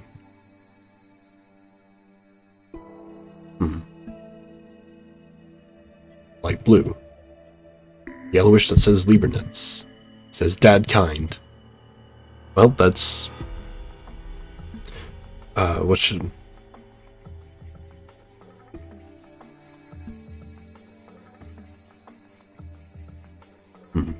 Well, I've got the pop-up book that seems to have a color coding to it. What's all this? A small enclosure with 9 sides. There are 3 of these things that look like music stands. Hey, Junpei, you think maybe you're supposed to put those pop-up books on the stand? Pop-up books? Then you could open them up. Oh yeah. If we do that, then they make a shadow on the bottom there. True, but there are 3 stands, right? We don't have enough picture books. In other words, we need 3 picture books. Okay, so I gotta find 2 more books. shelf on the left? What? This bookshelf has sort of a glass inlay. It's pretty big, but there are only 6 books in here. It seems kind of weird. Hey, it looks like there's something on the bottom.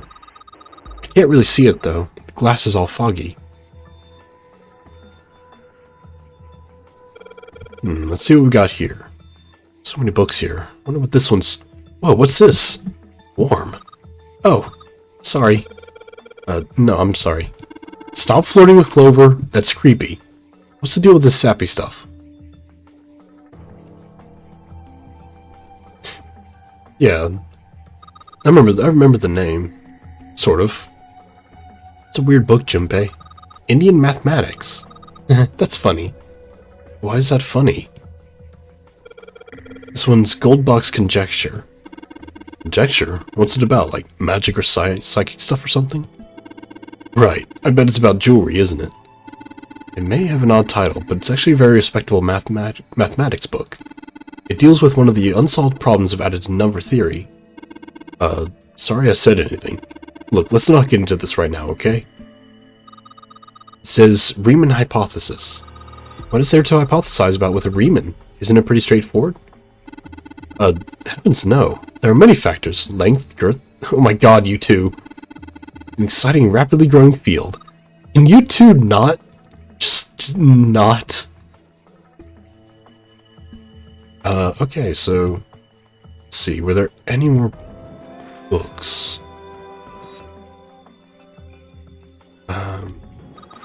Paleontology. This one's about fossils, right? I love paleontology. Ammonites are pretty nasty looking. Hey. Love ammonites. Mother Nature. Is that some sort of book about hippie chicks? Probably not. Except perhaps tangentially. It's most likely about environmental protection. I was just trying to make a joke. Dude, hippie chicks? Really?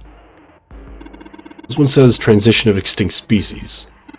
We need to hurry up or we're gonna end up in the pages of a book like that.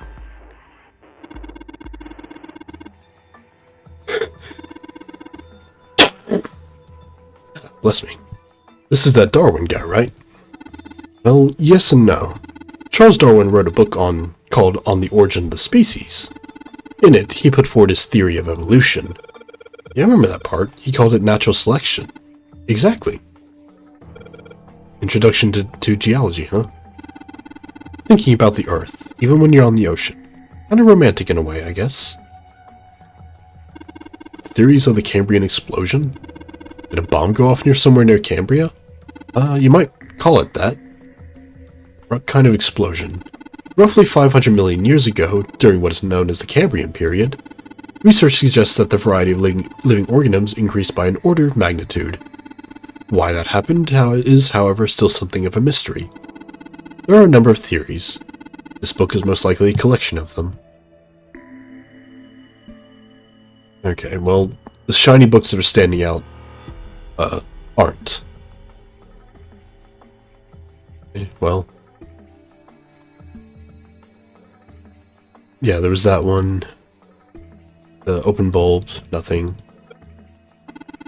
Oh, they're just talking about superstring theory. It's a theory of reality where... How to explain?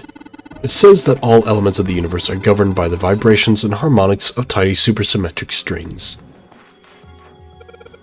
Theory of general relativity, huh? Oh, I know this one! That's Einstein, right? Yep.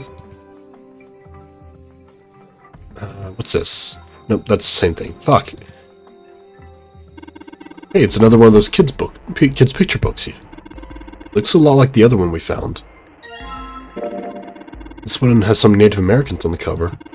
Hey Junpei, take a look at this one. Native Americans, huh? Maybe it's got some... Whoa! What is that, kill? This is one of them Papa books, right? With the letters L, R, and K. Can't make any sense out of them, though. Large, round, and kinky? Nah, probably not. 7. It says, like... It almost certainly says kill. Okay, well...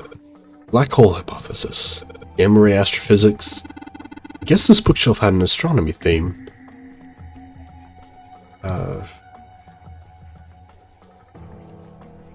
See any more? It's books. This one's called Recreation of Lost Human Functions. You think they're talking about, like, if you lose part of your body, then you could grow it back? I don't think so. Maybe they're talking about reconstructing abilities that humankind once possessed. In other words, they may be talking about cultivating a sixth sense.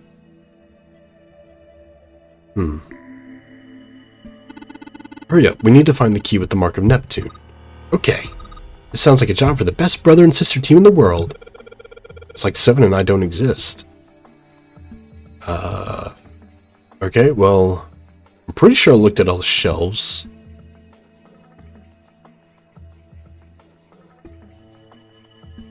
Oh, there we are. Hey, there's another one of those picture books here. Something about these things feels kind of nice, you know? Brings back good memories. I guess even people like Seven were kids once. No shit, you little brat. Hey guys, cool it. Alright, I think I'm gonna take this picture book with me. It's got a magic wand on it. Okay. So, what's inside? Well, aren't you gonna open it? Pretty sure it's just gonna have pages inside, smart. Whoa! Junpei, do you keep forgetting or something? Junpei, eternally forgetting that that he has opened several other picture books, and going like, "Oh my god, there's a picture book," or there's a pop-up inside. Okay, how about we try putting these picture books on the stands? Then, this is a little weird. 3 lights in this thing. They aren't very bright, though. Hey, didn't we find some kind of really powerful light bulb earlier? Why don't you put it in one of those lights? Yeah, well, it'll get a lot brighter, but if there are 3 lights, that means 3 light bulbs. Oh my god, I gotta find another one. 3 light bulbs, huh? Okay, so... Okay, I'm just gonna skip through until I can find that other bulb. I don't think that was the picture book shelf.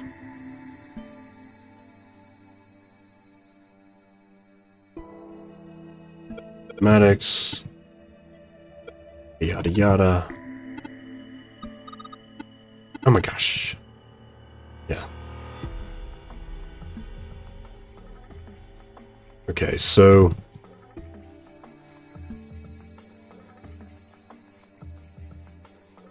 Yeah, the lights on the books.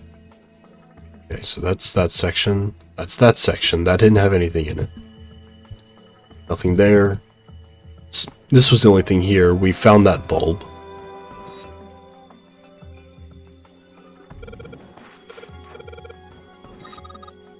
Yep, not reading that. Okay. Cultural heritage of Rome. Yeah, that's a great subject. Hellenism, that's Greek. Permian creatures. History of the Western world. Nope, that's the one we were just on. I don't see any more books standing out. Now, there was a light bulb there, and it's gone now. Okay, do you think we should hold hands where there aren't any handrails? Clover! Please! I'll be fine. I can feel vibrations in the floor that tell me where I am. Oh, that's not what I meant. Clover! Down!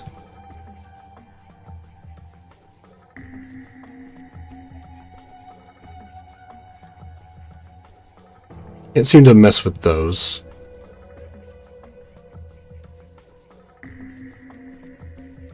Oh, okay. I didn't see this before. Cylinder lock. You know, the kind of lock where you rotate the numbers around until you've got the right ones to open it. The hell is this? It's like they just gave us the answer. Guess I might as well give it a shot. Well, no, I didn't write down the numbers. Okay, so, 6 numbers. So, 1, 2, 3, 4, 5, 6. Or, actually, it's 632-415. 632-415. So 6, 3, 2, 4, 1, 5. Hey! You did it, Junpei! Yay! I don't know why, but I don't feel particularly happy about being praised for that. Whatever. At least the lock's open now. Let's see if we can get it open, alright?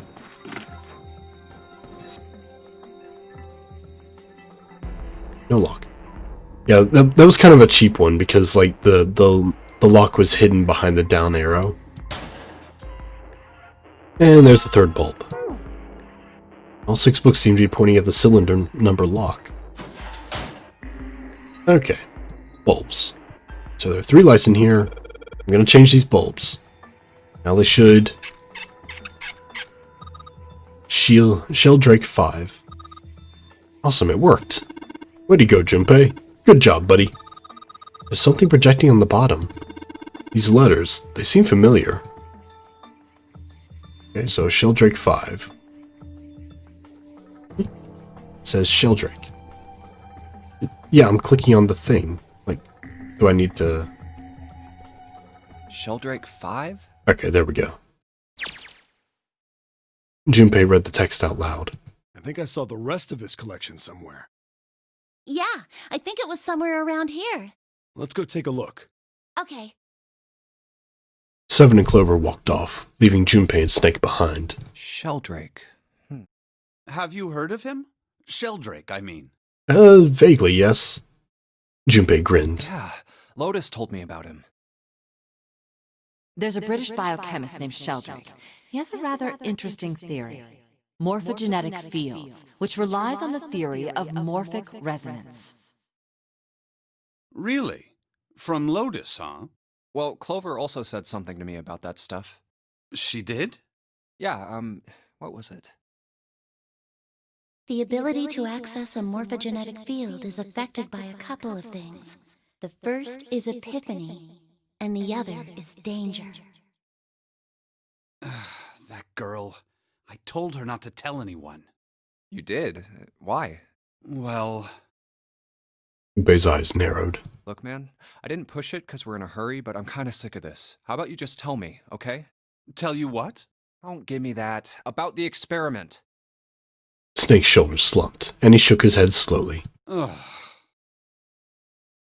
He'd finally given up. Very well, fine. I'll tell you everything. But not here. Let's move to the top floor. Why? Junpei nodded. With that, they climbed the stairs to the top floor.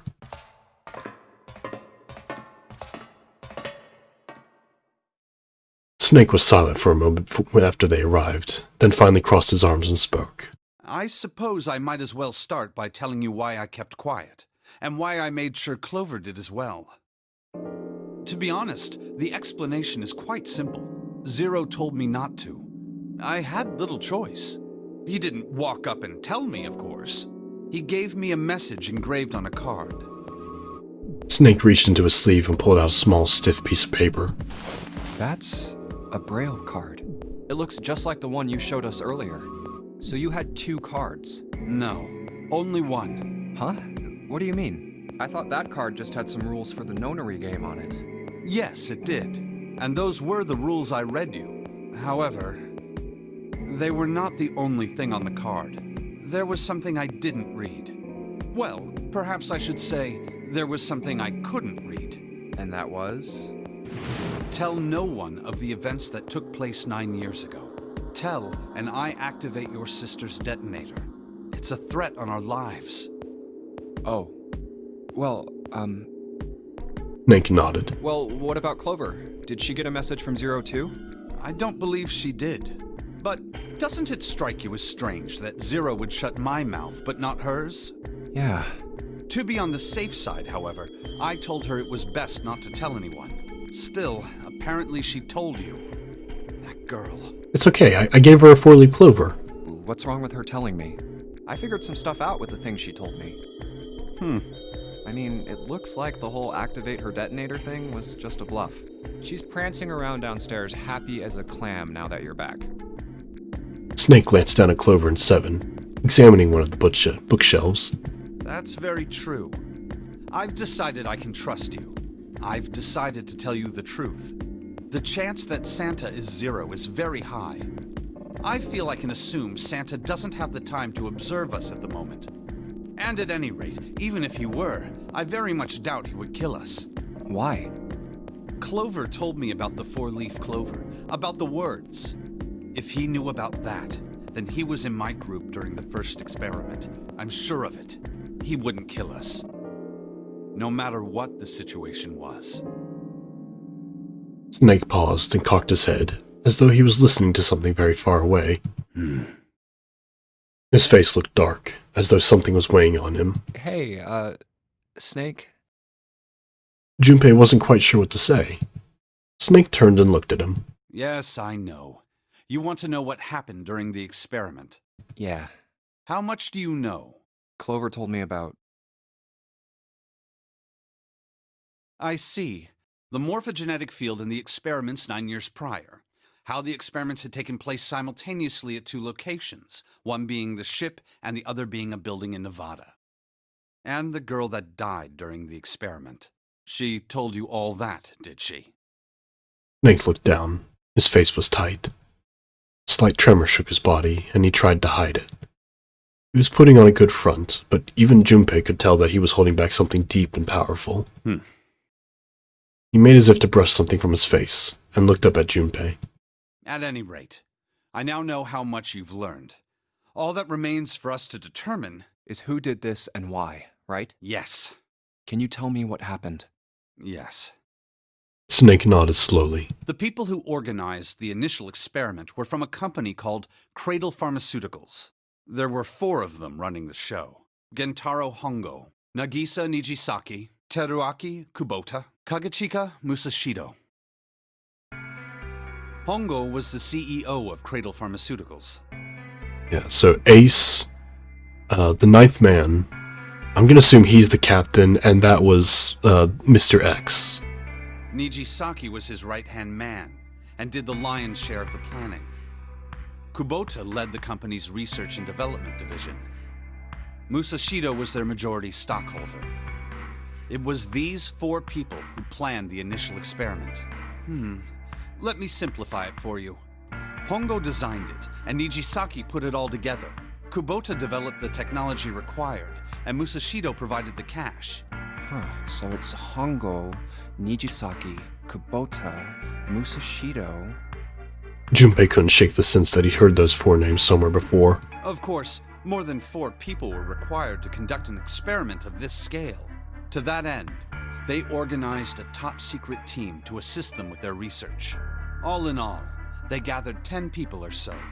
Those 10 completed their team, and they were able to begin the project.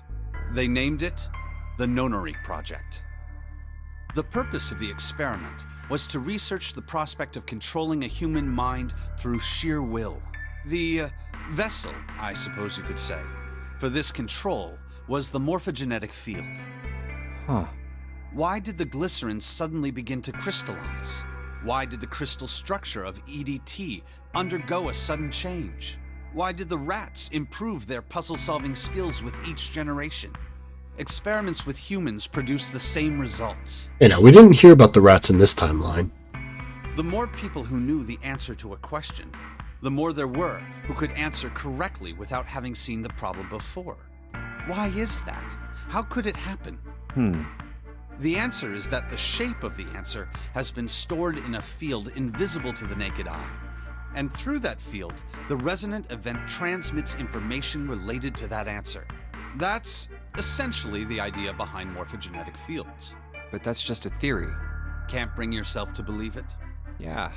Let's say someone killed another person because the devil told them to do it. Whether the devil exists or not has no relevance to the murder. They believe the devil exists. Whether or not he does is immaterial. So what matters here is that Hongo believed in the morphogenetic field. That's right. Snake nodded. But I still don't get it. You said they wanted to figure out how to control people, right? That is what you were saying. Yes. So how are they going to do that with a morphogenetic field? I'll keep it simple. Let's suppose 10,000 people have solved a certain problem. The chance of you knowing that answer, even if no one has told you, will go up. Let's have another example, shall we? Say 1 million people were to do a handstand right now. Tomorrow, the chances of you doing a handstand would be higher, even if you had heard nothing of this hypothetical mass handstanding. Mankind's thought process and actions are all part of a resonant event. All of the resonant events encoded in the fields are projected onto you. Of course, this assumes you believe in this theory. Do you follow so far? Yeah. Now, if there was a person who had the same effect as those millions of people, what would happen? If that one person were to do a handstand, other people would find themselves wanting to do handstands as well. Can you imagine what a person with powers like that would be able to do? Come on, there's no way. I'm not done. Imagine another scenario. Imagine another person. This is an ordinary person. Let's say he does a handstand. What if there was someone who could grab the resonant event he created by doing that and use it to make other people do handstands? What would happen then? A person who has the power to write to the field, and someone who can read from the same. You could think of them as the writer and the reader, or the transmitter and the receiver. What would the world be like if there were people with abilities like these? Junpei thought about it for a moment. So the transmitter's resonant event can be transmitted through the field and sent to the receiver. And then the transmitter can control the receiver however they wish. That's what you're saying, right? Yes. Close enough, at least. Come on, that's just crazy. Well, if you want to prove that, then you'll have to test it first. At least, that was how they thought. That was why they decided to do their experiment. That was how the Nonary project began. Nate suddenly looked very serious. By the way, Junpei, have you ever heard of the Gansfeld experiment? Junpei cleared his throat and tried to act calm. Yeah, that was an experiment in telepathy, right? You place a pair of subjects in separate rooms. Then you show one a picture and ask the other what they see. Interesting. I'm impressed. Yes, that is exactly correct. So, why did you bring up the Gansfeld experiment? It was used to screen subjects for the Nonary project. The hospital in a remote town was affiliated with Cradle Pharmaceuticals. Hongo used it to conduct experiments on visiting children in secret. Some of them, he found, had potential. He began to gather children that showed promise. Children that seemed as though they might be able to access the field. Of course, none of them volunteered. They were kidnapped. His face barely moved as he spoke. There were 9 pairs of siblings taken, for 18 children total. For reasons that were not fully understood at the time, each pair had 1 transmitter and 1 receiver. They were split perfectly. As such, the 18 children were split into 2 groups of 9. The children who were put into Group Q were the ones who excelled at transmitting. They were transferred to the mock experiment building known as Building Q in the Nevada desert. The children who excelled at receiving were put in Group A. Group A was then placed on the former hospital ship Gigantic. From the experiments he had conducted so far, Hongo had learned the following. There are 2 things that can increase one's resonance with the fields. The first is epiphany. The other is danger. Have you ever been faced with an especially difficult problem and thought about it very long and very hard until finally an answer suddenly appeared in your mind? It may seem obvious to say so, but that is what is meant by epiphany. The information obtained through that epiphany can be easily transmitted through the fields, where it can be easily interpreted. Adding danger to that equation allows for even easier field access. That's where Hongo came in. They set up a number of puzzles across the Gigantic. The participants had to solve each one before they could move to the next room. Of course, he hadn't forgotten to include danger. He had detonated a bomb on the hull of the Gigantic. The children in Group A were forced to play the Nonary game as the ship sunk. By forcing the children into a life-or-death situation, Hongo hoped to increase the likelihood of their tapping into the fields. The children from Group Q, on the other hand, were confined to the mock experiment building, Building Q. Building Q duplicated the interior and puzzles of the Gigantic exactly. Every detail was exactly the same. Hongo explained the situation to the children in Group Q. Solve the puzzles you find throughout the rooms. When you have the answers, transmit that information to the children in Group A. If you succeed, they will be able to solve the puzzles and escape. But if you fail, then the Gigantic will sink, and your brothers and sisters will drown.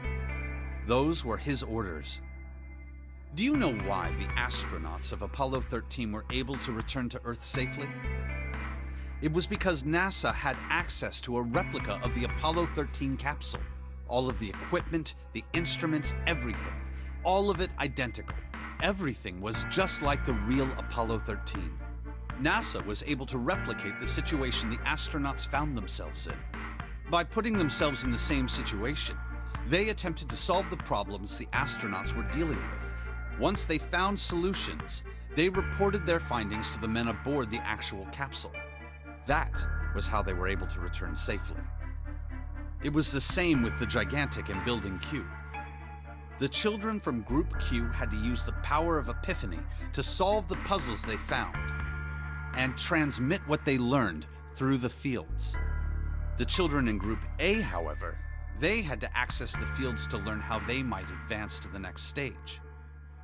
That is the simplest explanation I can manage. Snake sounded defeated. His half-hearted attempt at derision served only to show how much the story had affected him. Huh. Just as Junpei was about to speak... Hey, Junpei, Snake!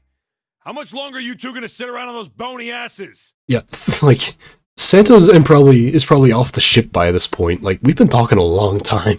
Get down here already! Seven's voice echoed up from below. Snake took a deep breath and blinked rapidly, as if just waking up from a long nap. He's right. Let's go, shall we? We don't have much time. We need to get out of here, and soon. Snake headed for the stairs, but Junpei put out an arm to stop him. Hold it. There's one more thing I want to ask you. Are you sure that there were 18 kids? Why? Well, I thought it was only 16. Oh, yes. That was what they said on the news, wasn't it?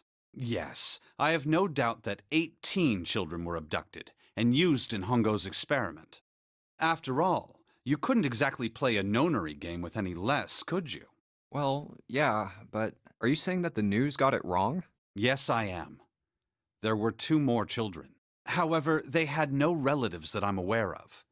I imagine no one filed a police report when they went missing. They were brother and sister, like Clover and I. The brother's name was Aoi. The sister's name was... her name was... Snake couldn't bring himself to continue. It looked as if what he was about to say brought him great pain. Her name was Akane. That was the girl who... died. Junpei felt as if he'd been punched in the stomach. His vision went blurry, his head felt light. Akane Kurashiki died 9 years ago? Then, who is June? No. That's impossible. It can't be true. Akane isn't that uncommon of a name. If Snake had known her last name, that's a different matter entirely. So they share a name. A lot of other people do too. It doesn't mean anything. It was someone else. Of course it was. It has to be. Junpei shook his head hard and pulled himself back to reality. Is something wrong, Junpei? Your breathing sounds strange. Then Snake had noticed. Junpei cleared his throat and tried to act calm. Oh, no, it's nothing. Let's get back down there, alright? Snake raised an eyebrow but said nothing. He headed down the stairs, Junpei bringing up the rear.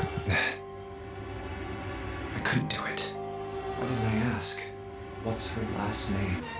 I just couldn't get the words to come out. With every step he took, the cold hard sound of feet against metal dug at his heart.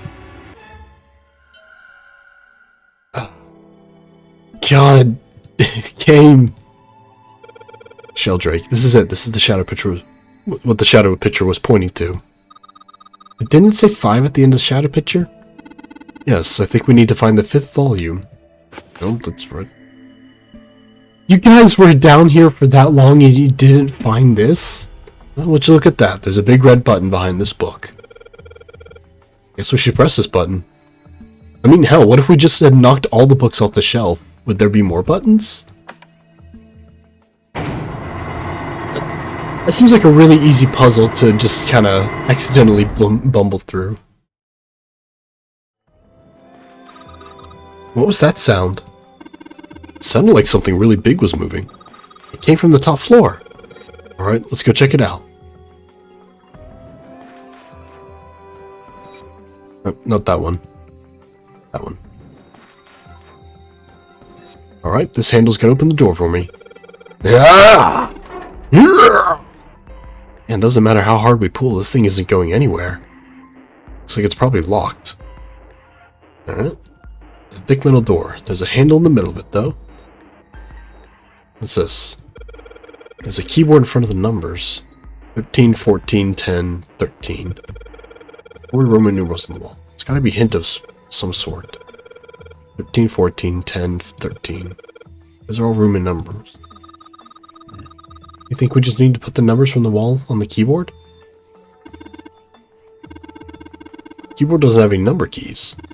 You can't type in stuff like 3 or 4. What that means...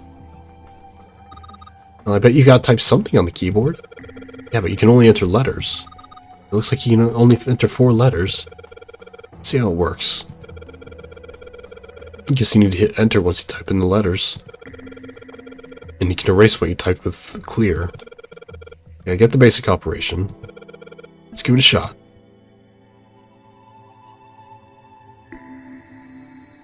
"13, 14, 10, 13.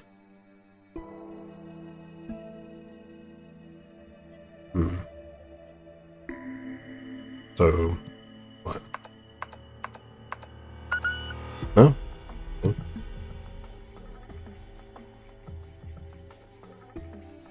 Well, let's see. So 4, 5, 1, 4.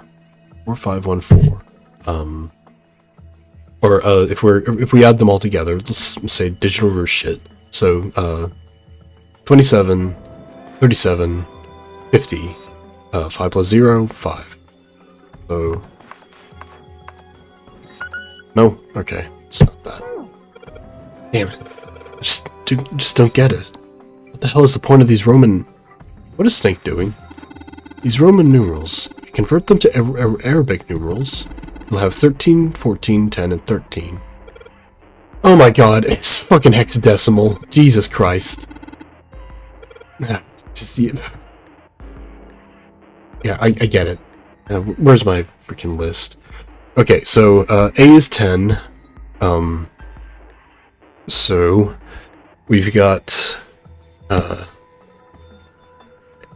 let's see. So we've got 13, which would be 10, 12, 13, which would be D, E, A, D. Dead. Hey. Freaking hexadecimal. Hey, you did it, Junpei. It's unlocked now. Good job, Junpei. Whoa there, don't get too excited. The password was dead, remember? This makes me think whatever's waiting for us isn't any good. Well, no. You're such an old lady. You're not dead, you're broken. We can't be worrying about stuff like that. I mean, come on. We got it to unlock, didn't we? Let's go. Hurry up. Alright, Handle, it's time we got this over with. Urgh! Damn it. I can't get it open. This thing won't even budge. What? Why not? We put in the password, what else do we have to do? And that means... it's the other door. Alright, let's get this thing open. What about the other door?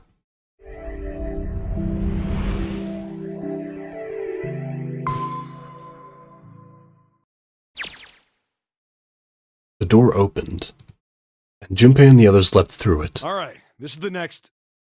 Just as Seven was about to finish the sentence, their attention was drawn to the clank of metal on metal ringing out behind them. The door! They spun around. The door they'd just come through had slammed shut. Did that just close on its own? Don't tell me we can't go back. I don't know. Let's see. Junpei grabbed hold of it with both hands and pulled with all his strength. Damn it. It looks like it locks automatically. Is there any other way out? Well, there's another door over on the right. There's a card reader next to it. It's got a red light on it, though, so I'm pretty sure it's locked, too. We in a junk room? But there is a card reader, right? Yeah. Well, Then perhaps if we find a key card, we could open the door and leave? Well, yeah, that might work, but... Hey! Wait a minute. Are you saying we're gonna have to search through this room for one little card? Oh, man. they took a second look at the room they'd found themselves in. It's just full of junk. It's filled with piles upon piles of all manner of things. Yeah, it looks like kind of scrap from other things. You got Reds and Dead scanners. It was like a tornado had passed through, followed by a giant who had picked it up and shaken the entire room a few times. Looks that way. Junpei's heart fell. No way! For real? Clover and Seven looked as though they were about to cry. Well, we can sit down and wait to die, if that's what you prefer.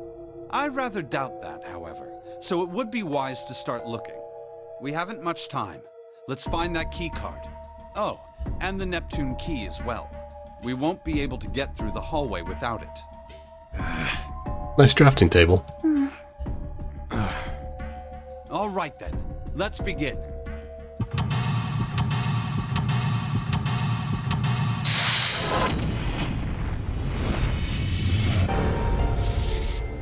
Snatcher, the Kojima game? No. Or is that Snatchers? Either way, no, I've not played a game called Snatcher. Piles of crap everywhere. And this place is a mess. It's so messy, I don't know where to start. Some of this crap looks familiar. I think a lot of these are parts of the puzzles we've solved in other rooms. If that's true, then this room could be Zero's laboratory. Perhaps Zero would shut himself in this room to devise machines and puzzles he'd need to see his plan come to fruition. Yeah, I've heard they're interesting. It's never been one of those things that's, like, I don't know. That's been easy to find. That's been like, I don't know. Like it's never been one that has like been. Oh, I can just buy this on Steam. Hey, there we go. The rust on here looks like Elvis's face. Yeah, how exciting.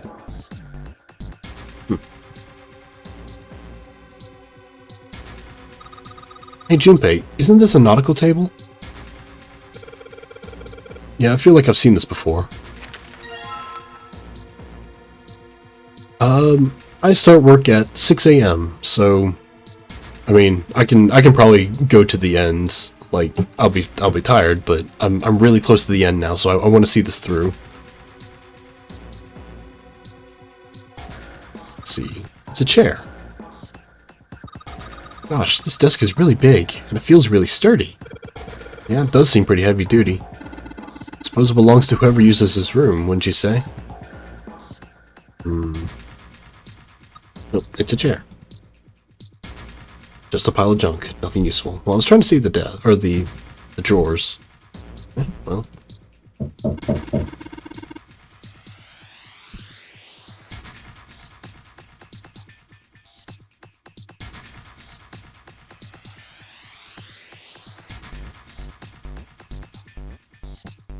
I think these fans are for ventilation.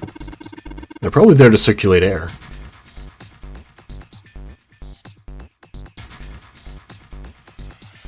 This control panel in front of the big screen here. Wonder if any of these buttons do anything.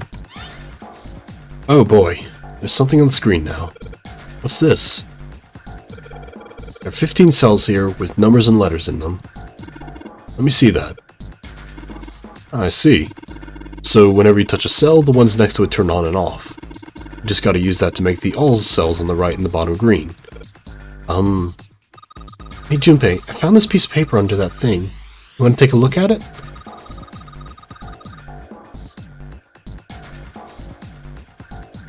This piece of paper Clover gave to me. Yeah, Snatcher was well before my time. So, you know, if I can find a way to play it, then yeah, I'll see what I can do. But it's like I said, it's just always been one of those ones that that's hard to get a hand on. And a bunch of numbers and letters connected by equal signs on it. Just like she said, this is probably related to the puzzle on the screen somehow. Thanks, Clover. This really helps. Did Clover just give me that fucking note from the last one? Let's go back and try again. Well, it looks like I just need to make the cells all green. No, that's not it. That's a lot harder than I expected. We're the chart Clover gave me. I just need to plug in a number for each letter. Okay, so no, it's not the one that she found in the other room. Oh, right, because she was in 7 this time, not 8. Oh boy. Okay. Yep, hexadecimal. Figured. Okay, so 1 plus 15 plus 5 equals 20.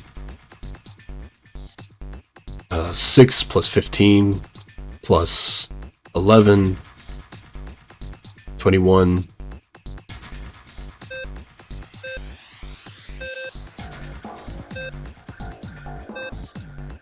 Okay, so... Right, so I need to get the L's to equal 20. Or 21. Really? Oh, I got my math wrong. So, yeah, 21.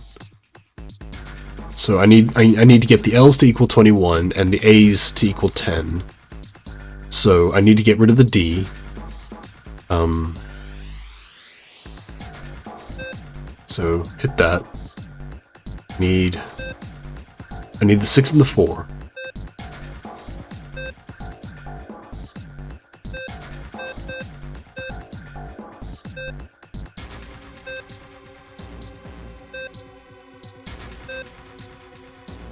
Yeah, I need that L.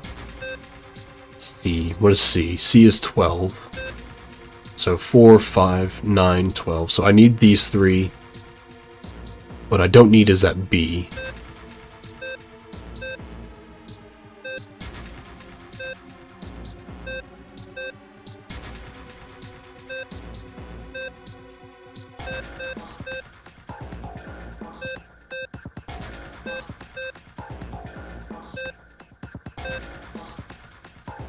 So close.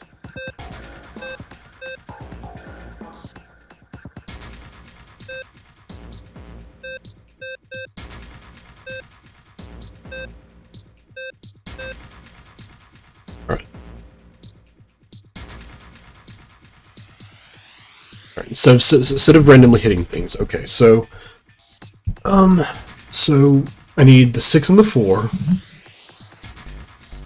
I need the 1, the F, the 5. I need the 1 and the 9. I need the 6 and the F.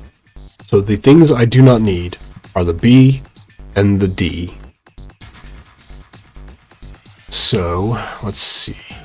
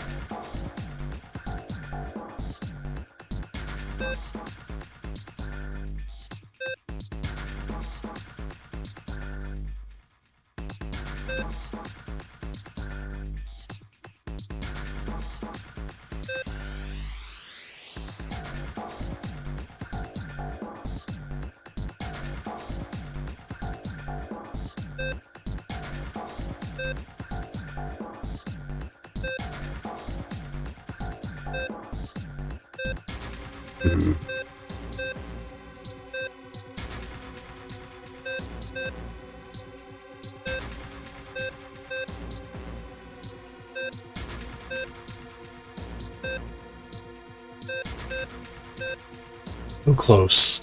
Just that the D is fucking everything up. Okay, so...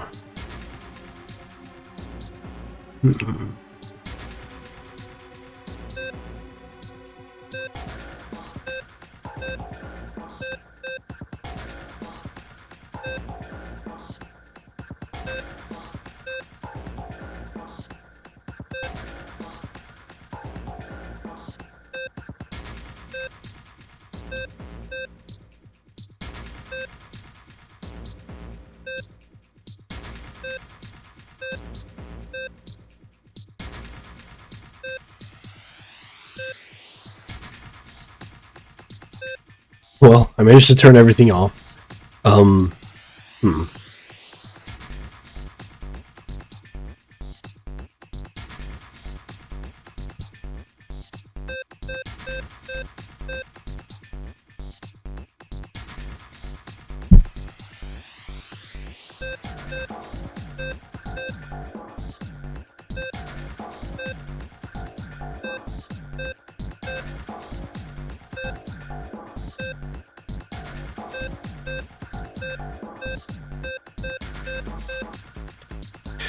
Okay, yeah, this is a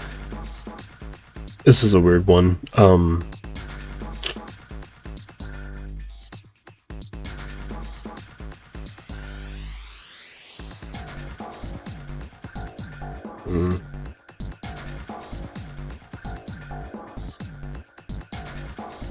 I'll come back to it.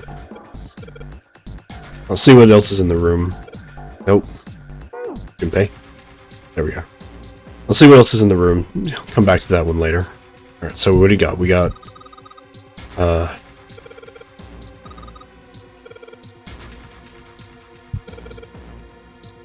what, the same directions? Shit. We're gonna write those down. What part of this nautical table we just found? I just have to match up the directions on the compass with the lines on the nautical table. I use the steering wheelhouse, but I think I'm gonna use the wheel attached on the side here. Okay, then show me, now. Well, before... Oh shit, I can't look at the files. Maybe I ought to run through the instructions. Yeah, I know how it works. I just... Okay, so... Where do we start? We go south, west, southeast... Or here, let me... Where's my pen? Okay, so... South, west, southeast, northeast, east, north, east. Okay. So, first up, we headed south. Then we headed west. And we headed southeast. Then we headed northeast. Then we headed east. Then we headed north. Then we headed east again. Hooray! You did it, Junpei. Good boy. Who's a good boy, Clover? Knock it off. Hey, we don't have time for screwing around right now. Check out the right side of the monitor. It just kind of slid open and something came out. Oh yeah. I heard a noise too. You know that big box in the hall by the exit? I think it made a noise. Like something unlocking, you know? A noise, huh? Emblem. A metal plate shaped like a shield. There's a symbol that looks like a steering wheel engraved on it.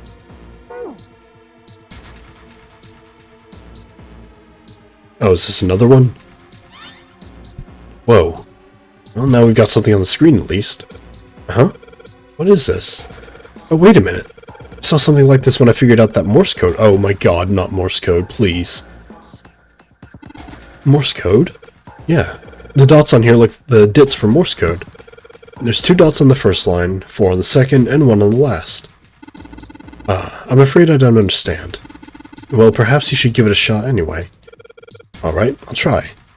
Before I do that, though, maybe I ought to run through the instructions. Yeah.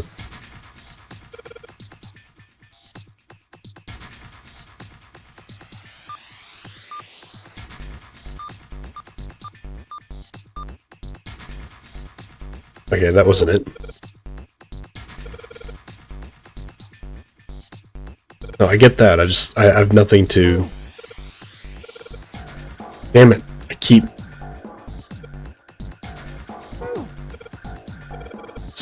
No, Junpei, I'm trying to back out. There, Jesus. Junpei didn't want to let me go. There's something written on these pieces of paper. Looks like we've got 3 sheets of the stuff. New material's been added to the file screen. What do we got? We have... about Alice. No, that's not it. Study nautical. Nope, that's not it. Morse code chart 1, 2, and 3. Oh my god. As the Morse code key for the letters A through I. Well. J through R. And S through Z. Well, that's nice, but I still don't know which of the three I'm supposed to... Or which of the letters I'm supposed to enter. What's this? 4? Let's just drop the emblem of the steering wheel in here.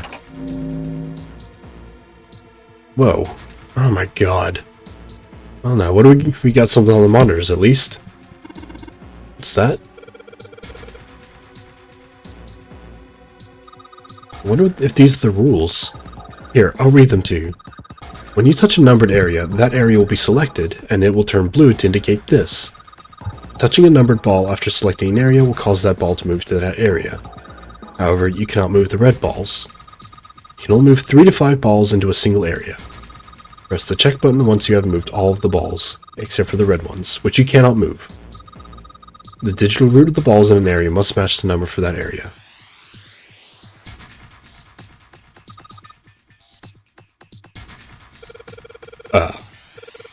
Whatever. Oh boy, these are all the these are all the puzzle zeros. Like, fuck these. These are too hard. I'm gonna dumb them down a little bit. Hey, let's see you solve the next one. Then you can make fun of me. Okay. So I cannot move the red ball with number 9. Okay, and I have to come up with the square or the digital roots of 6 and 3, or 6 in this case. Or no, 6 and 3. Okay. So, what do we got? Using everything I have, so I cannot use that number. So, let's see. 8, 17. No, that gives 8, 17, and no, that can't be it. So 3 to 5, 8 to 17, 6, gives me 21.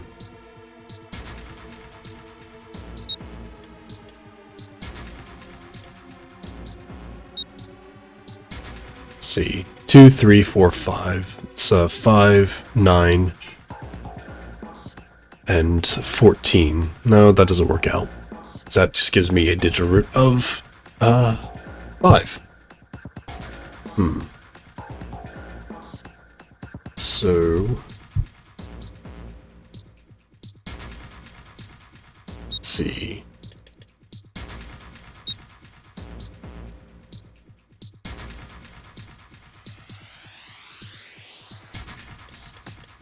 Eight, 7, 6, that's 21. 21, so that's 3,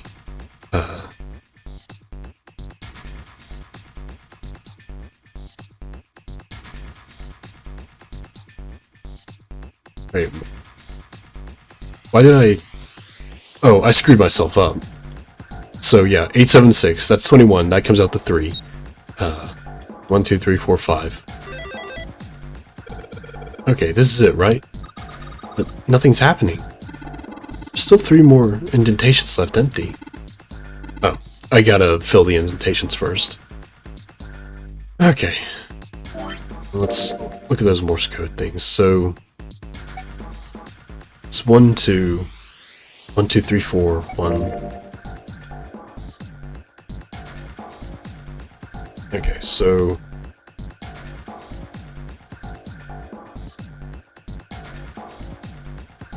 alright, let's group these up. So I've got my 2s, my 4s, and I think the last one was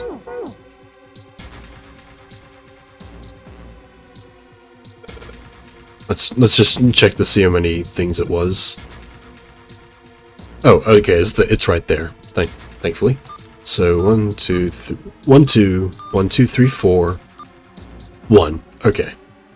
So okay, the last one can only be either E or T. The first one is 2, which could be A, I, M, N,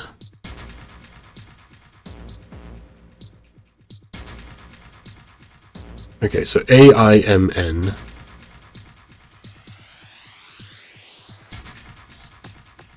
Just double checking. Okay, and the 4s can be B, C, F,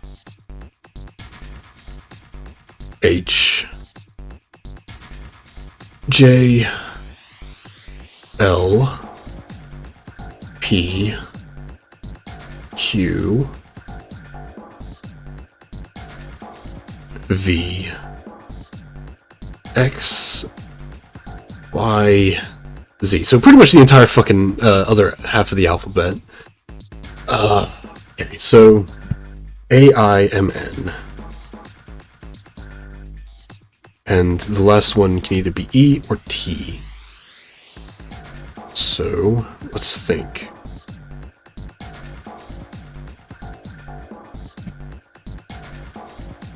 What was... Oh, nope, it can't be that.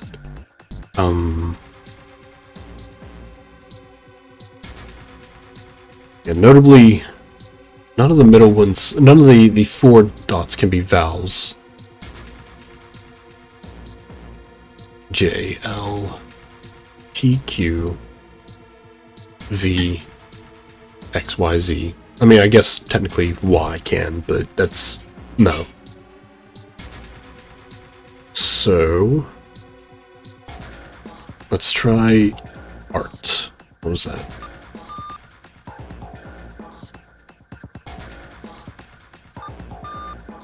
Oh wait, no, art is not in there. Shit. So... oh, aft. Aft. Let's see.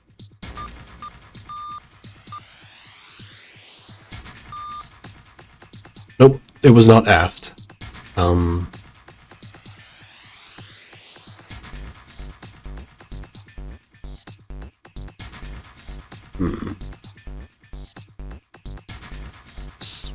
Yeah.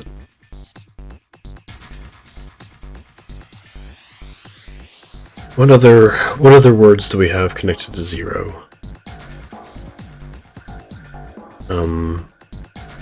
Got red, but that doesn't work. Got dead. Well, we did dead in the other room. That does... it's too many letters. Got 0, that's again too many letters.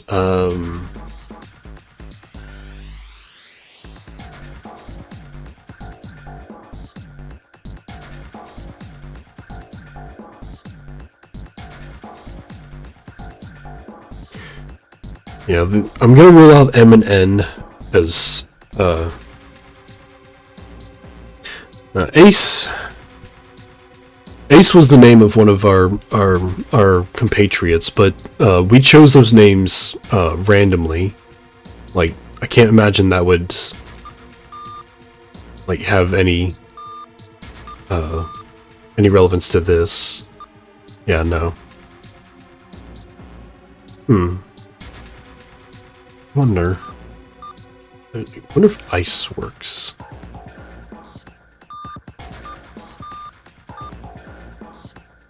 Where's E? Hooray! It was ice. I-C-E. Seems I've solved the puzzle, Junpei. Excellent work. The answer was ice. How did you know? All I had to do was listen to the sounds the machine made. After that, it was a trivial matter to decode them. Ah, yes. I believe I heard a noise from somewhere on the right of the device after you solved the puzzle. It sounded rather like something sliding open. Do you see anything that could have made that noise? Yep, I got another emblem. Okay, well, that's 2 puzzles down. What do we got? Piles of crap everywhere. This is a pretty impressive mess.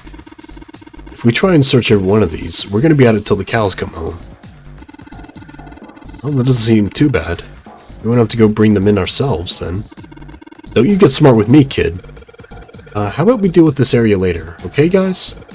Maybe we should try something more promising. Like what? So... These monitors hang down from the ceiling. Each screen shows a room on the ship. Right, well... What are these? Metal shutter looks pretty sturdy. It's framed with black and yellow warning stripes. Alright, let's open it. Oh, hey! Oh, holy shit. That is pretty damn creepy. There's a coffin in there. Coffin. All ice. Oh man, does Seven think... Yeah, he's all pale. He's thinking the same thing I am. No way. Could this be? I'm sorry, but what's going on? It's a coffin. I wonder if there's a vampire in it. Right, I guess Clover and Snake don't know the story. Man, I can't bring myself to tell them. Well, at any rate, let's have a look around. There's a metal plaque on the coffin. Snake's touching it. All ice? Oh, the two machines. Holy shit. Man, this is serious. Oh well, let's open it, shall we? Clover, if you could give me a hand. Oh, all and ice. Oh my god, I should have thought of that. Fuck. 3, 2, 1. Ah. No luck. It doesn't seem to be ready to open.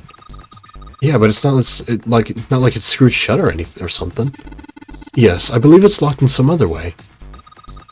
Hey, Seven, you think you could open up with your superhuman strength? No, What's wrong? I think I'll just pass on this one, okay? What the heck?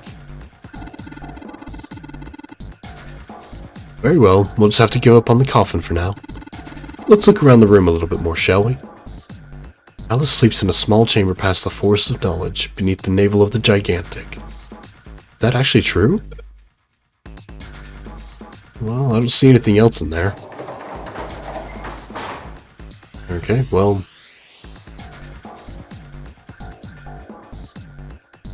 Okay, so that's... See anything else here? Yeah, I get that.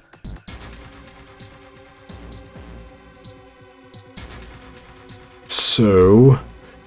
I need to get 21 and 10. I know... The ones I need to get rid of are the D and the B.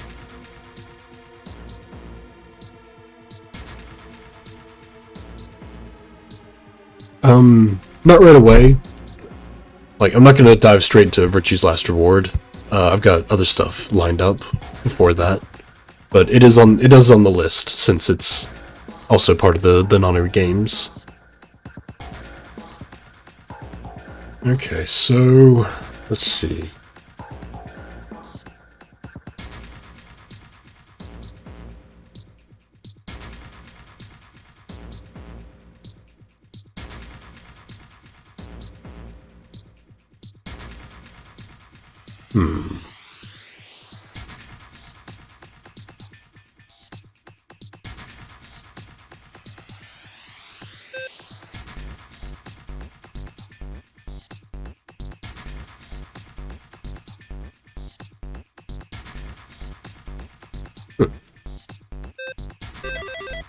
Fuck, that was too easy. Damn it!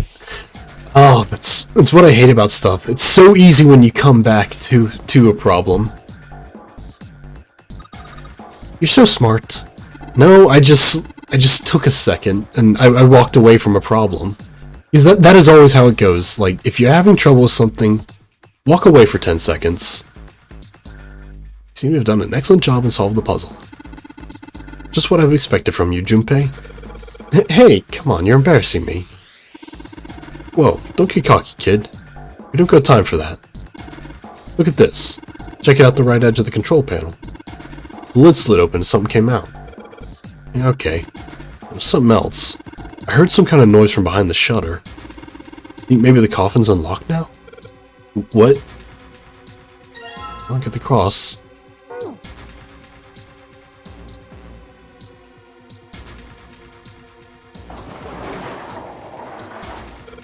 Alright, fine. I'll open it. Okay, Junpei, you can do this. It's just a box.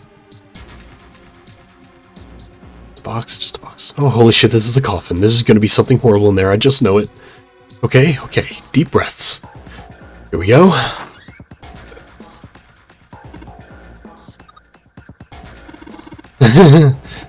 Oh, man. There's nobody in there. Shit, can't believe I was scared of something like that. What do you mean, nobody? Were you expecting someone to be in there? It's a long story. Ask Junpei about it sometime. Well, just like Seven said, there's nobody in there. Thought I see something down at the bottom. Something in there, though. Well, two somethings, actually. What is that?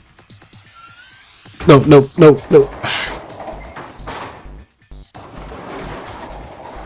I would go back. Two things on the bottom of the coffin. Looks like we've got a plate with an emblem on it and a Neptune key. Yes, we finally found it. Now we can get through the hallway. That's correct, Clover, but we do need to get out of this room first, you know. Yeah, I know. Okay, let's get the hell out of here as quickly as possible. I don't have any objections to that. We use the Neptune key in this room. It's really important, though, so I'll keep it in my pocket for now. I guess Zero did intend for people to get into this room. Yep, okay. Not gonna lie, I did think Alice was gonna be in that coffin. Well, don't you think you maybe put the wrong one in there? What? There's symbols in each of those indentations, right? There's numbers, too. 1 steering wheel, 2 cross, 3 Why didn't you tell me this before? I already put in the steering wheel and the cross. What comes after that?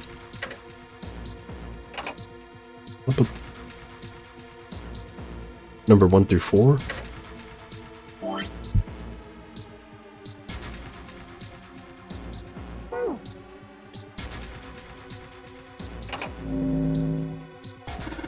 Hey Junpei, something just showed up on the screen. This puzzle sure looks a lot like the last one. Yeah, but there's more of those red balls you can't move. The numbers for each area are different too. Looks like it's got the same rules as the last one though. Sure you don't want to double check that? No, I'll be fine. If I get confused, I can just look at the screen over there, right? Anyway, like they say, a picture is worth 1,000 words. Let's give it a shot. Isn't that a picture is worth 1,000 words? Hey, shut it. At least I'm trying, alright? Fucking Junpei, you are a rubber band bounced between the smartest genius in the room and also a complete and utter dumbass. Okay, so what do we got? We got 7 this time, and 1. So, 23.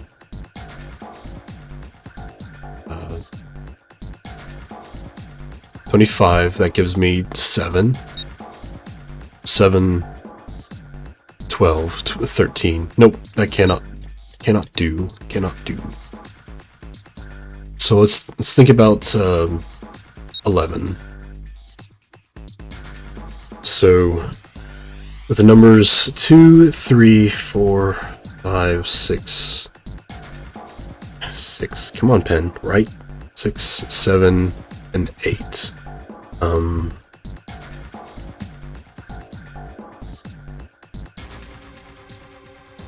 So I can either get 11, 21, 17, or 7, 17, or 27. 27 seems a bit high to shoot for. I only think of the one combination for it.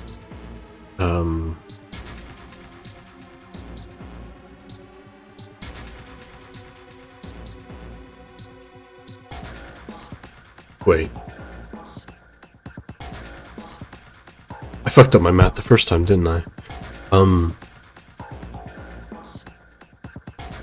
Yeah, that would have given me 5. So, no, not you. Not 2, but 4. Yeah. So, 15, 21, 25. That gives me 7. Okay, yeah. I got ahead of myself, and yeah. But that leaves this side with 2, 3, 5, which is 10, which gives me... Bam. That's awesome, Junpei. There's only 2 left now. You can do it. Right? Oh, shut up, I can't see the symbols. There we go. Rules are the same. It's the 3rd time I've done this, so this, if you can't think of anything clever, please don't strain yourself. You might hurt something. Oh, shut up. Just give me a break, alright? Look, man, I came up with some really devious schemes when you weren't in the room. 7 and 7, and I can't use a 3. Alright, so... basically... Oh, nope! That was the wrong key. Yeah. There we go. So, 7 and 7, so... you know, just because of the numbers, I'm going to assume I have to aim for 17 and 17. So, let's see, we got... no, I can't use 1, so I cannot use 8 and 7 together. So... let's see, 8... 10... 14, that gives me 5, so no.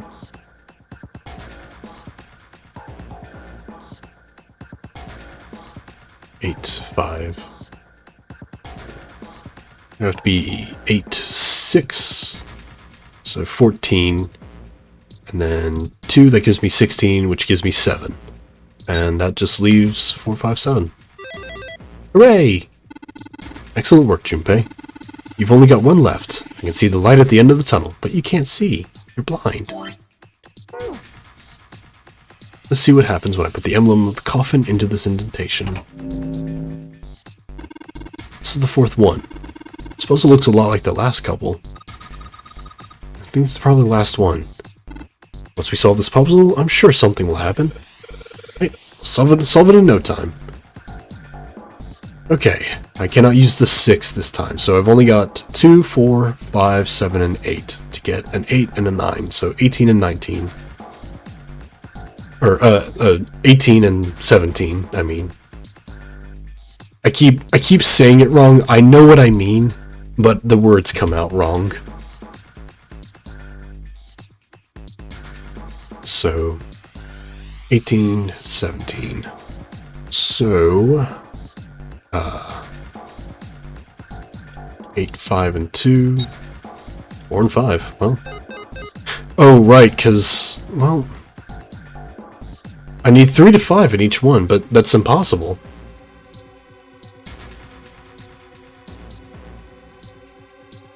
I literally cannot solve this. I need 3. I need at least 3 in each one. I just get this at all. The rules are displayed on the screen. I should read it again. Yeah, touching a numbered ball. Cannot move the red balls. Can only move 3 to 5 balls into a single area. Except for the red ones, which you cannot move. Digital root of the balls in an area must match the area for that number for that area.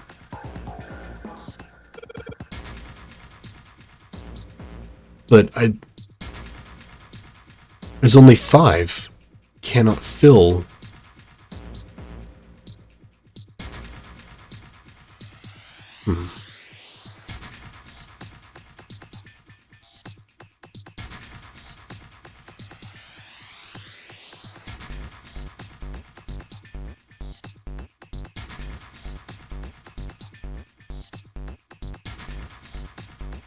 Doing some deep thinking.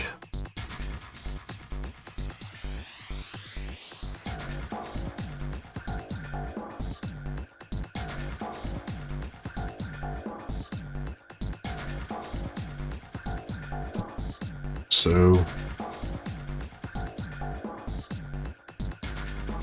2, 4, 6, 5, 11, 7, 18, 8, 26, 26 comes out to 8.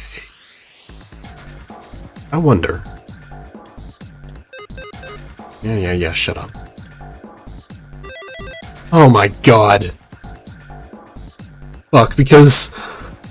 Okay, so... Because 9 was...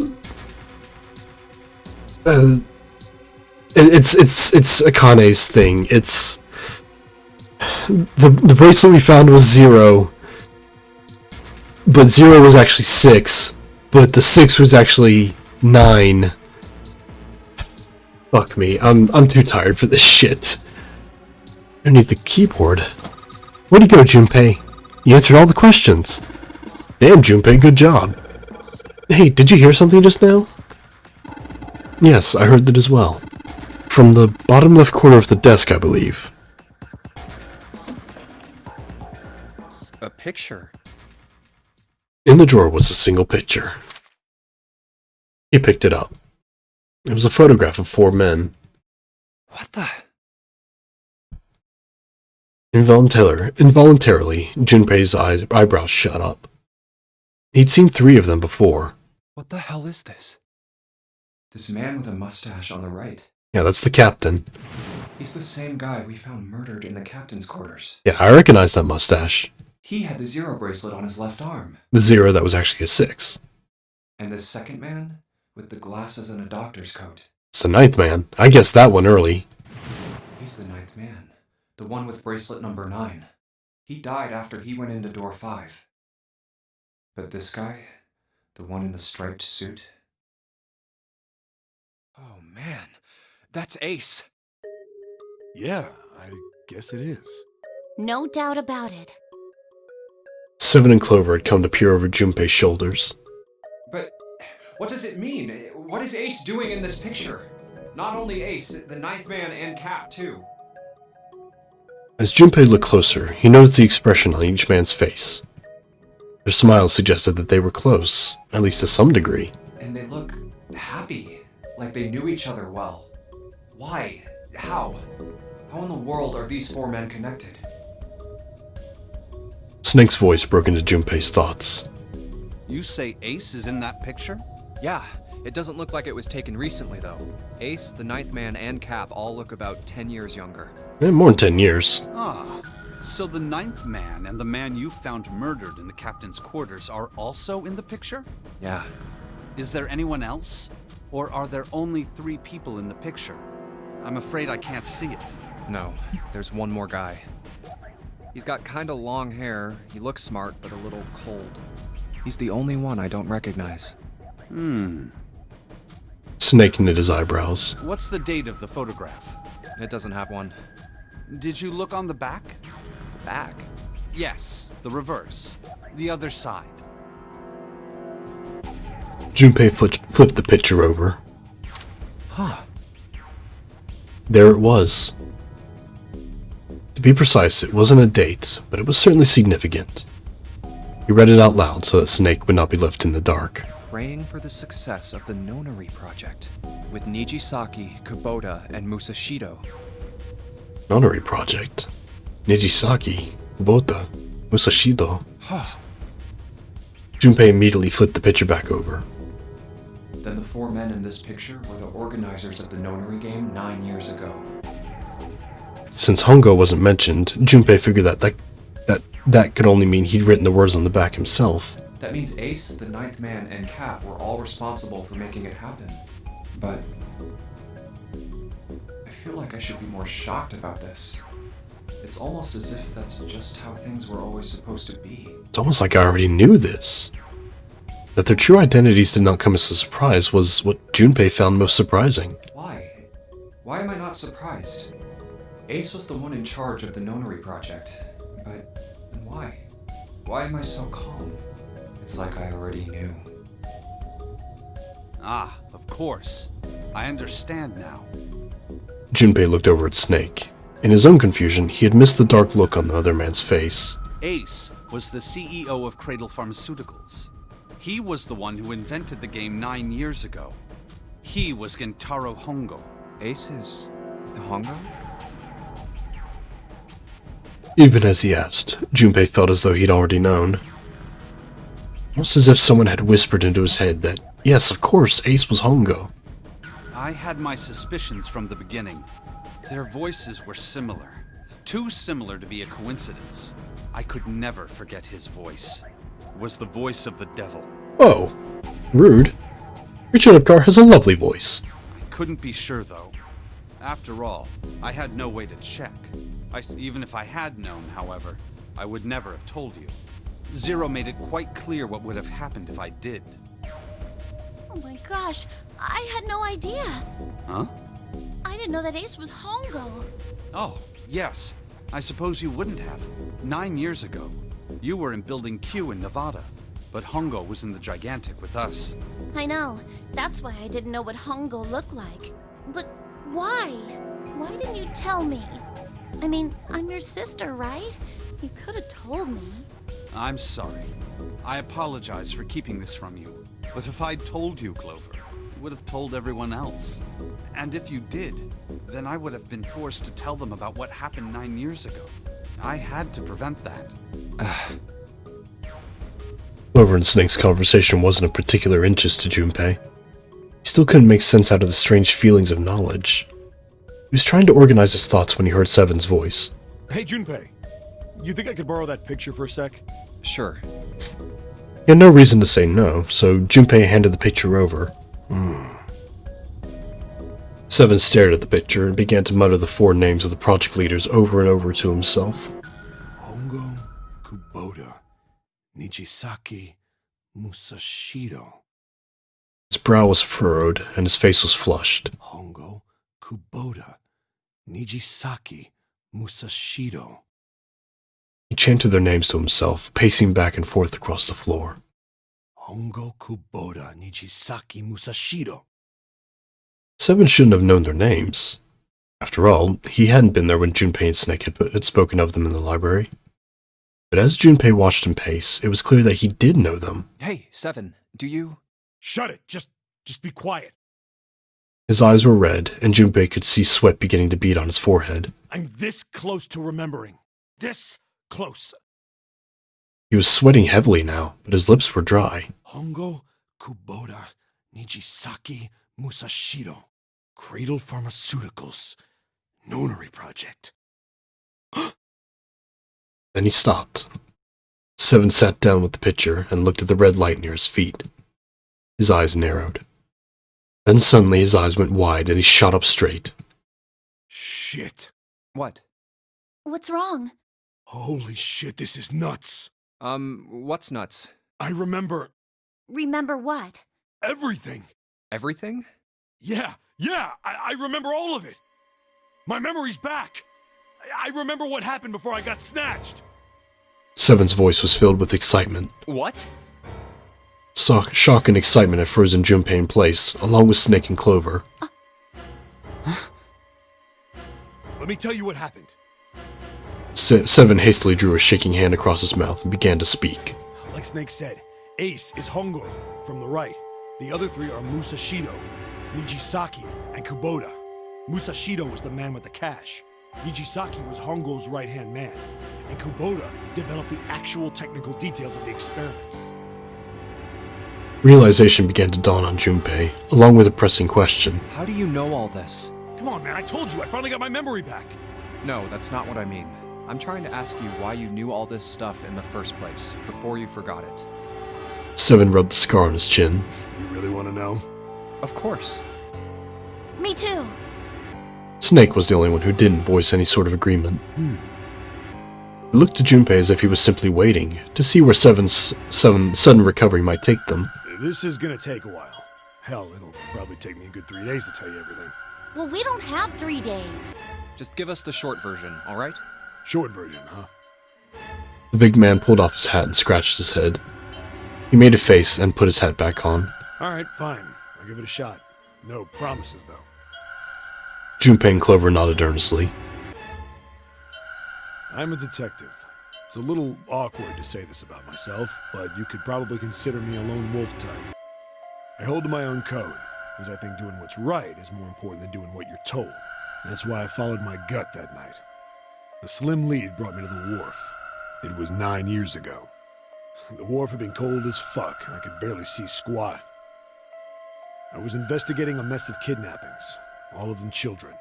It all had one thing in common: a history of visits to one particular hospital. A hospital under the management of Cradle Pharmaceuticals. And my investigation had turned up evidence that Cradle had been involved in the kidnappings. After a little sweet-talking, I managed to finally get a real lead from someone inside Cradle. My source told me this. Tonight, a ship is set to take the children to a large passenger liner docked offshore. So I headed to the wharf. In the shadows, I searched the harbor until I found the ship he was talking about. There was a bunch of movement there. Men in black suits, many of them carrying large bags. The bags. There was something about the way they moved as they were carried. No doubt about it. There were human beings in those bags. I moved before I realized it. I came out of hiding with my gun already in my hand. Don't move. I felt metal touch the back of my head. Drop the gun. I could kill you right now. It'd be easy to get away with it, too. Just tie an anchor to your feet. No one would find you for a week. What you want? The fish here would love a meal. He kept digging the cold metal thing into my skull. There was nothing I could do. I did what he said and laid my gun on the ground. Then suddenly, there was a sharp pain in my neck. A needle. A drug? That was my last thought. My face hit cold concrete. I was out like a light after that.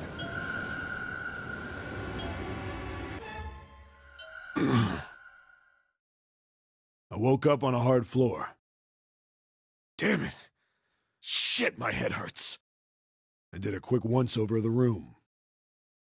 Where am I? A small, shabby bed, a dirty sink, a toilet with no privacy. I'd seen it countless times as a cop. I'm in a cell, huh? Facing the toilet was a door set into the wall. I was still pretty woozy, but I made my way over to it. I pushed and pulled on it, but...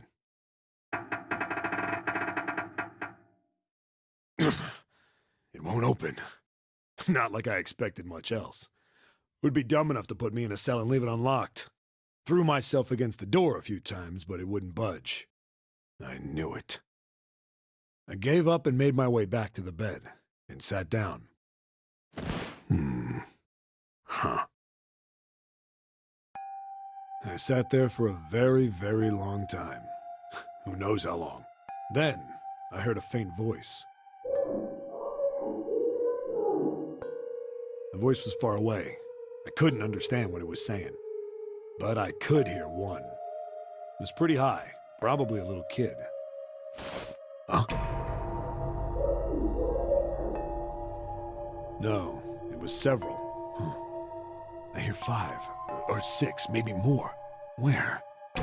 Where are they coming from? I pressed my ear to the wall and tried to listen through it. No, that's not it. Left. It's coming from under the bed? I hauled on the metal frame and flipped the thing over. And there it was. The bed had hidden an air vent under it. The hole in the wall was covered by a metal grate. I dropped flat on the floor and peered through the grate. I couldn't see shit, but I knew it in my gut. This was where those voices were coming from. Hold up. Why are there kids here? But then what my inside man told me popped into my head. Tonight, a ship is set to take the children to a large passenger liner docked offshore. Whoa, whoa, whoa. Am I on that ship? It didn't matter. All I knew was I had to get to those kids. I checked out the metal grate. Could I fit? I stuck my fingers in and grabbed it. And then...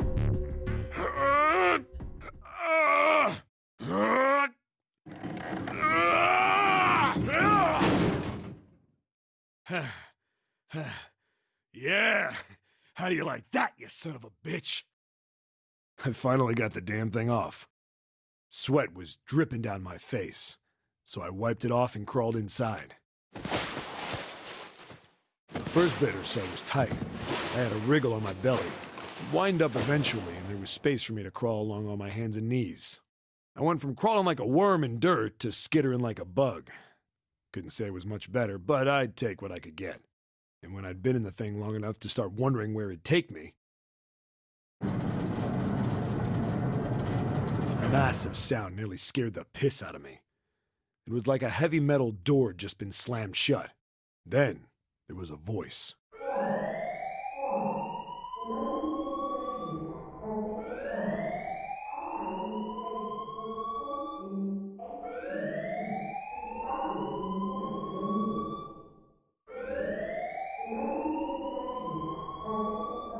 What? I wasn't sure what it meant, but anything with incinerator is bad news. Then, almost as if that was a cue, I heard a mess of young-sounding voices. A bunch of them were straight up screaming in terror, and all the sounds together made a howl that made the hair on my neck stand straight up. Damn it! What the hell is going on here? I scrambled through the duct as fast as I could. I made a giant racket, but I didn't care at that point.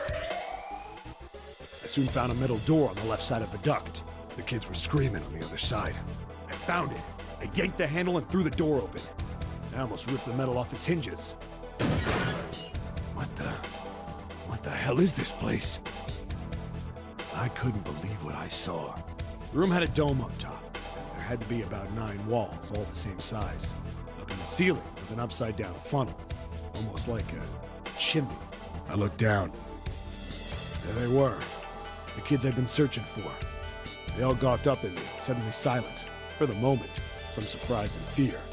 Scared of the room or me, I couldn't tell. Probably both, actually. Not like I can blame them running into a mug like this when they're already scared shitless. I snorted at my own dig at myself and turned to the kids. Don't worry, kids, I'm not your enemy. I'm one of the good guys. All of them stood there, frozen. Well, except one. He was a boy, slightly older than the others, in a private school uniform. Who the hell are you? He stepped forward and glared at me suspiciously. I'm a detective. I'm here to rescue you. It looked like they relaxed some the second I got the words out. How are you gonna help us? Where's the exit? There isn't one. The doors we came in through won't open, and the door over there... He kinda cut himself off. I think he was considering something before he changed his mind. Anyway, there's no point. We can't all get out of here. If we don't get out of here, we're gonna be burned to death. Burned to death? Can't you hear it? That voice said the incinerator's gonna start up soon. So...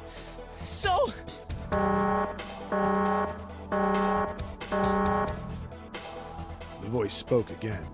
Incineration will begin in 15 minutes. They only had 15 minutes. I looked back down at the kids. Looks like a good 20 or 30 feet to the floor. No way I could pull them up. Too big of a distance for any of us to reach. What the hell was I gonna do? But then I got an idea. Wait right there. I'm gonna be right back. What? Where is he going? Are you just gonna leave us here? They just got frightened again. I'm not the best at that kind of thing, but I tried to reassure them with a smile.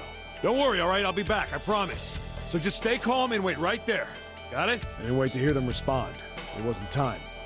I had to hurry. Well, as fast as a guy could on his hands and knees. Didn't take me long to get back to my cell. Still no way out of there, but I had a plan. I needed something from the room. When I got it, I dove back into the hole and took off towards the incinerator. Then... Sorry to keep you waiting, guys. I tipped out the doorway and dropped down the rope I brought with me. Back in the cell, I'd torn the bed sheets into strips and tied them together to make a rope. It was sloppy, but it got the job done. All right, just tie that around yourself, okay? I'll pull you up one at a time. Right. Huh. Wait a sec. Something was off. There were more of you before. Where'd the rest of you go? The boy in the uniform answered. I let them go on ahead. We opened the number 9 door and they left. What? You're telling me you opened that door? That's what I said. And what the hell are you doing here? We couldn't go with them. Why not? Look, the only people who can go through the numbered door... He was in the middle of explaining when...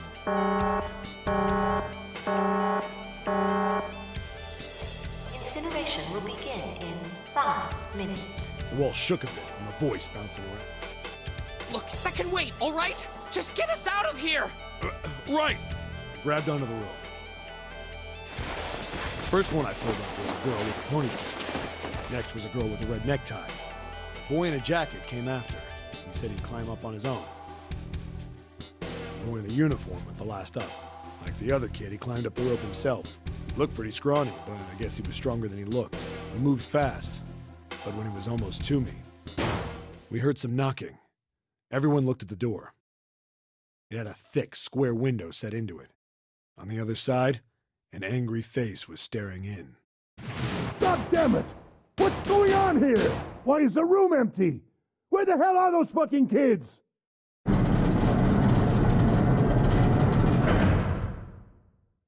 The door opened, and a man stepped in looking half mad with fury. I recognized his face. I saw him many times in photos during my investigation. The man's name was Gintaro Hongo, the CEO of Cradle Pharmaceuticals.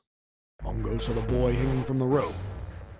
Yeah! It was like he was an animal. Hurry! I know! The boy in the uniform booked it up the rope. You son of a bitch! Get back here, you little shit! 15 feet. 10. The second I could reach the kid, I grabbed him. I hauled him up and tossed him into the ducks behind me. No! No! Hongo had lost it. His face didn't even look human. It was like the bastard pulled off his fake face. He was really a terrifying devil or some kind of damn monster. I quickly reeled in the rope, leaving a furious Hongo yelling at me from the floor. You fucking bastard! You won't get away with this! How dare you compromise this experiment! Experiment? What experiment?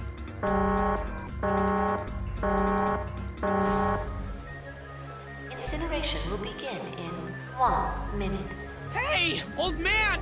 What the? The boy in the uniform was trying to get my attention. I may have thrown a salute in the raging asshole's face before I closed the door behind me. No point to going back to the cell, so we went down the other direction instead. After about 30 feet, we came across another duct on the left. This one was heading down.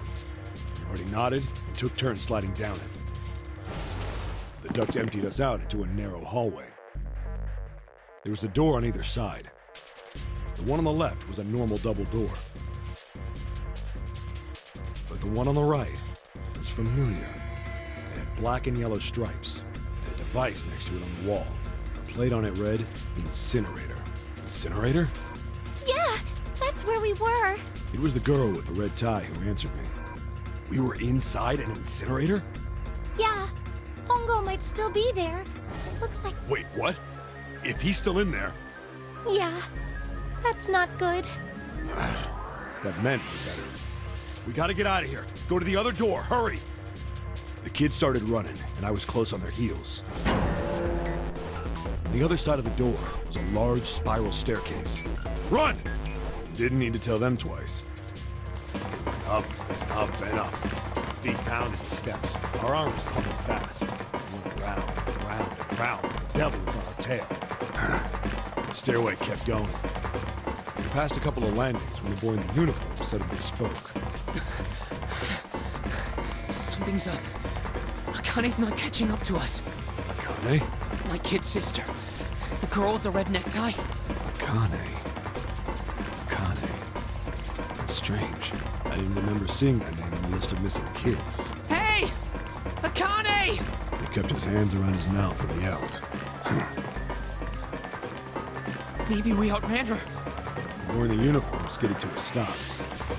I stopped too. So did the other two kids. When did we do that? Well, we passed a couple big rooms on the way here. Maybe she took a rest in one of them? No, that's impossible. Sorry, Grandpa. You keep going. I gotta go look for her downstairs. He turned to go. Hey, kid, wait! God damn it, I said wait! I don't think the kid even heard me. Fuck! I spun around to the boy in the jacket and the girl with the ponytail. I'm going after him. You two keep going, all right? Got it? The girl nodded and ran up the stairs. With the boy. I'm going with you. I didn't have time to argue. I just nodded and took off down the stairs. I could hear him. We ran all the way to the bottom floor, calling for her. Akane was nowhere to be found. God damn it, where the hell did she go? I could tell the kid was frustrated. And then suddenly... Help me! Somebody help me! we heard a girl's voice. Akane! The boy in the uniform threw open the door and leapt into the hallway by the incinerator. We rushed in after him. I couldn't for the life of me believe what we were seeing. That bastard Hongo had Akane by the arm and was forcing her into the incinerator. Come on, goddammit, move! No, I don't want to! Let me go, please! Let go of me! She planted her feet squarely on the floor and was struggling to get away. But Hongo was bigger and stronger. She wasn't gonna win. Akane! My brother roared with anger and charged toward Hongo. Help me! Ah! You're too late, idiot! Hongo lifted Akane bodily into the air and threw her, still fighting him, into the incinerator. Before we could even blink, Hongo had leapt through the door after her. We saw him land inside.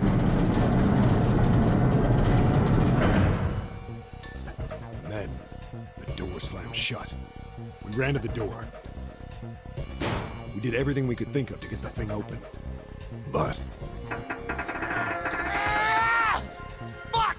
It's no use! The goddamn thing won't move an inch! he started slamming his fists against the door. He was close to shattering his knuckles with how hard he pounded on it. Akane! Akane! Are you okay? You came back! Her voice was muffled, but all of us could hear the sheer terror in it. What should I do? I think I'm trapped in here! Where's Hongo? He went out the other door! What? Warning. Warning. Emergency incineration command has been acknowledged. Automatic incineration will take place in 18 minutes. Please evacuate the incinerator immediately. Repeat. Emergency incineration command has been acknowledged. Are you fucking kidding me? It's the same damn thing! Are you there? Yeah, we're here. Just hang on, alright? We're gonna figure out a way to save you. His words would have seemed like a sick joke to her if she'd been able to see how white and bloodless his face was right then.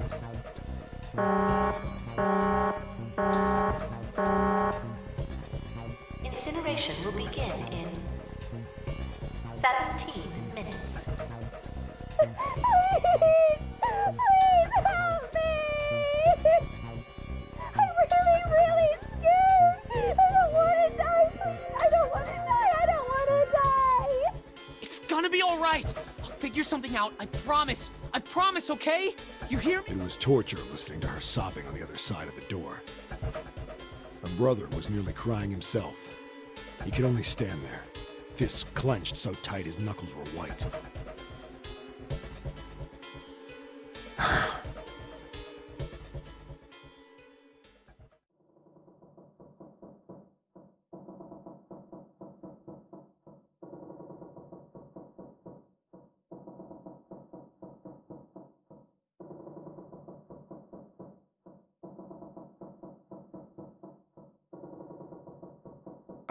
What happened then? Junpei couldn't wait any longer. He had to know. Seven looked at the floor. Come on, man. Put yourself in my shoes. It doesn't end good. You think I want to remember that? Then... Yeah. Shit. If I'd known it was gonna be like this.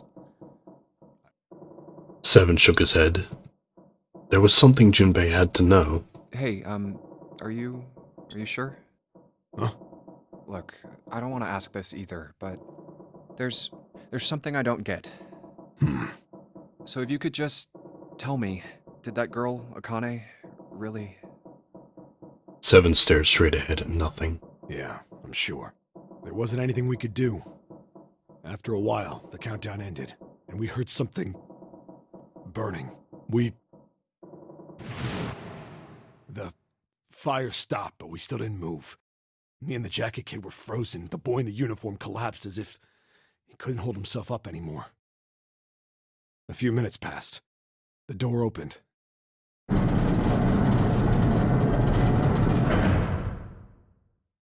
boy in the uniform tripped over his own feet running in. We followed, too numb to speak. The air in the incinerator was hot. Every breath made my lungs feel like they were on fire. It was like standing on hot asphalt. The air was wavering, and in the middle of the room, There it lay. The kid's legs were shaking so bad, I don't know how he managed to walk. I couldn't see his face, but his body somehow looked empty. Finally, he reached it.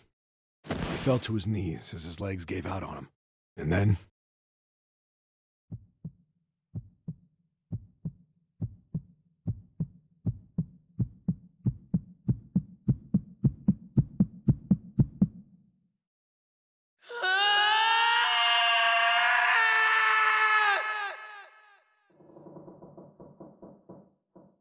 Junpei felt a cold lump form in the pit of his stomach.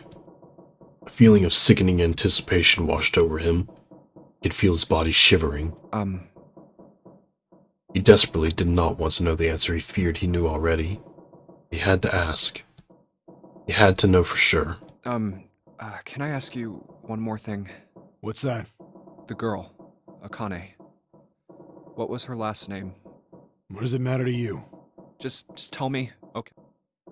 Seven looked at Junpei curiously and ran his tongue quickly over his dry lips. Kurashiki. Her name was Akane Kurashiki.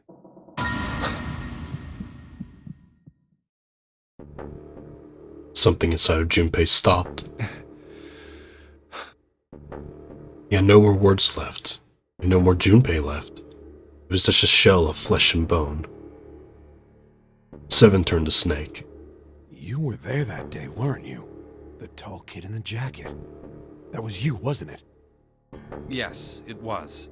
You are correct, Detective. Junpei's mind was blank, withdrawn from the world. Somewhere far away, he could hear Seven and Snake talking. Don't misunderstand me. I told you before how Zero threatened me. There was nothing I could do. I couldn't say anything about what happened 9 years ago.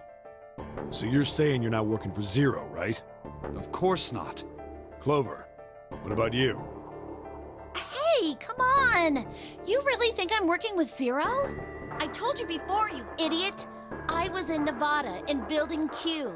I did hear that a detective rescued the kids on the boat, but I didn't know it was you. Her surprise seemed to be genuine. Seven regarded Clover for a moment and rubbed his chin thoughtfully. Well, I guess I believe you. Clover nodded. All right, let me ask you another question. He stuck his hands into his pockets and took a few steps. Then he stopped and turned to face them again. Santa's real name is Aoi Kurashiki. He's Akane's brother. You know that? No, I didn't. Did you? Well, yes. I know Aoi Kurashiki was her brother, but I didn't know he was Santa. At least not from the beginning. 9 years ago, he was in the middle of puberty. His voice is entirely different now. I'm ashamed to say that even my exceptional hearing wasn't able to make that connection. As such, I had no reason to think Santa was Aoi. When did you figure it out? Clover told me that Santa might have been one of the subjects of the initial experiment. It was only a short while ago, while we were leaving the library. When she told me that, I had a feeling. Santa is Aoi? Akane Kurashiki, June's brother? That spark caught flame in Junpei's leaden mind, and the fog began to clear. Like an engine beginning to turn, images and thoughts began to coalesce in his mind, coming faster and faster, forming bigger images, bigger thoughts. Junpei blinked. He was back. There's still a lot we don't know. I mean, like a lot. But there is one thing I think we can say we know. What's that? The body we found in the shower room. It had to be Nijisaki, dressed up to look like Snake. What? Come on, man, what kind of detective are you? You didn't figure that out already? Hey, go easy on me, man. I just got my memory back, all right? Cut me some slack. Well, if he is, the 3 murders make sense then, don't they? Yeah, that's right. Murder. Kubota blew himself up, but that was murder too. So why did these murders take place? If Junpei is correct, and the body in the shower room was Nijisaki's, that means all of the people who were murdered were involved with the creation of the Nonori Project. Kubota, the person who conducted the actual experiments. Nijisaki, Hongo's assistant. Musashido, the man who financed the project. You mean this was all just revenge? Santa is Zero. He's getting revenge for the death of his sister. That's why he killed them. No, I don't think Santa actually murdered anyone. Junpei didn't think, he knew. He couldn't explain why or how, but he had no doubt that Santa had killed no one. Perhaps the madness of the last several hours was finally driving him insane, but Junpei had ceased to be surprised at his sudden knowledge, and had even begun to accept it. If I'm right, then it's not hard to figure out who the next victim's gonna be, is it? I'm pretty sure I don't have to tell you. Yes. Yep. Right. Snake, Clover, and Seven all nodded. The next target will be Gentaro Hongo. The person who planned the Nonary project. In other words, Ace. There was a moment of silence, What? and then the room shook. Far away they heard the sudden rush of water. What the hell's going on here? It must be 6 a.m. Our time is up. Shit! Come on, we need to get out of here. How? In the drawer that held the picture was a keycard. Junpei grabbed it. I'm betting this sucker opens the exit. Come on, let's go.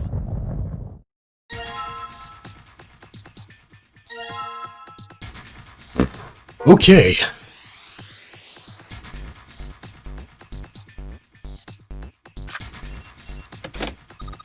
Junpei, look! It's unlocked! Yeah, now we can get out and get back to the library. Hurry, Junpei. We don't have time. Let's go. Right, let's go. Yeah, my mind is racing to try and think of what June is. Because if Akane died, then who is June?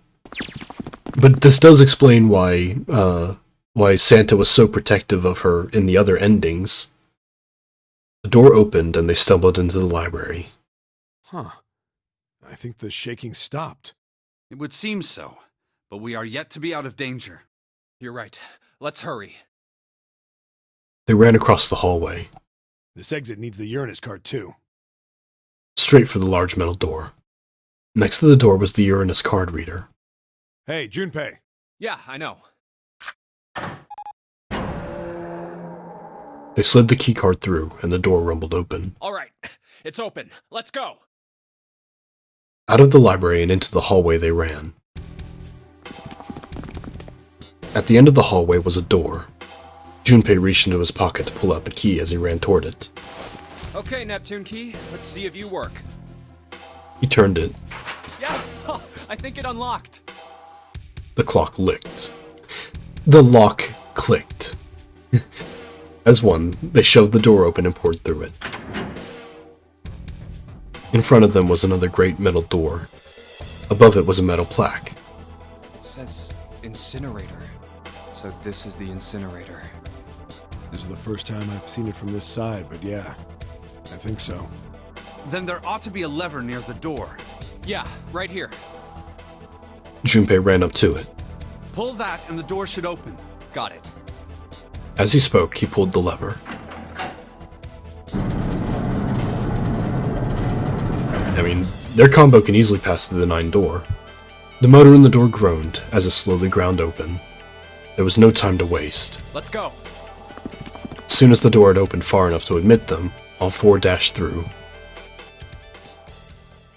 Then suddenly, there before them, were the 4 who they'd parted from earlier. Ace and Lotus stood in front of the number 9 door. Jesus, guys, how long have you been here? Santa was curled into a ball against the wall of the incinerator, holding his stomach. And then there was June. She sat slumped against the wall, exhausted. What the hell is going on? Junpei ran toward June, skidded to a stop in front of her and knelt down. What's wrong? Are you okay? Her face was pale and her lips dry. When she spoke, he could barely hear her. Jumpy, you came to get me. Of course I did. I made a promise. I'm so glad you're here. So glad. She mumbled the same words over and over, weakly. Junpei could feel his heart breaking. Hey, what happened to you? I'm fine. I just fainted. I wasn't feeling very good. I'm feeling a lot better now, though. Are you sure? Yes. I just need to rest a little longer. I'm sure I'll be fine. You shouldn't worry about me. She was looking towards Santa. Junpei turned to look as well. Santa. Santa grimaced, his face contorted in pain. Seven grabbed him by the collar and roared at him. Hey, where is it? Where's the gun? You hide it somewhere? Despite himself, a grunt of pain escaped Santa's lips as Seven shook him. I don't have it. I got sucker punched and they took the gun. What? Who took it? What? Isn't that obvious? I took the gun. Oh, we're back here again. Fuck. He did indeed have the revolver in his hand. It was pressed against Lotus's temple. And did you guys not pay attention to that when you walked in the door? Ace had her pinned to him with the other arm, and she was shaking visibly. Her fiery attitude was gone, replaced by fear. She didn't dare speak. There was sweat on her forehead, and when her eyes weren't flicking up to the gun pressed against her, they seemed to desperately want to say something. Just what the hell do you think you're doing, Ace? Or maybe I ought to say Gentaro Hongo, CEO of Cradle Pharmaceuticals? Seven's deep, baritone rumble shook the walls. Ace sneered. You have me at a disadvantage, and I don't like that. You know me, but I don't know you. Do you have any idea how much I've suffered? Can you even begin to understand my pain? I was so incredibly rich, and all I wanted to do was kill some kids. Can you not, like, feel the pain there? The pain of prosopagnosia, right? Junpei's voice was casual. Or at least it was trying to be. Another irritating insect. And how do you know that, Good question. I don't fucking know. Junpei couldn't say, he just knew. Another unexplainable mystery. No matter. If you don't want to answer, it makes no difference to me. This is a waste of time anyway. It's time for me to go. Behind Ace, Junpei could see the red. It was placed in a small indentation on the wall. Quickly, Ace placed his hand on the scanner. First is 1. Give me your hand. It beeped, and he forced Lotus's hand onto it as well. 8. And with this... Then at last he reached into the pocket of his jacket. He pulled something out and pressed it against the panel. Third asterisk appeared on the red. 9. The thing he had used for the final verification was the bracelet with the number 9. The ninth man. Kubota's bracelet. 1 + 8 + 9. I believe I've won this game. His smirk made Junpei's blood boil. I've had quite a time playing with you. I must thank Zero, I suppose. Wait, what? Ace doesn't know who Zero is. Junpei's eyes flicked towards Santa. He hadn't moved since they had entered the room. Santa was still holding his stomach and groaning as if in immense pain. Junpei wasn't sure if it was real pain, but he wasn't sure it wasn't either. What the hell are you planning, Santa? At any rate, this game ends now. Did he unload it? I will escape, and the rest of you will have a slightly less pleasant ending. I suggest you enjoy your final moments. Goodbye. Wait! Ace, of course, paid no heed to Seven's request, and laid hold of the lever on the red. With a sickening sense of finality, he pulled it.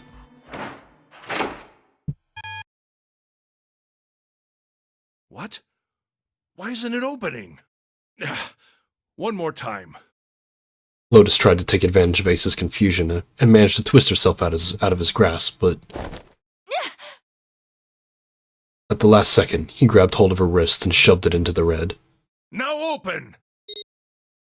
He waved the number 9 bracelet over the red, and then his own bracelet as well. He pulled the lever a second time. Did Santa switch them? What is this? That digital route should be 9! It has to be 9! Then why? Why isn't it opening? Ace's fury and confusion had overridden all other thoughts. He had set down the revolver. He was just below the red. Now!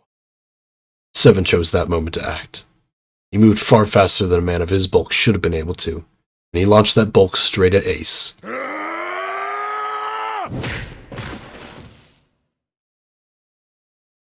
was over before they knew it. No!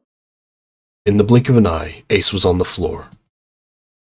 He rolled onto his side, groaning in pain. Lotus ran straight for Junpei. She darted around behind him and stuck her head out, making sure to keep Junpei between herself and Ace. Oh, that was close. Too close. Thank you, Seven. Don't mention it. Seven stood over Ace, his breathing slow and heavy. Just one punch ain't enough for this piece of shit. After what he did 9 years ago, I ought to rip him to pieces. But if a suspect can't talk, they ain't much good. Once he's locked up in a cell, we're gonna have a little chat. 9 years ago? Then you must be... Yeah, you finally figured it out, dumbass. Ace planted his hands on the floor and shook his head. Junpei walked toward him. He stopped and looked down at Ace with pity on his face. Ace, you killed Kubota, Nijisaki, and Musashido, didn't you? Wait, Nijisaki? He peered at Junpei, genuinely confused. Oh, right. You don't know yet. All right. We'll just go through them in order then. Let's start off with Kubota. You talked to Kubota and managed to convince him to go into door 5 alone. You killed him without making it look like you killed him. The way I figure it, you had 4 motives. 1. In the nonary game, the number 9 is dangerous. Whoever had the 9 bracelet could join whatever team they wanted. Junpei's doing the thing. He's doing what Ace said. Adding 9 to any number doesn't change the digital root. Which means that number 9 could do whatever they wanted. You wanted to remove that threat as soon as possible. 2. You wanted the number 9 bracelet for yourself, so that you could make use of its power. In fact, you did use it in the murder of Nijisaki. 3. Even if his number hadn't been 9, Kubota was a problem. He knew your past. He knew what had happened 9 years before. You needed to silence him before he told anyone. 4. But last, and perhaps the most disturbing, you used Kubota as a test. You wanted to know how serious this nonary game was. Was it truly life or death, or simply a harmless prank? You convinced him to break the rules so you could see what would happen. That was why you killed Kubota. But he was only the first. Next was Nijisaki. While everyone was off looking for the missing parts for the Reds, you ran into Nijisaki near the big hospital room. However, because of your prosopagnosia, you didn't realize he was Nijisaki. Chiefly because, when you met him, he was dressed like Snake. That was why you thought Nijisaki was Snake. No, that's not... That was Nijisaki? Why? How did... I'll get to that. Anyway, you thought he was Snake. Snake was one of the kids in your experiment 9 years ago. You remembered him because he was the blind kid, but his presence made you think. Snake was one of my subjects 9 years ago. He probably hates me. But if that's true, why isn't he saying anything? Is he keeping quiet because he can't see? Or perhaps he's working with Zero to get revenge on me. Whatever the reason, anyone who knows my past is a threat. Before he tries anything, I need to get rid of him. That was when you decided you had to kill him. The murder weapon was Kubota's bracelet. You just waved it over the red. Verified your own number and then grabbed Nijisaki's arm and forced it over the scanner panel. Then, when the door opened, you kicked him in. 9 seconds later, the door closed. And then 81 seconds passed. And poor Nijisaki was dead. And you mean to say... Snake is still alive? Sorry to disappoint you, but I'm as good as new. Thank you for killing the wrong man, but I can't say I like knowing that you wanted me dead. Although, to be honest, Even if you hadn't tried to kill me, I would still hate you very much. Well, I wouldn't blame you. Ace's self-derision was frustrating, but Junpei kept his emotions in check and continued. Last but not least, let's talk about Musashido's death. When Clover and I were investigating the chart room, you came over to talk to me. Do you remember what you said? Oh, a pocket watch. Might I take a look at it?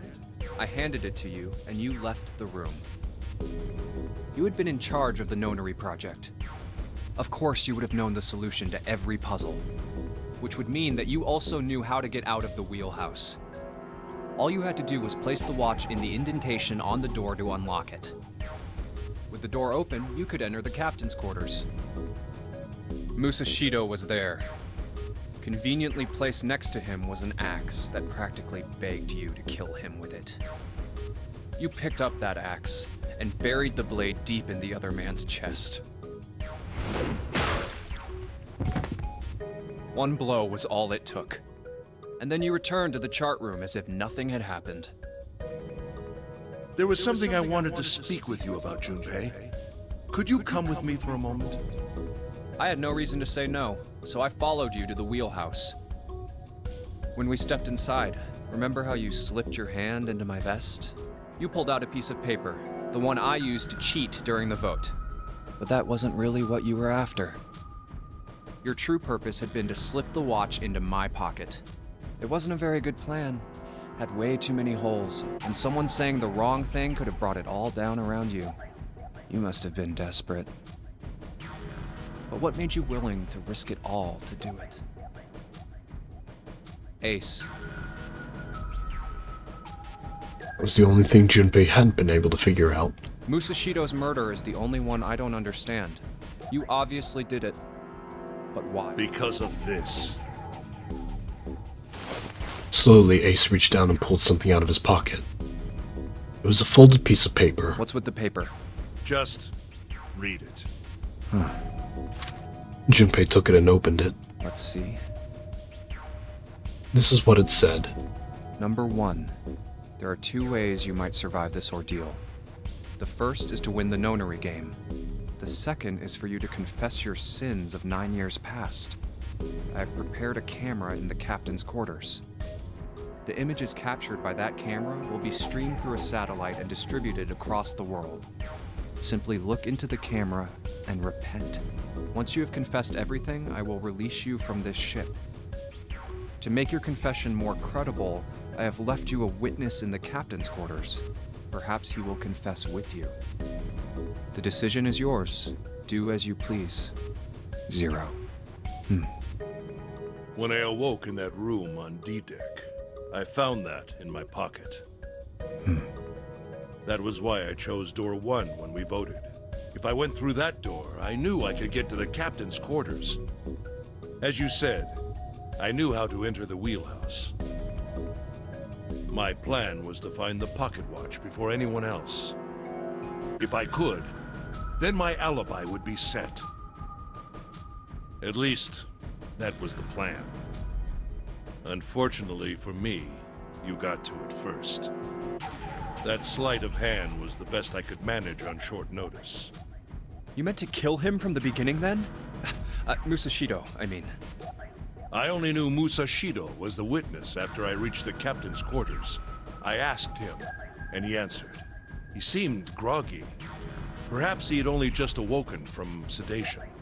I suppose Nijisaki was in much the same state. He seemed confused and disoriented when I encountered him. But yes, you are correct. I intended to kill him from the beginning. I proceeded to the captain's quarters in order to remove this so-called witness. Ace had confessed to everything. What energy he had left him with the truth.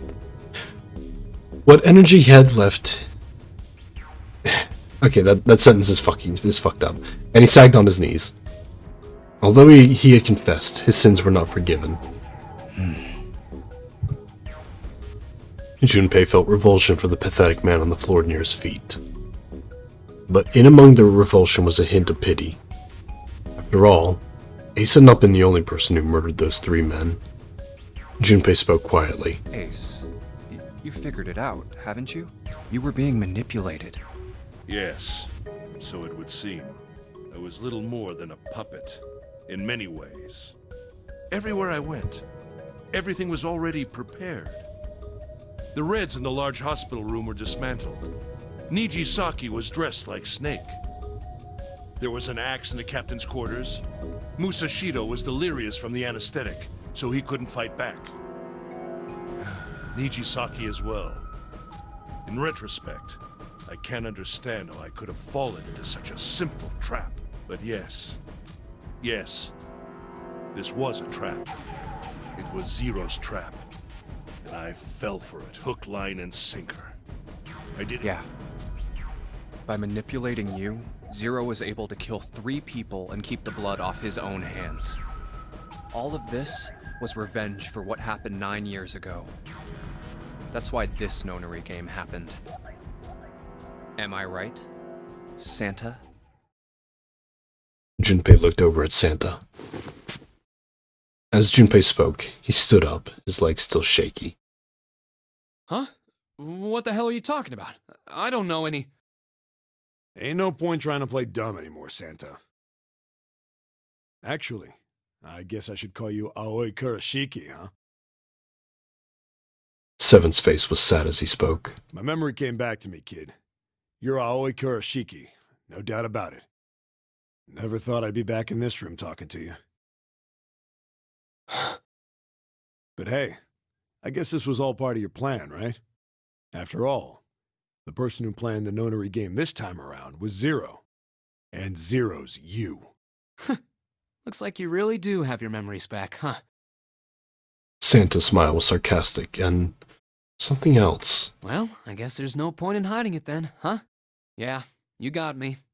I'm Aoi Kurashiki. I was one of the kids in the Nonary game 9 years ago. I made it out. So did Snake over there. But there's one thing... No, I guess there's 2 things you got wrong. Number 1, I ain't Zero. What? Wait, what? Sure, I was helping Zero out, but I'm really more of an assistant, like a secretary. But an assistant's only an assistant. I didn't come up with all this. All I did was follow Zero's orders. Then, if you're not Zero, who is? Calm down there, Junpei. Didn't I say 2 things? You made one more mistake. Junpei, you just said, all of this was revenge for what happened 9 years ago. That's why this Nonary game happened. But that's not it. Revenge isn't the only purpose. There's another reason you guys were playing the Nonary game. To save someone. Save someone? Right. You were brought here to help my sister. To save Akane. What the hell are you talking about? Akane Kurashiki died 9 years ago in this room. I was there. I saw... Suddenly, Seven froze. His eyes went wide as dinner plates, and he spun around towards June. Junpei followed his gaze. What? She was gone. Where June had been, there was nothing. What the hell? Where is she? Where's Akane Kurashiki? Seven began to mumble to himself. A strange series of words strung together as if his mind wasn't functioning properly. His face was twisted with effort, as though he were struggling with something they couldn't see. He gritted his teeth and pressed his hands against the side of his head. My head! My head, it feels like it's gonna pop! Seven! What the hell is going on? I don't know, I just... Oh! I swear to God, my head feels like it's about to explode! From somewhere far away, they all heard a deep, heavy noise. It sounded like a tremendous wheel slowly beginning to turn. Santa seemed to have entered an almost trance-like state. His words were calm and measured. What was the Nonary Project? I'm sure you know already, but I'll tell you one more time. It was a project designed to test a particular phenomenon. And what was that phenomenon? For 2 organisms to communicate with one another in the absence of physical contact. The morphogenetic field theory. Could human beings use these invisible fields to exchange information? That was what this experiment was conducted to determine. There were two separate locations. One was the Gigantic, and the other was a building in Nevada called Building Q. The 9 children trapped in Building Q were faced with numerous puzzles, copies of identical ones on the Gigantic. They were told to send their answers into the morphic field set and transmit them to their brothers and sisters on the Gigantic. The transmitters were put in Building Q, and the receivers were put on the Gigantic. Each sibling pair was supposed to be split up, but there was a mistake. Akane was a transmitter. She should have been in Building Q. However, for some reason, she was placed on the Gigantic with the receivers, like me. Perhaps she was mistaken for someone who was supposed to be in Group A. Whatever the case, Akane ended up on the Gigantic. I think I've told you enough. You get it, don't you? I'm pretty sure you know where this is going, Junpei. Where what is going? Don't play dumb. You know things you shouldn't. Things you couldn't.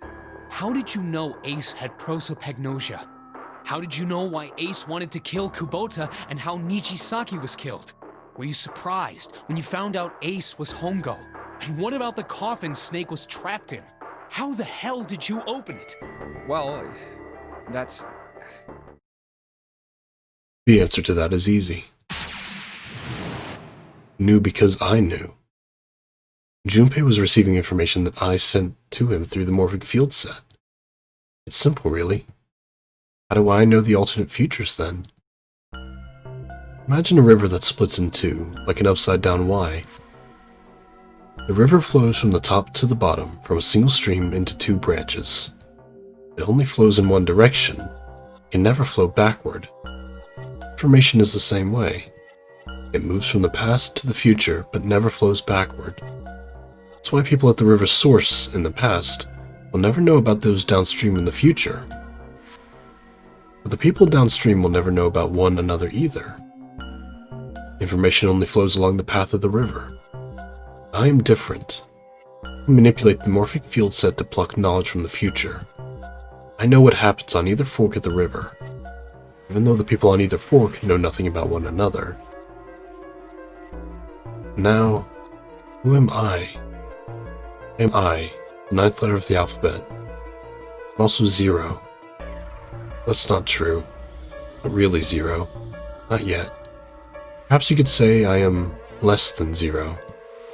0 is my future. In 9 years, I will be 0.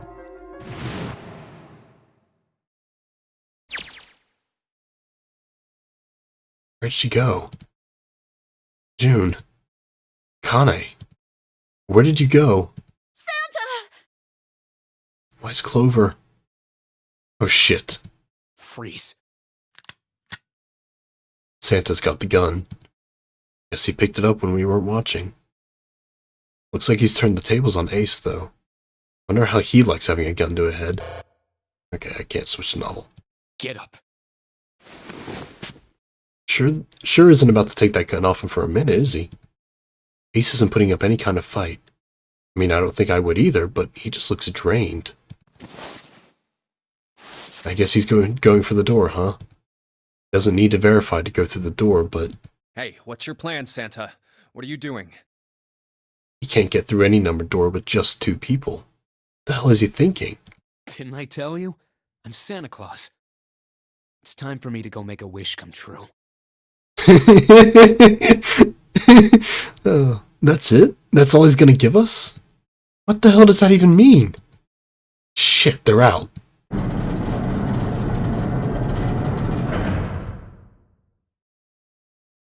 And now the gate's shut. Looks like the rest of us are stuck here. They're all looking at me. At least Seven's headache is gone. He seems to be alright. Well, I guess there's no harm in trying. Let's see if this door still opens. Damn. Well, it looks like this door isn't opening anytime soon. Oh, you mean we're trapped? So it would seem. What the hell is Santa trying to do? Oh my gosh. Oh my gosh, what? Have you considered where we are? There can really only be one thing Santa would do now. No. No, you can't be serious. Oh, but he is. Shit, we've got to do something. Maybe we can still get out through door 9. There's the red. Yeah, alright, we can do this. I've just gotta... No, it's not gonna work. There's no way. 5 of us can't open this door. 2 plus 4 plus 5 plus 7 plus 8 equals 26. 2 plus 6 equals 8. Is there any combination that'll work? Junpei, can I borrow your pen and notebook? Sure, why not? I don't think I'm gonna need them. Ever again. Well, she certainly looks purposeful. Looks like she's writing equations. A lot of them. Huh? Oh man, she doesn't look very happy.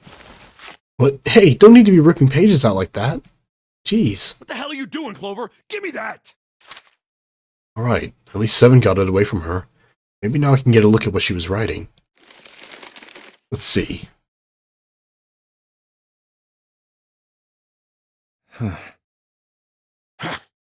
What?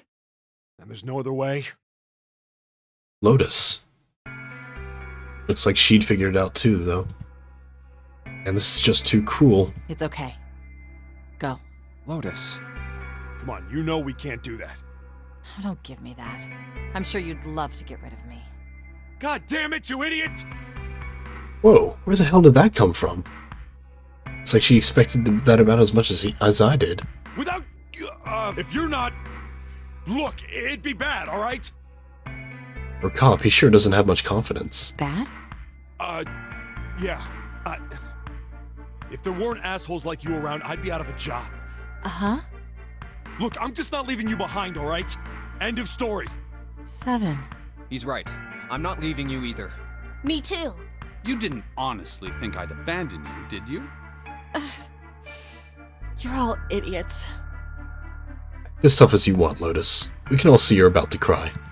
That being said, however, I doubt we would be able to open the door anyway, even if we were to leave Lotus behind. Huh? Why? I trust you remember what happened to Ace? I couldn't, see exactly what happened, but I was able to guess what he was attempting to do earlier, at the Red. Oh, yeah. No! What is this? Why? The digital route should be 9! It has to be 9! Then why? Why isn't it opening?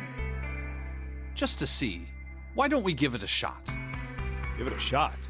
Yes, that is what I said.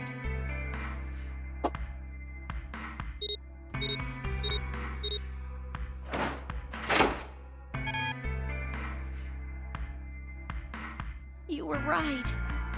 It ain't opening. But it did open 9 years ago. The digital route was 9 then, I'm sure of it. You think maybe they changed the settings? Perhaps. Shit. We can't get out through the door. We can't get out. The walls are way too high. There's no way in hell we could get to that hole 7 popped out of 9 years ago. What we can do is stand here and stare at this door with a 9 on it. Guess this is it. This is the end.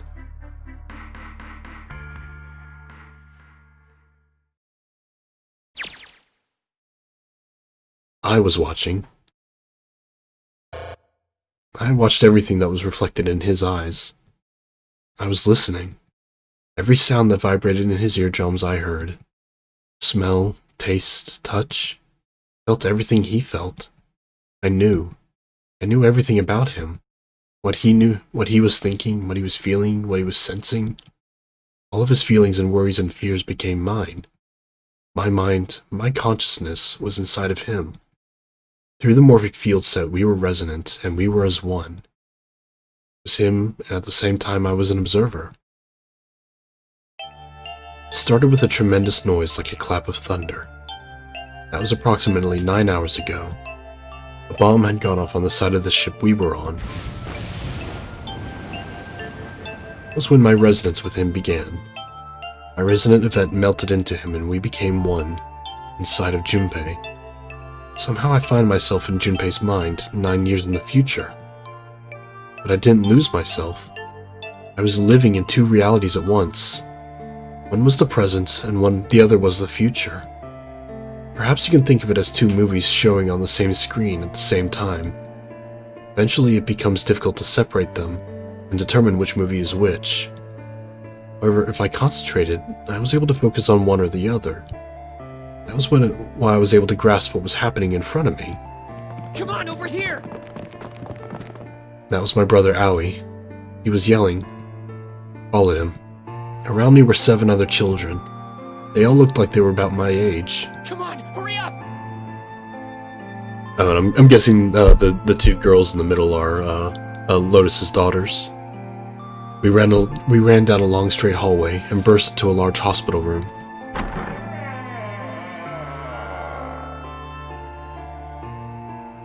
Everyone was arguing. 2 of the boys got into a fist fight.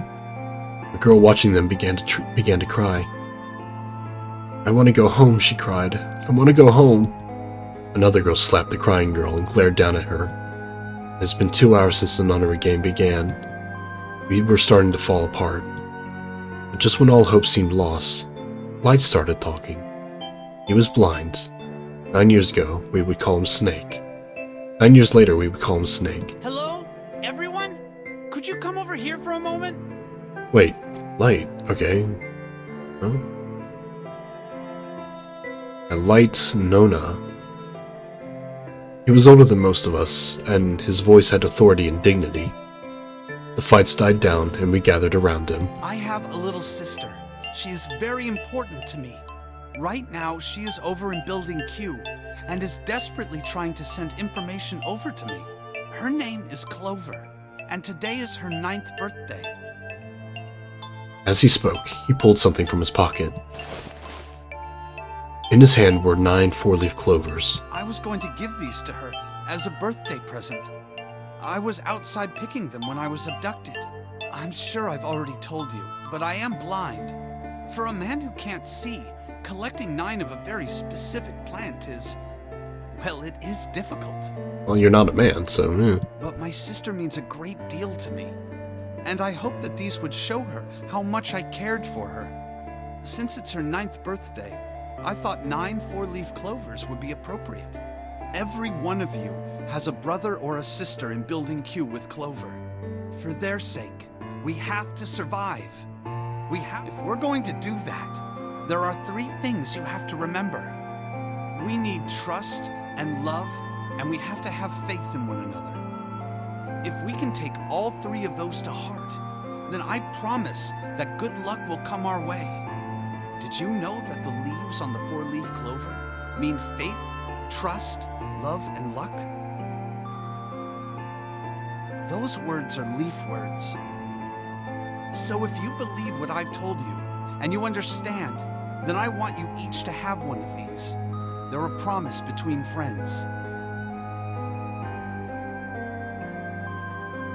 Eventually, he was left with only a single 4-leaf clover.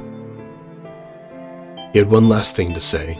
Now don't ever forget, so long as you have that, we will always be connected. Do you... When he finished, the tension of only a few minutes before was gone. We were calm.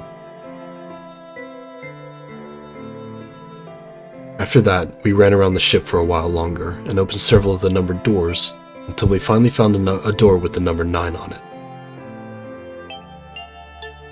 In fact, there were 2 doors with 9 on them, and we found them in the chapel. We split into 2 groups and walked through the doors.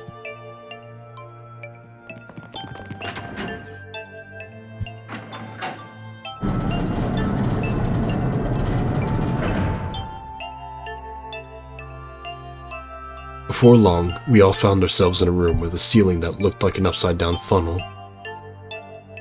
For some reason, this room had another number 9, but this time it was only 1. But if there was only 1 door, that meant only 5 people could escape. What are we gonna do? There aren't any other doors! We began to panic. Then, as if things had not gotten bad enough already,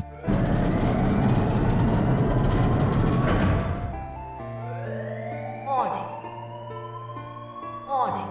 Emergency Incineration Command has been acknowledged. Automatic incineration will take place in 18 minutes. Please evacuate the incinerator immediately. Repeat. Emergency Incineration Command has been acknowledged. What? What's happening? What does that thing say? That's didn't sound good.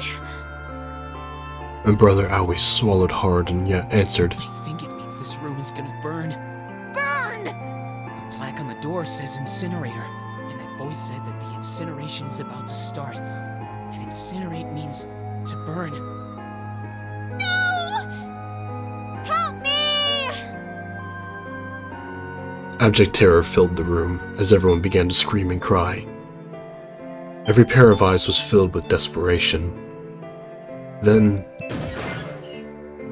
high up on the wall, a door opened and a man appeared. He was a huge, frightening mountain of a man, as large as a bear. 9 years later, we would call him Seven. Don't worry, kids. I'm not your enemy. I'm one of the good guys. I'm a detective. I'm here to rescue you. The rest happened just like Seven had said it did. The four of us who'd stayed behind were saved by Seven. We crawled through the vent, away from the incinerator, and slid down into the hall. We came out on the other side of the door 9. On the wall opposite the door was a set of double doors. We went through those and began to run up the spiral stairs. As we ran, I led the way. Behind me were Nona, my brother Aoi, Snake, and Seven. The other children, the one who'd gone through door 9 before us, were up ahead. I could hear them cheering each other on. We ran and ran and ran. We leapt across as many stairs as we could and kept running. The stairs spiraled upward like a tornado. Eventually I pulled ahead of the rest. Perhaps Nona had slowed them down. I didn't want to lose them, so I slowed down as well. I didn't want to stop, but I glanced over my shoulder from time to time to see if they had caught up. That was when I realized... Oh no, where is it? Did I drop Jumpy's present? I knew I had it with me when we passed through the vent. Then, had I dropped it as we slid out? I had to go back, I had to. But I knew I couldn't tell the others. They would stop me, I was sure of that. I didn't stop to think, I simply moved. I ran to the central hall, the room that connected to all the other areas of the ship. I hid in the shadows, and moments later I felt a rush of wind as they ran past me up the staircase. I waited until they were out of sight, and then I ran. I moved as quietly as I could, down and down and down. Finally, as I reached the bottom deck, I ran into the hallway and looked around frantically. There it is! It was just where I thought it'd be, sitting under the opening of the vent. I ran over and snatched it from the floor, but as I ran back toward the stairs in freedom,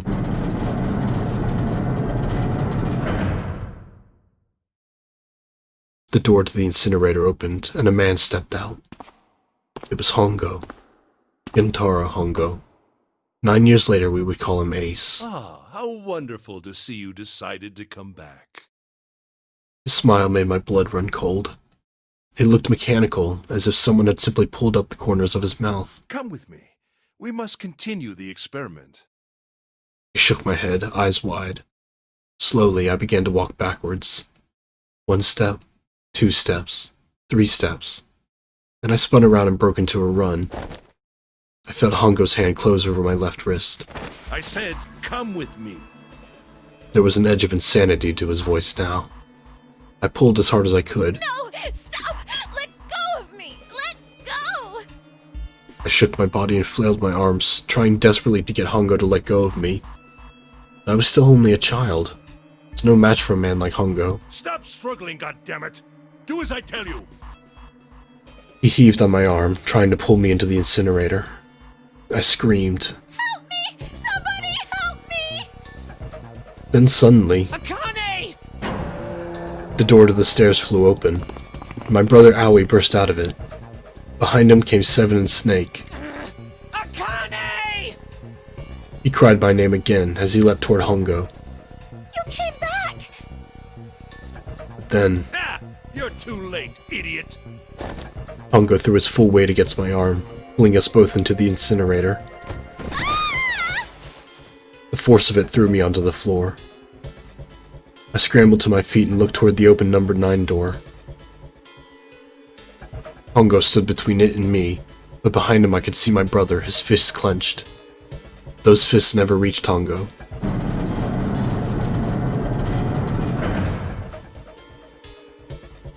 With the cold, heartless screech of metal on metal, the door slammed shut. Pungo glanced at me mechanically, his face registering that there was an object there, but not anything he would consider a human being. Then he turned away and walked to the red that sat next to the door. He reached into his pocket and removed 2 bracelets. He waved them both over the scanner panel. 2 asterisks appeared on the red. He checked the screen, then tossed the bracelets carelessly onto the floor. What was he doing? What was the point? He made no effort to explain himself, of course. He said nothing at all, and walked past me as though I were nothing more than a rock by the roadside. A few moments later,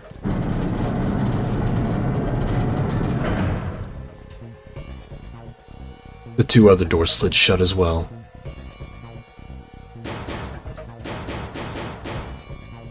Faintly, I could hear someone pounding on the door behind me.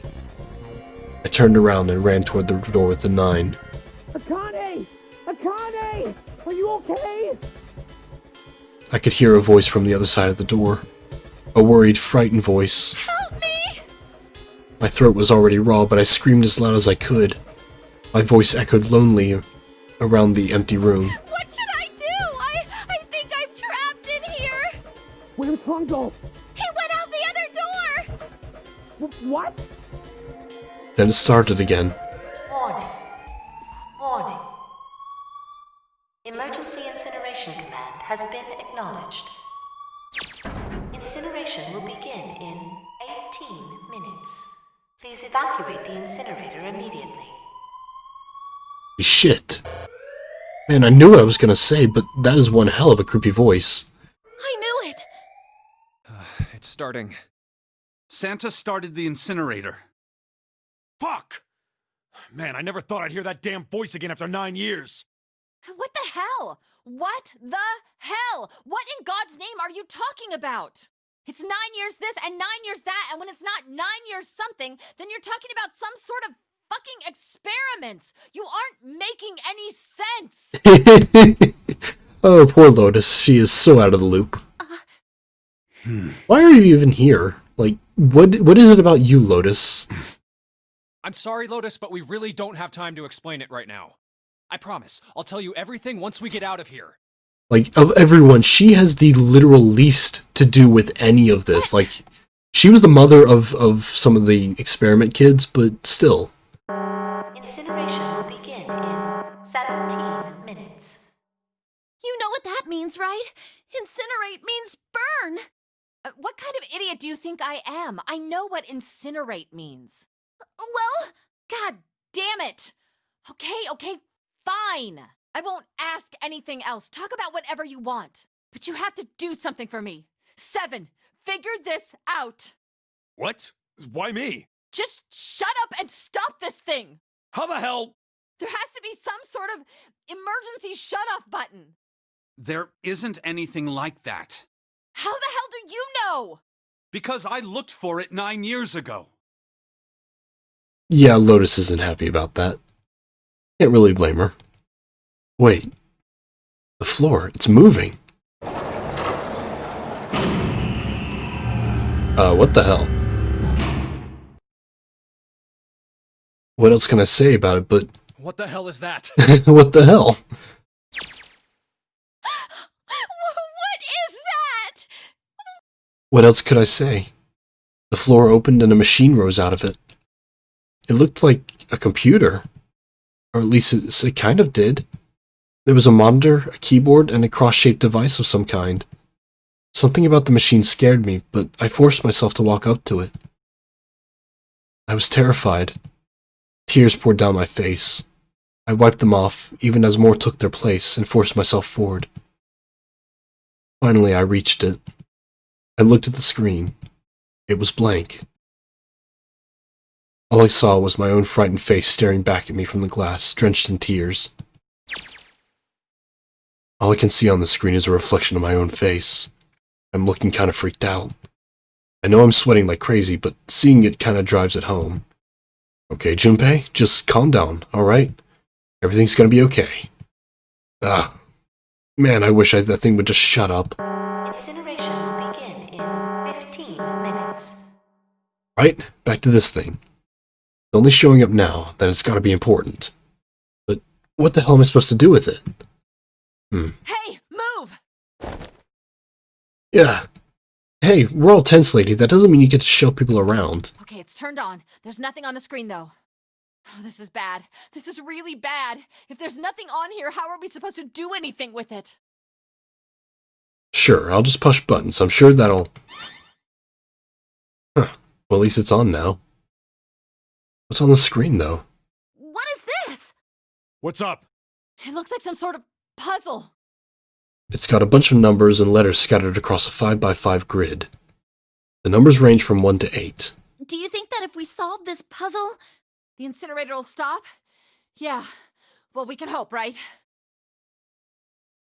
Alright, puzzle, how do you work? Oh man, that goddamn voice again. Incineration will begin in 13 minutes. Shit, 13 minutes.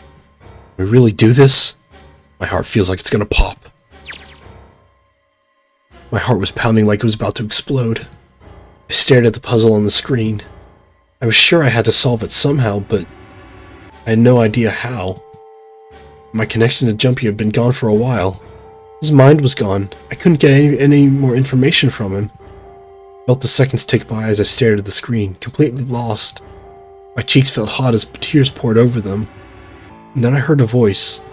Hey, what are you doing? It was muffled. I turned around. Pressed against the window in the entry door was a face. A frightening evil face. It was Hongo. How long had he been watching me? Don't know what to do? He was yelling, but his voice was still muffled. It's simple, really. But I suppose I might as well tell you. Just solve the puzzle on that machine.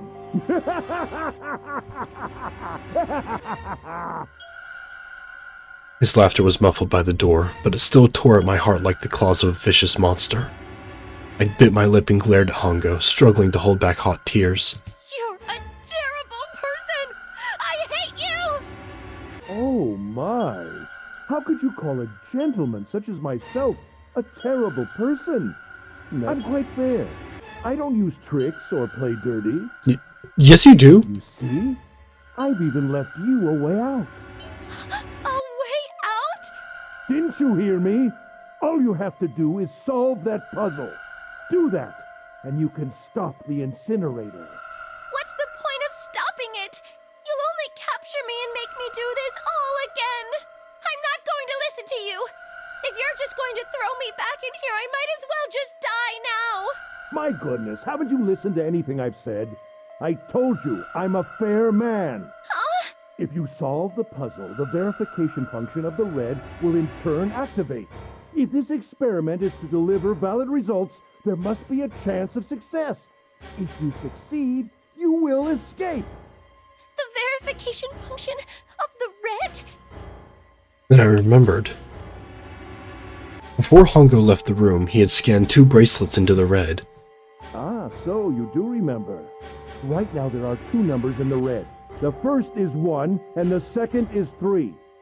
Say, Akane, what's your number? I looked down at my left hand. The face on my bracelet showed a 5. Hey, she's got Junpei's number. I ran to the door with a 9 on it. I grabbed the red and put my hand against the scanner panel. You really aren't one for listening, are you? I hear Hongo's muffled voice from across the room. I've already told you, didn't I? Once you solve the puzzle, the verification function of the red will activate. In other words, if you haven't solved the puzzle, you can't enter your number. What kind of fool are you? Why are you doing this? You could never understand. You don't know what it's like to spend every day surrounded by monkeys. Now start the experiment. Solve the puzzle. I can't! I don't know how! Of course you don't. Isn't that the point? You understand, don't you? Access the morphogenetic field and find the solution. I can't! Then you'll die. You'll burn alive. It's gonna be quite hot in there in a few minutes. I imagine it will be very painful.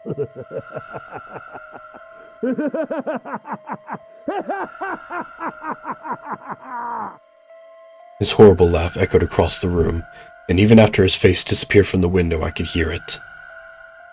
Incineration will begin in 10 minutes. Look, dude just really loves killing kids.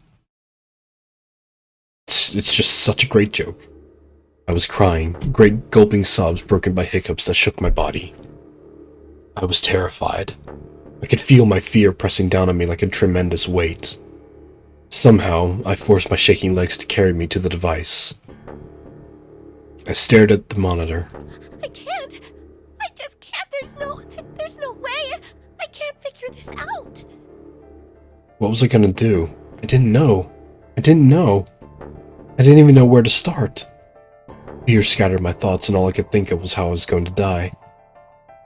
My palms were sweating, and my blood was boiling in my veins. It was hot. So hot. Couldn't breathe. I felt dizzy. My heart roared in my chest, as if it would pound itself to pieces.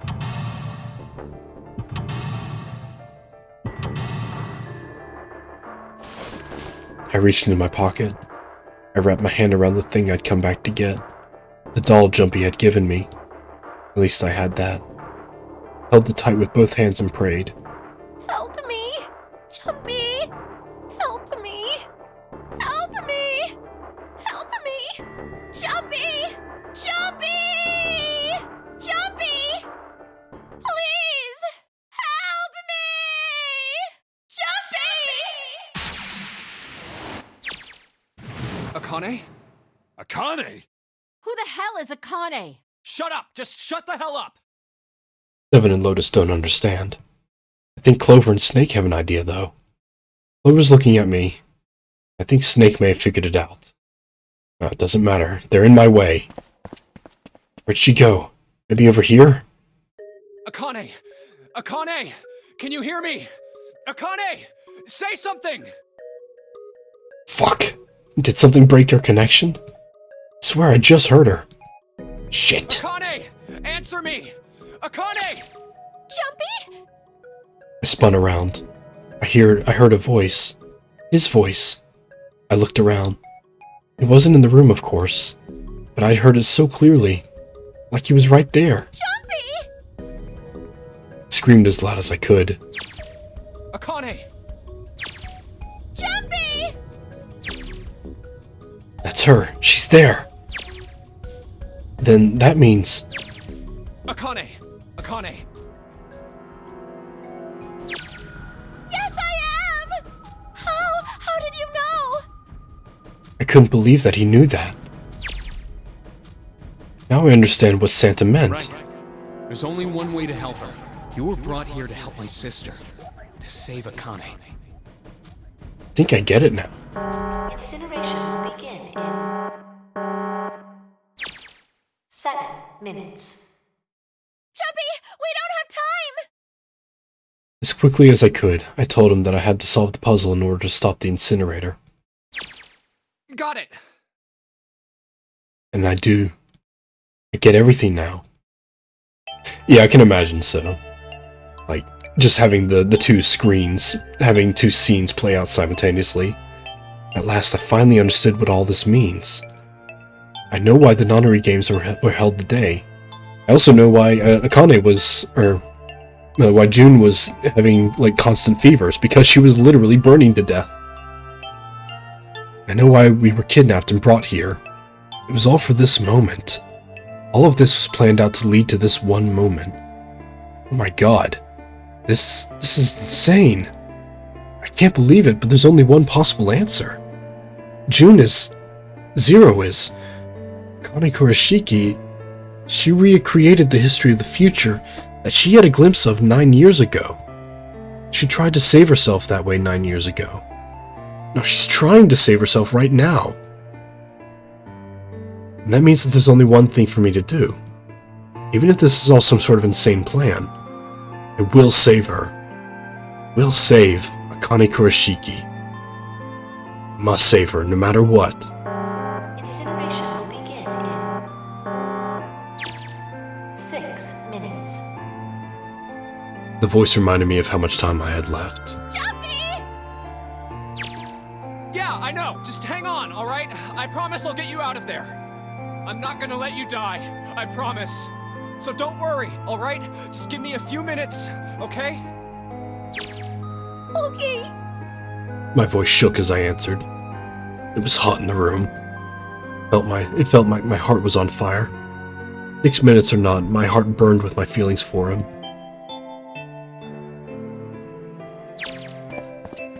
Alright, time to get to work, Junpei.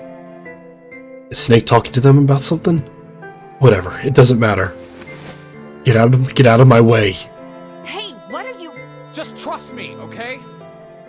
Sorry, Lotus. I didn't mean to snap, but there's a lot more at stake here than your pride. I'll apologize later, alright?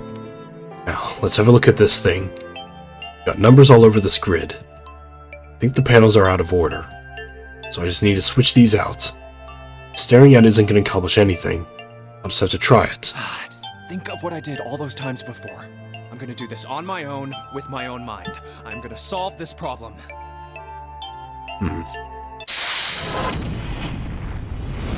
My own mind, huh? Seek a way out. Okay. Go. When I pressed hint, numbers appeared in the empty spots on the grid. They're all single digits. I get the feeling the numbers change when I switch out the yellow squares. With the square at the bottom, why does it stay blank when I press hint? This one?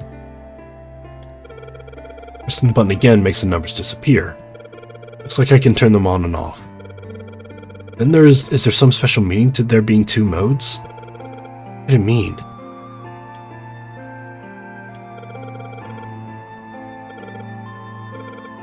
Yeah, okay, stop.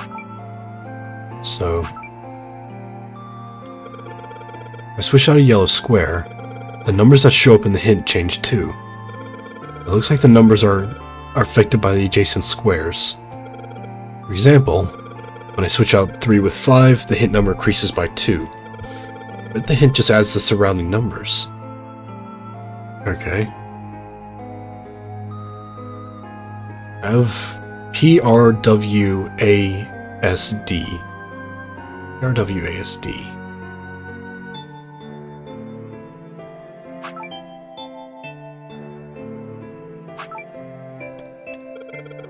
Displays. A D-square only has 1 digit. It must be calculated in a different way. Okay, so digital roots and hexadecimal. They'll always end up as 1 digit. So A being 10. A being 10. What was it? P would be 23. That'd be 33 and 33, 36. That's 9. That doesn't make sense.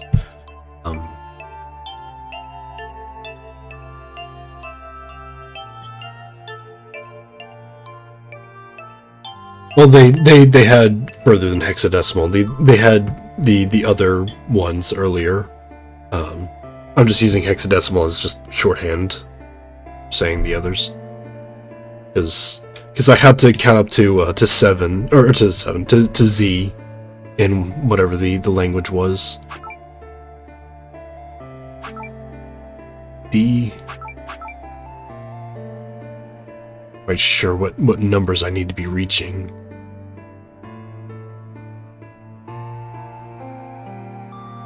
Let's see, so oh,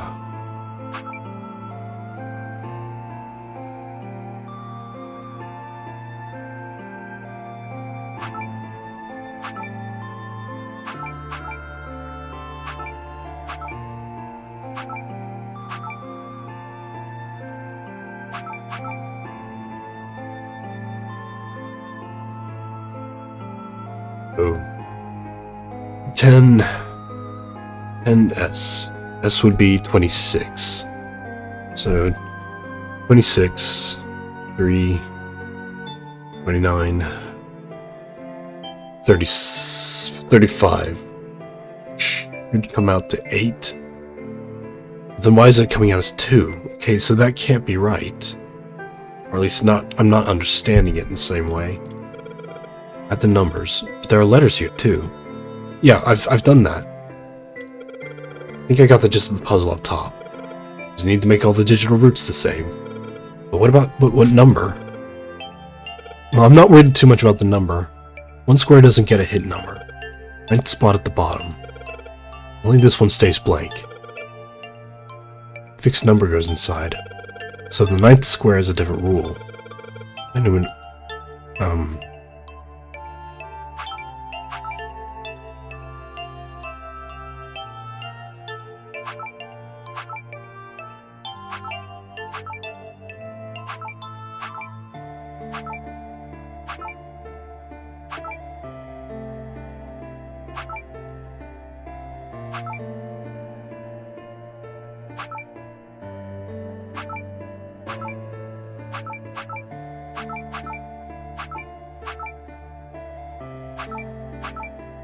Okay, well, I wrote out...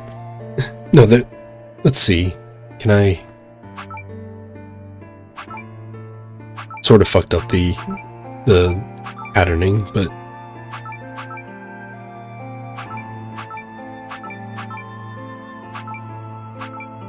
I don't know if this is actually helping, but it's making me happy, so...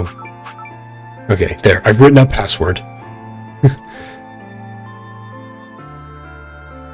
Alright, well, that was fun. So, let's see. Okay, so I'm guessing, since I keep emphasizing 9, that I need to get like all 9s in the boxes. Alright, so 3.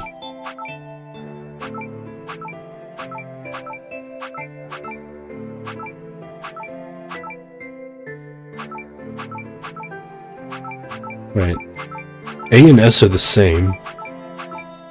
Why are A and S the same? Fuck, I really don't understand the math behind this. I'm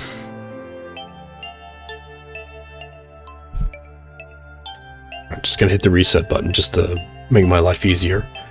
Okay, so... got password. I assume I need to make everything 9. Just because they keep saying, hey, there's a 9th box. Or R. 1, 2, 3, 4, 5, 6, 7, 8, 9, 10, 11, 12. There's 12. Oh, fucking Sudoku. That's super freaking easy.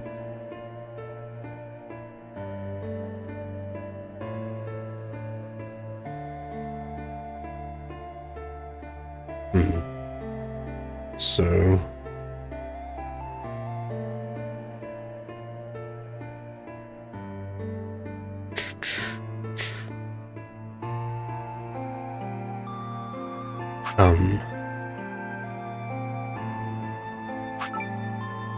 So 4.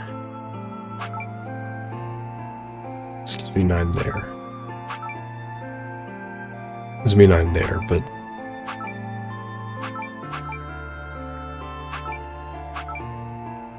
that gives me 9s. But if I change out something here, yeah, that'll change those up.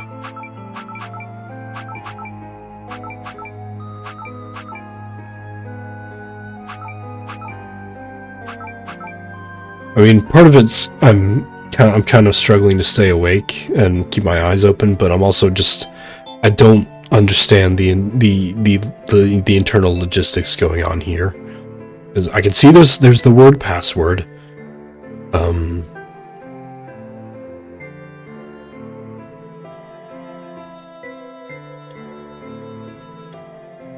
So,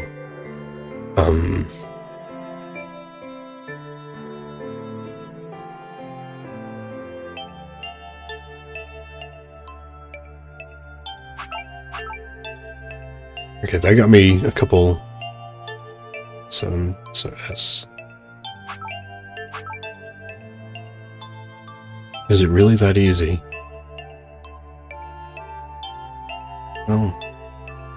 those are already 9s.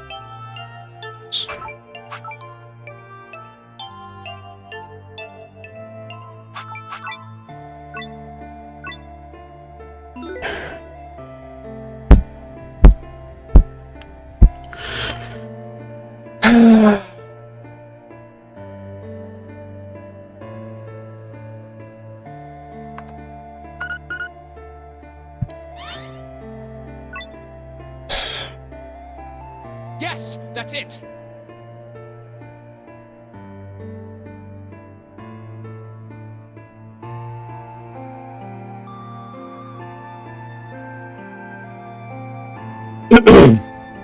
Okay. Akane, did you get it? Yes, I did! I solved it! I mean, really, you solved it for me, but I copied everything you did! Akane, you don't want to be copying what I did. Now I just have to press enter! Then what the hell are you waiting for? Push it! Okay, I will! I'm pressing enter. I'm hitting it now. I hit the enter key. Emergency shutdown command has been confirmed. Incineration system has been disabled.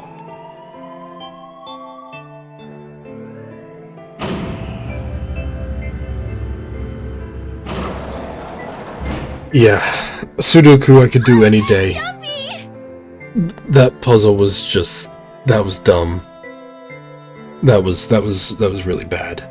It worked! It worked! The incinerator shut down! It worked! Tears rolled down my face as I cried out to him, but they were a very different sort of tears. A wonderful feeling of accomplishment and relief fled to my body. At the same time, what strength I'd had left disappeared and I collapsed to the floor. For a while I just lay there, laughing and crying, enjoying being alive. Every time I thought about him, I thought my heart would burst. Whew. I guess people would think that Sudoku was too easy. I mean, I've never had trouble with Sudoku, but I can't quite believe I did that. Also, Sudoku as a final puzzle kind of feels underwhelming, but I'm so glad. So glad. I feel like my heart's on fire.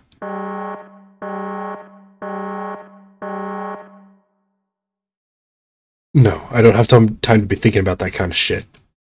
I need to tell Akane. Akane, sorry, but things are kind of busy over here.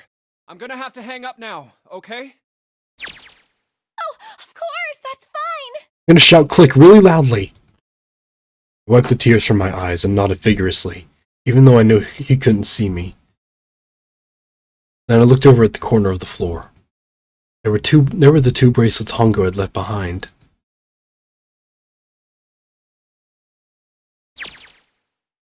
Now.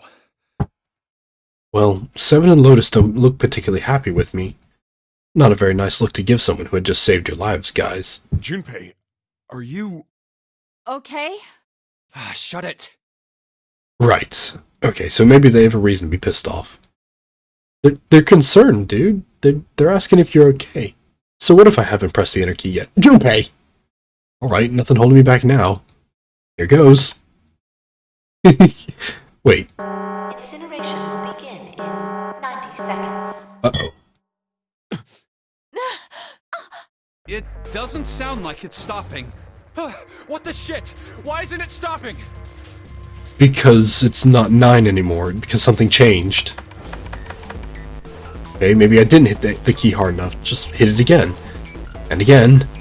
And again. Okay, maybe that's not working either. The alarm's still going off. What the hell's going on? Got all the right numbers in the right boxes. It's perfect. So why the fuck isn't this thing stopping? Incineration will begin in 60 seconds. Wait. Of course. That's what the numbers that showed up after the puzzle mean. 2 plus 4 plus 5 plus 7 plus 8. 6, 11, 18, 26, 8. Yeah. Then, door 9. No, that's it. That number on the door isn't a 9. It's not even a number. It is hidden, but an exit can be found. Seek a way out. Seek a door that... Holy shit. Of course. We just have to put the right number into the red and... Incineration will begin in 30 seconds. Run, guys! Get to the door! Run! Oh shit, oh shit, oh shit, oh shit. I don't have much time. And I sure hope they can just trust me on this one, or we are all fucked. Alright, no time to explain, just go. Quick! Verify your numbers on the red! Verify? Who? What combination? All of us! We all need to verify! Why? You really think this is a good time to ask questions? Just do it! Hurry, hurry, hurry, hurry, hurry! Incineration will begin in 10 seconds. 9, 8, 7, 6, 5, 4, 3, 2. Central gate has been opened. Incineration system has been disabled.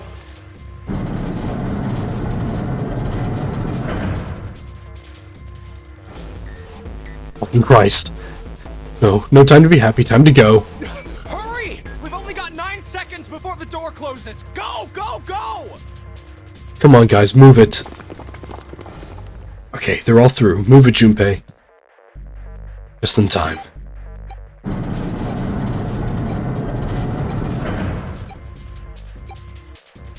And there goes the door. No, don't calm down yet. We're not done. We still gotta finish and find the dead. Oh, well, that was easy.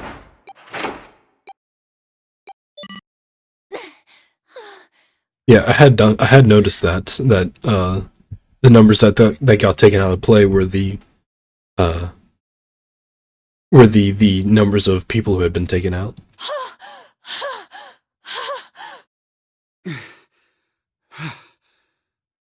Shit. Looks like we made it, huh?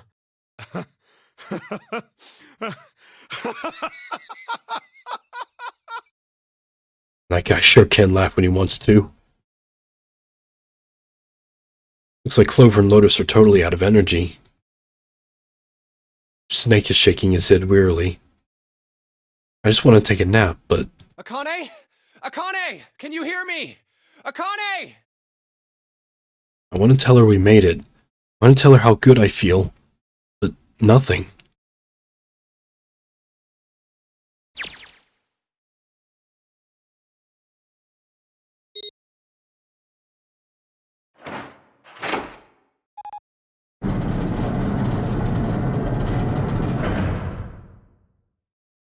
The door opened. Standing in front of it was my brother. Akane! Oi! Cried his name, even though my voice was almost gone from screaming, and leapt into his arms. Oh, oi! Akane! I buried my face in his chest and cried again. Cried and cried and cried. The steady thump of his heart in my ear made me feel like I was home. Its beat was almost like a lullaby. I wrapped my arms around him as far as they would go and held him as tight as I could. Just to be there felt like a miracle. I hadn't felt the warmth of another human body in what seemed like an eternity. I just wanted to stay there in his arms forever. But I couldn't. The moment I'd passed through the door, my bracelets had begun to count down to death. I leapt away from him and looked around. The door had already closed. I spotted the dead only a short distance away. It took me only a moment to get to and scan all the bracelets. I left the ones Hongo had dropped on the scanner panel. That was it.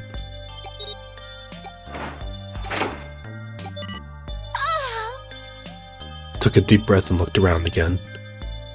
The huge detective who we'd call 7 in 9 years and Snake, the blind boy, were looking at me. The blind boy was looking at me. They seemed to have been utterly stunned by my sudden appearance. Their eyes were wide and their mouths hung open. Alright, let's get out of here. If we don't book it, we might run into Hongo again. Aoi was right. It was time to get moving. The mention of Hongo seemed to jar 7 and Snake out of the surprise, and they nodded. We took off running up the spiraling stairs to freedom. Time for more running. But if they can get us out of here, no wonder we're running so hard.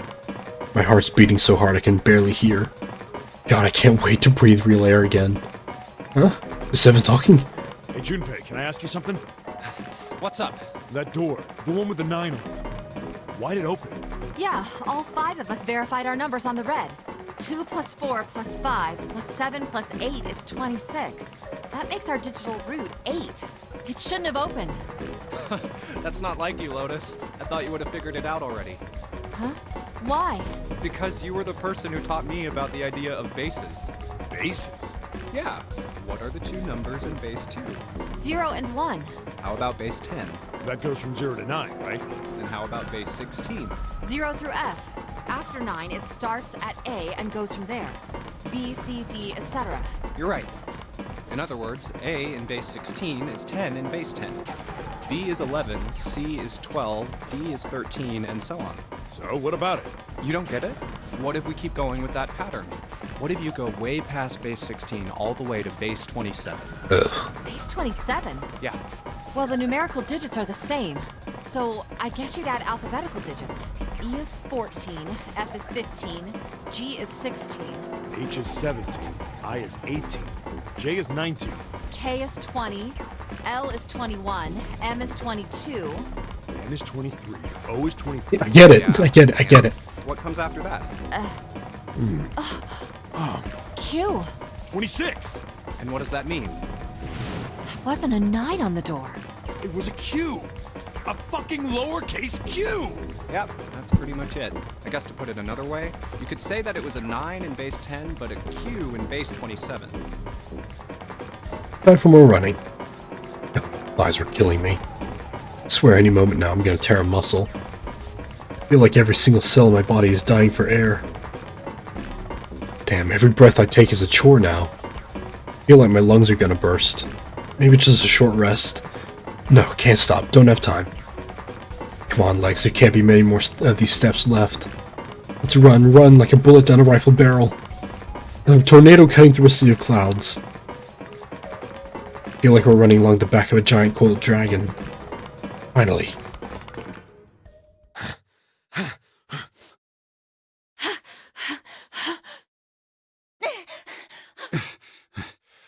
Phew. Jesus, I can barely breathe. No, Junpei, no time to rest. Pull yourself together, you're almost there. Alright, I'm gonna open it. Yeah. Yes. We're finally here! Please do.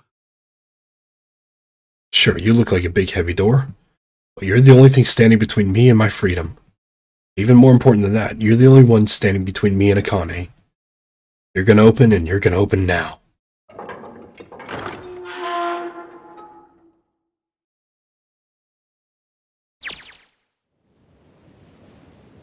Felt a hand on my shoulder. It was Aoi's. He gave it a small, reassuring squeeze. I was so happy I felt like I could melt. My heart was at peace, and not only because my brother and I were back together again. Thanks to the huge detective, all 9 of us who had been kidnapped were finally able to escape from the Gigantic. On the distant horizon, we could see the faint outline of the ship as it sank. It gave a thunderous roar as it finally slipped beneath the waves. Its last cry echoed out from across the ocean, and then it was gone. It's over. We whispered. Yeah. It was over. It was finally over. Was it? Was it really? No, that was wrong. That wasn't it at all. Sure of it. This wasn't the end. It was only the beginning. This was only a prologue to what would happen in 9 years.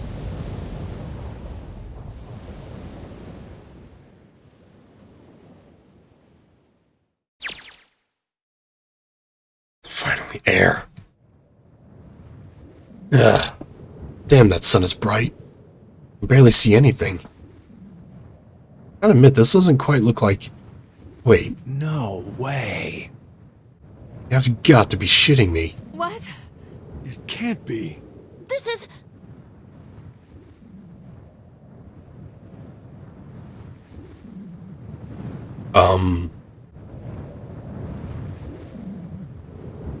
This is the building in the Nevada desert.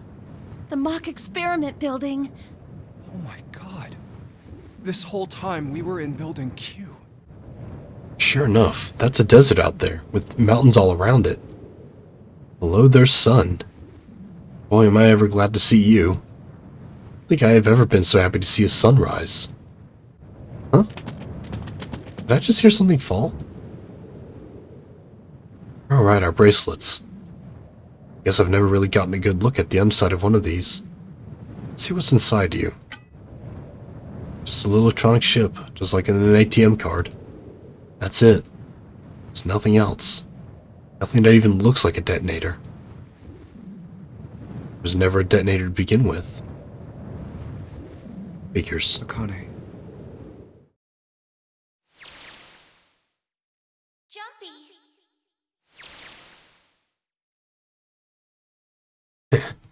Guess I must be pretty crazy about the girl if I think I'm hearing her voice in the wind.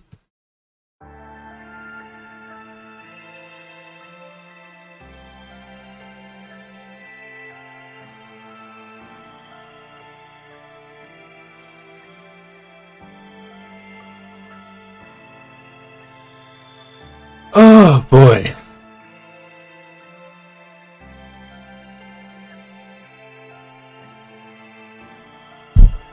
Well, that was a mind trip. Well, this didn't really pan out, I guess. Like, Ice 9, I figured would be a bit more prevalent or something, but no, it was just kind of a further chain of the morphogenetic field.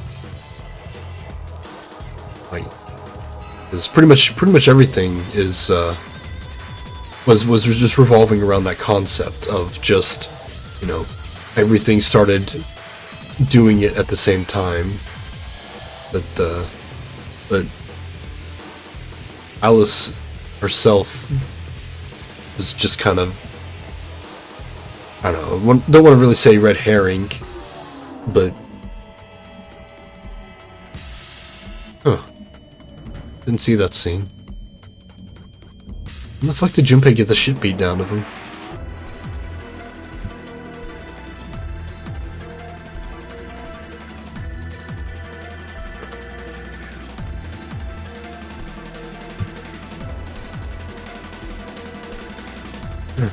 Yeah, we'll see.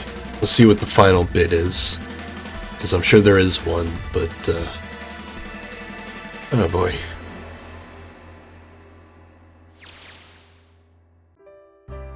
Are you okay? Oh, come on. This is nothing. Really? Yeah. You don't look okay. It was just before the end of elementary school. Jumpy and I were sitting next to each other on a small hill, looking down at the town as the sun slowly set. How does it look then? He was half serious and half joking. Thought about it for a minute first. Well, let's see. It looks like you kissed a toad and got warts, but then they just kept growing and growing and growing. Dude, you're missing teeth. Like, go to the hospital. What does that even mean? It means you look broken as hell, dude. Junpei grinned and... Ow. See? I told you you're not okay. You're too reckless. Did you go one-on-one with a wasp hive or something, buddy? You can't beat 5 8th graders, Jumpy. That's crazy. Yeah, but I couldn't just stand there. I mean, don't you think so? I had to do something.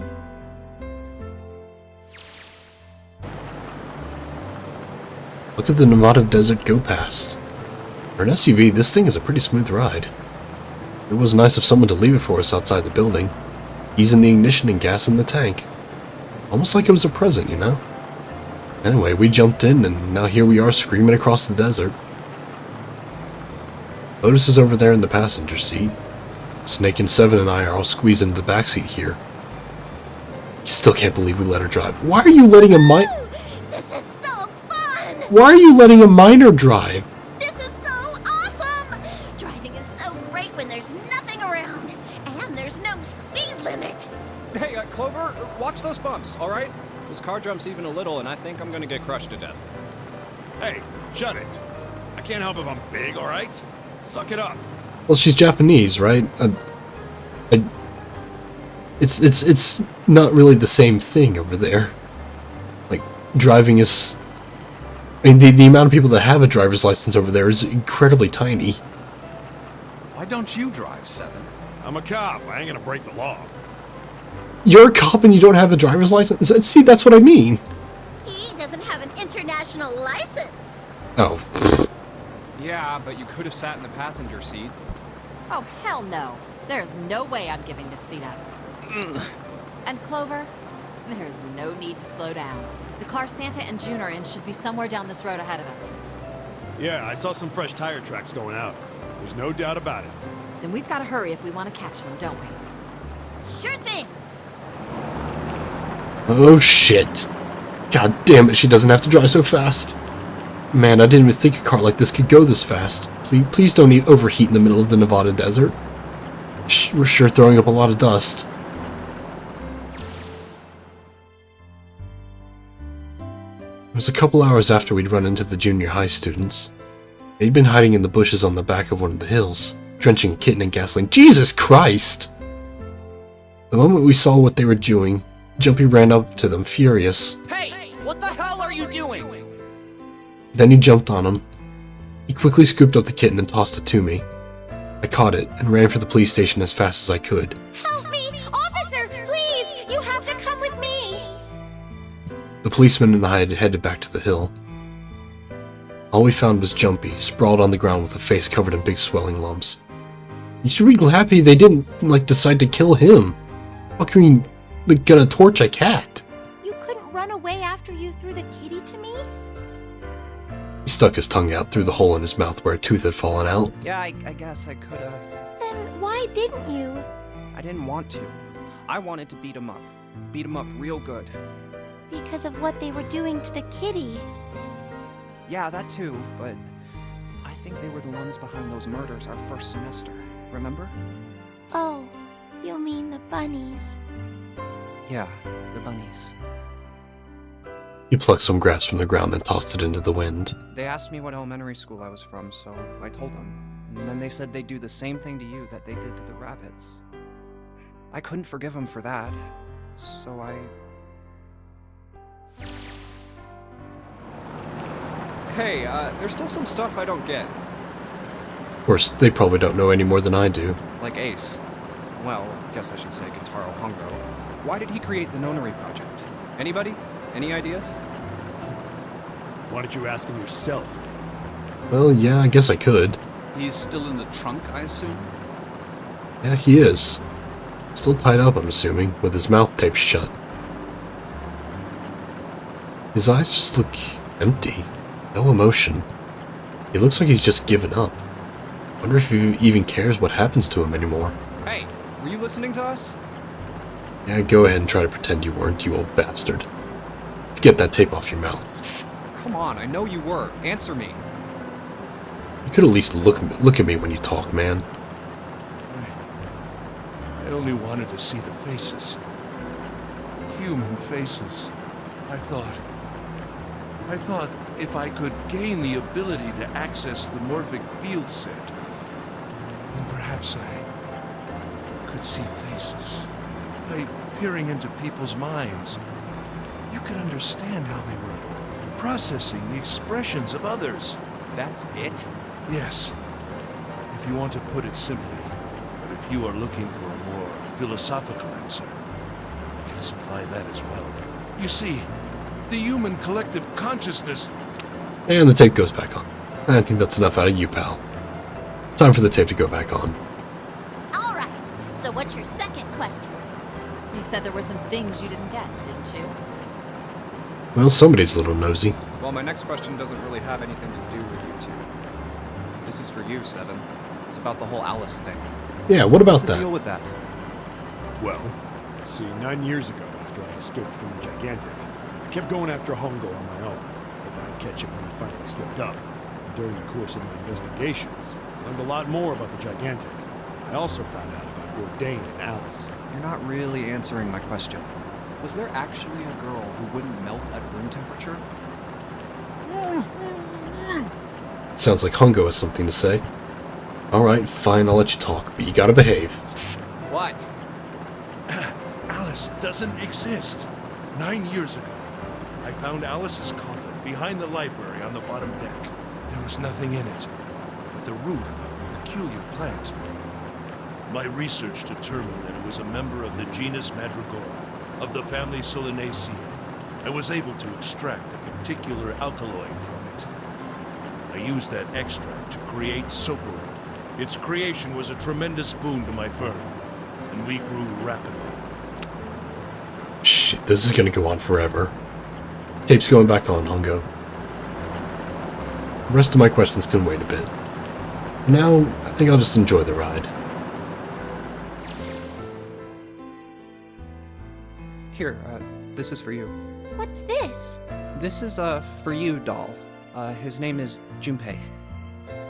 Jumpy pulled something out of his pocket and shoved it out his arm toward me. In his hand was a doll made of yarn small enough to fit in his palm. Jumpy, are you sure it's, for you, doll? Huh? Yeah, the lady at the shop said so that means it's for you, right? Are you sure it's not a voodoo doll? Wait, what? That's... Oh, man. Oh, man. Well, it sure looks like a voodoo doll. I mean, you do know what a voodoo doll is used for, right? Yeah, I guess calling it Junpei isn't a very good idea then. Why are you giving me this anyway? It just seems really sudden. Well, you know how after June, we aren't gonna get to see each other too much? I mean, we're gonna be in different schools, and I just thought I'd, Oh, okay, well, how about we call it June, then? Okay. So, I wanted to give you this. You sound like some sort of tribal chief in a bad movie. Yes. I, head of tribe. This doll, traditional charm of tribe. So I give this, it me. So we always together. Oh, Jumpy.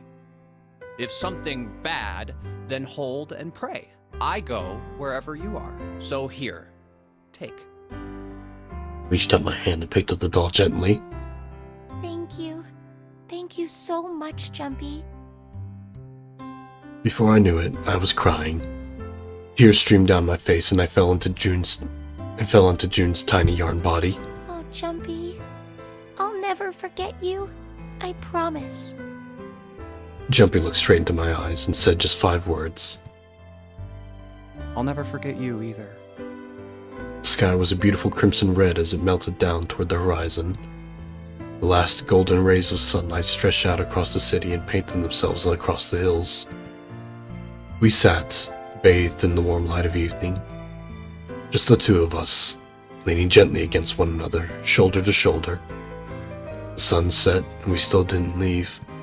We watched in silence as the darkness deepened. One by one, the lights of the town began to flicker on.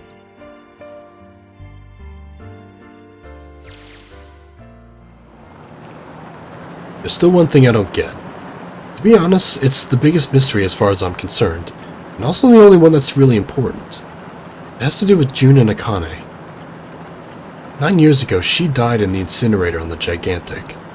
But she's still alive now, as June. But how?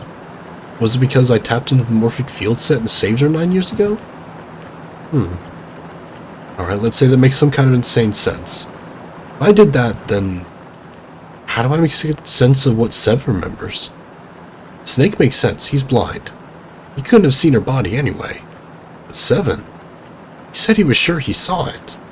Does that mean there's some kind of historical discrepancy? Or wait, maybe that's not it at all. There is one other logical explanation. Was what you told me the truth, Seven? You look satisfied. No. No way. Couldn't. Hey, look! Over there! There's somebody next to the road. Huh? What?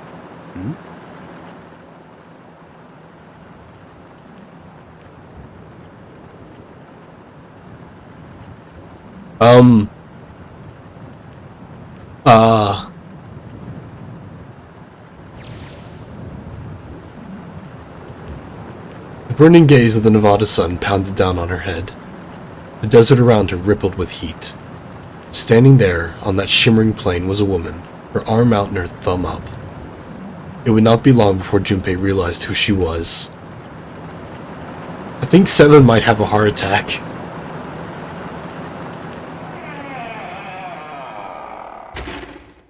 Oh my fucking god.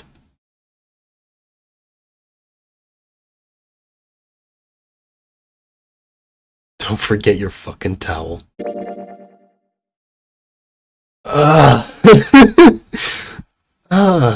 Boy.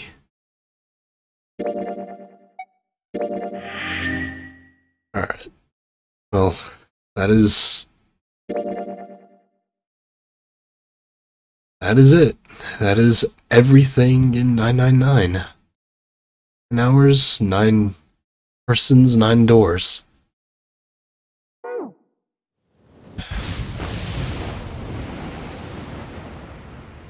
Alright, well, this has been a lot of fun, and has definitely been a trip, but it is incredibly late, and I have to go crash now, so have a great night, and I will talk to you guys later. Bye.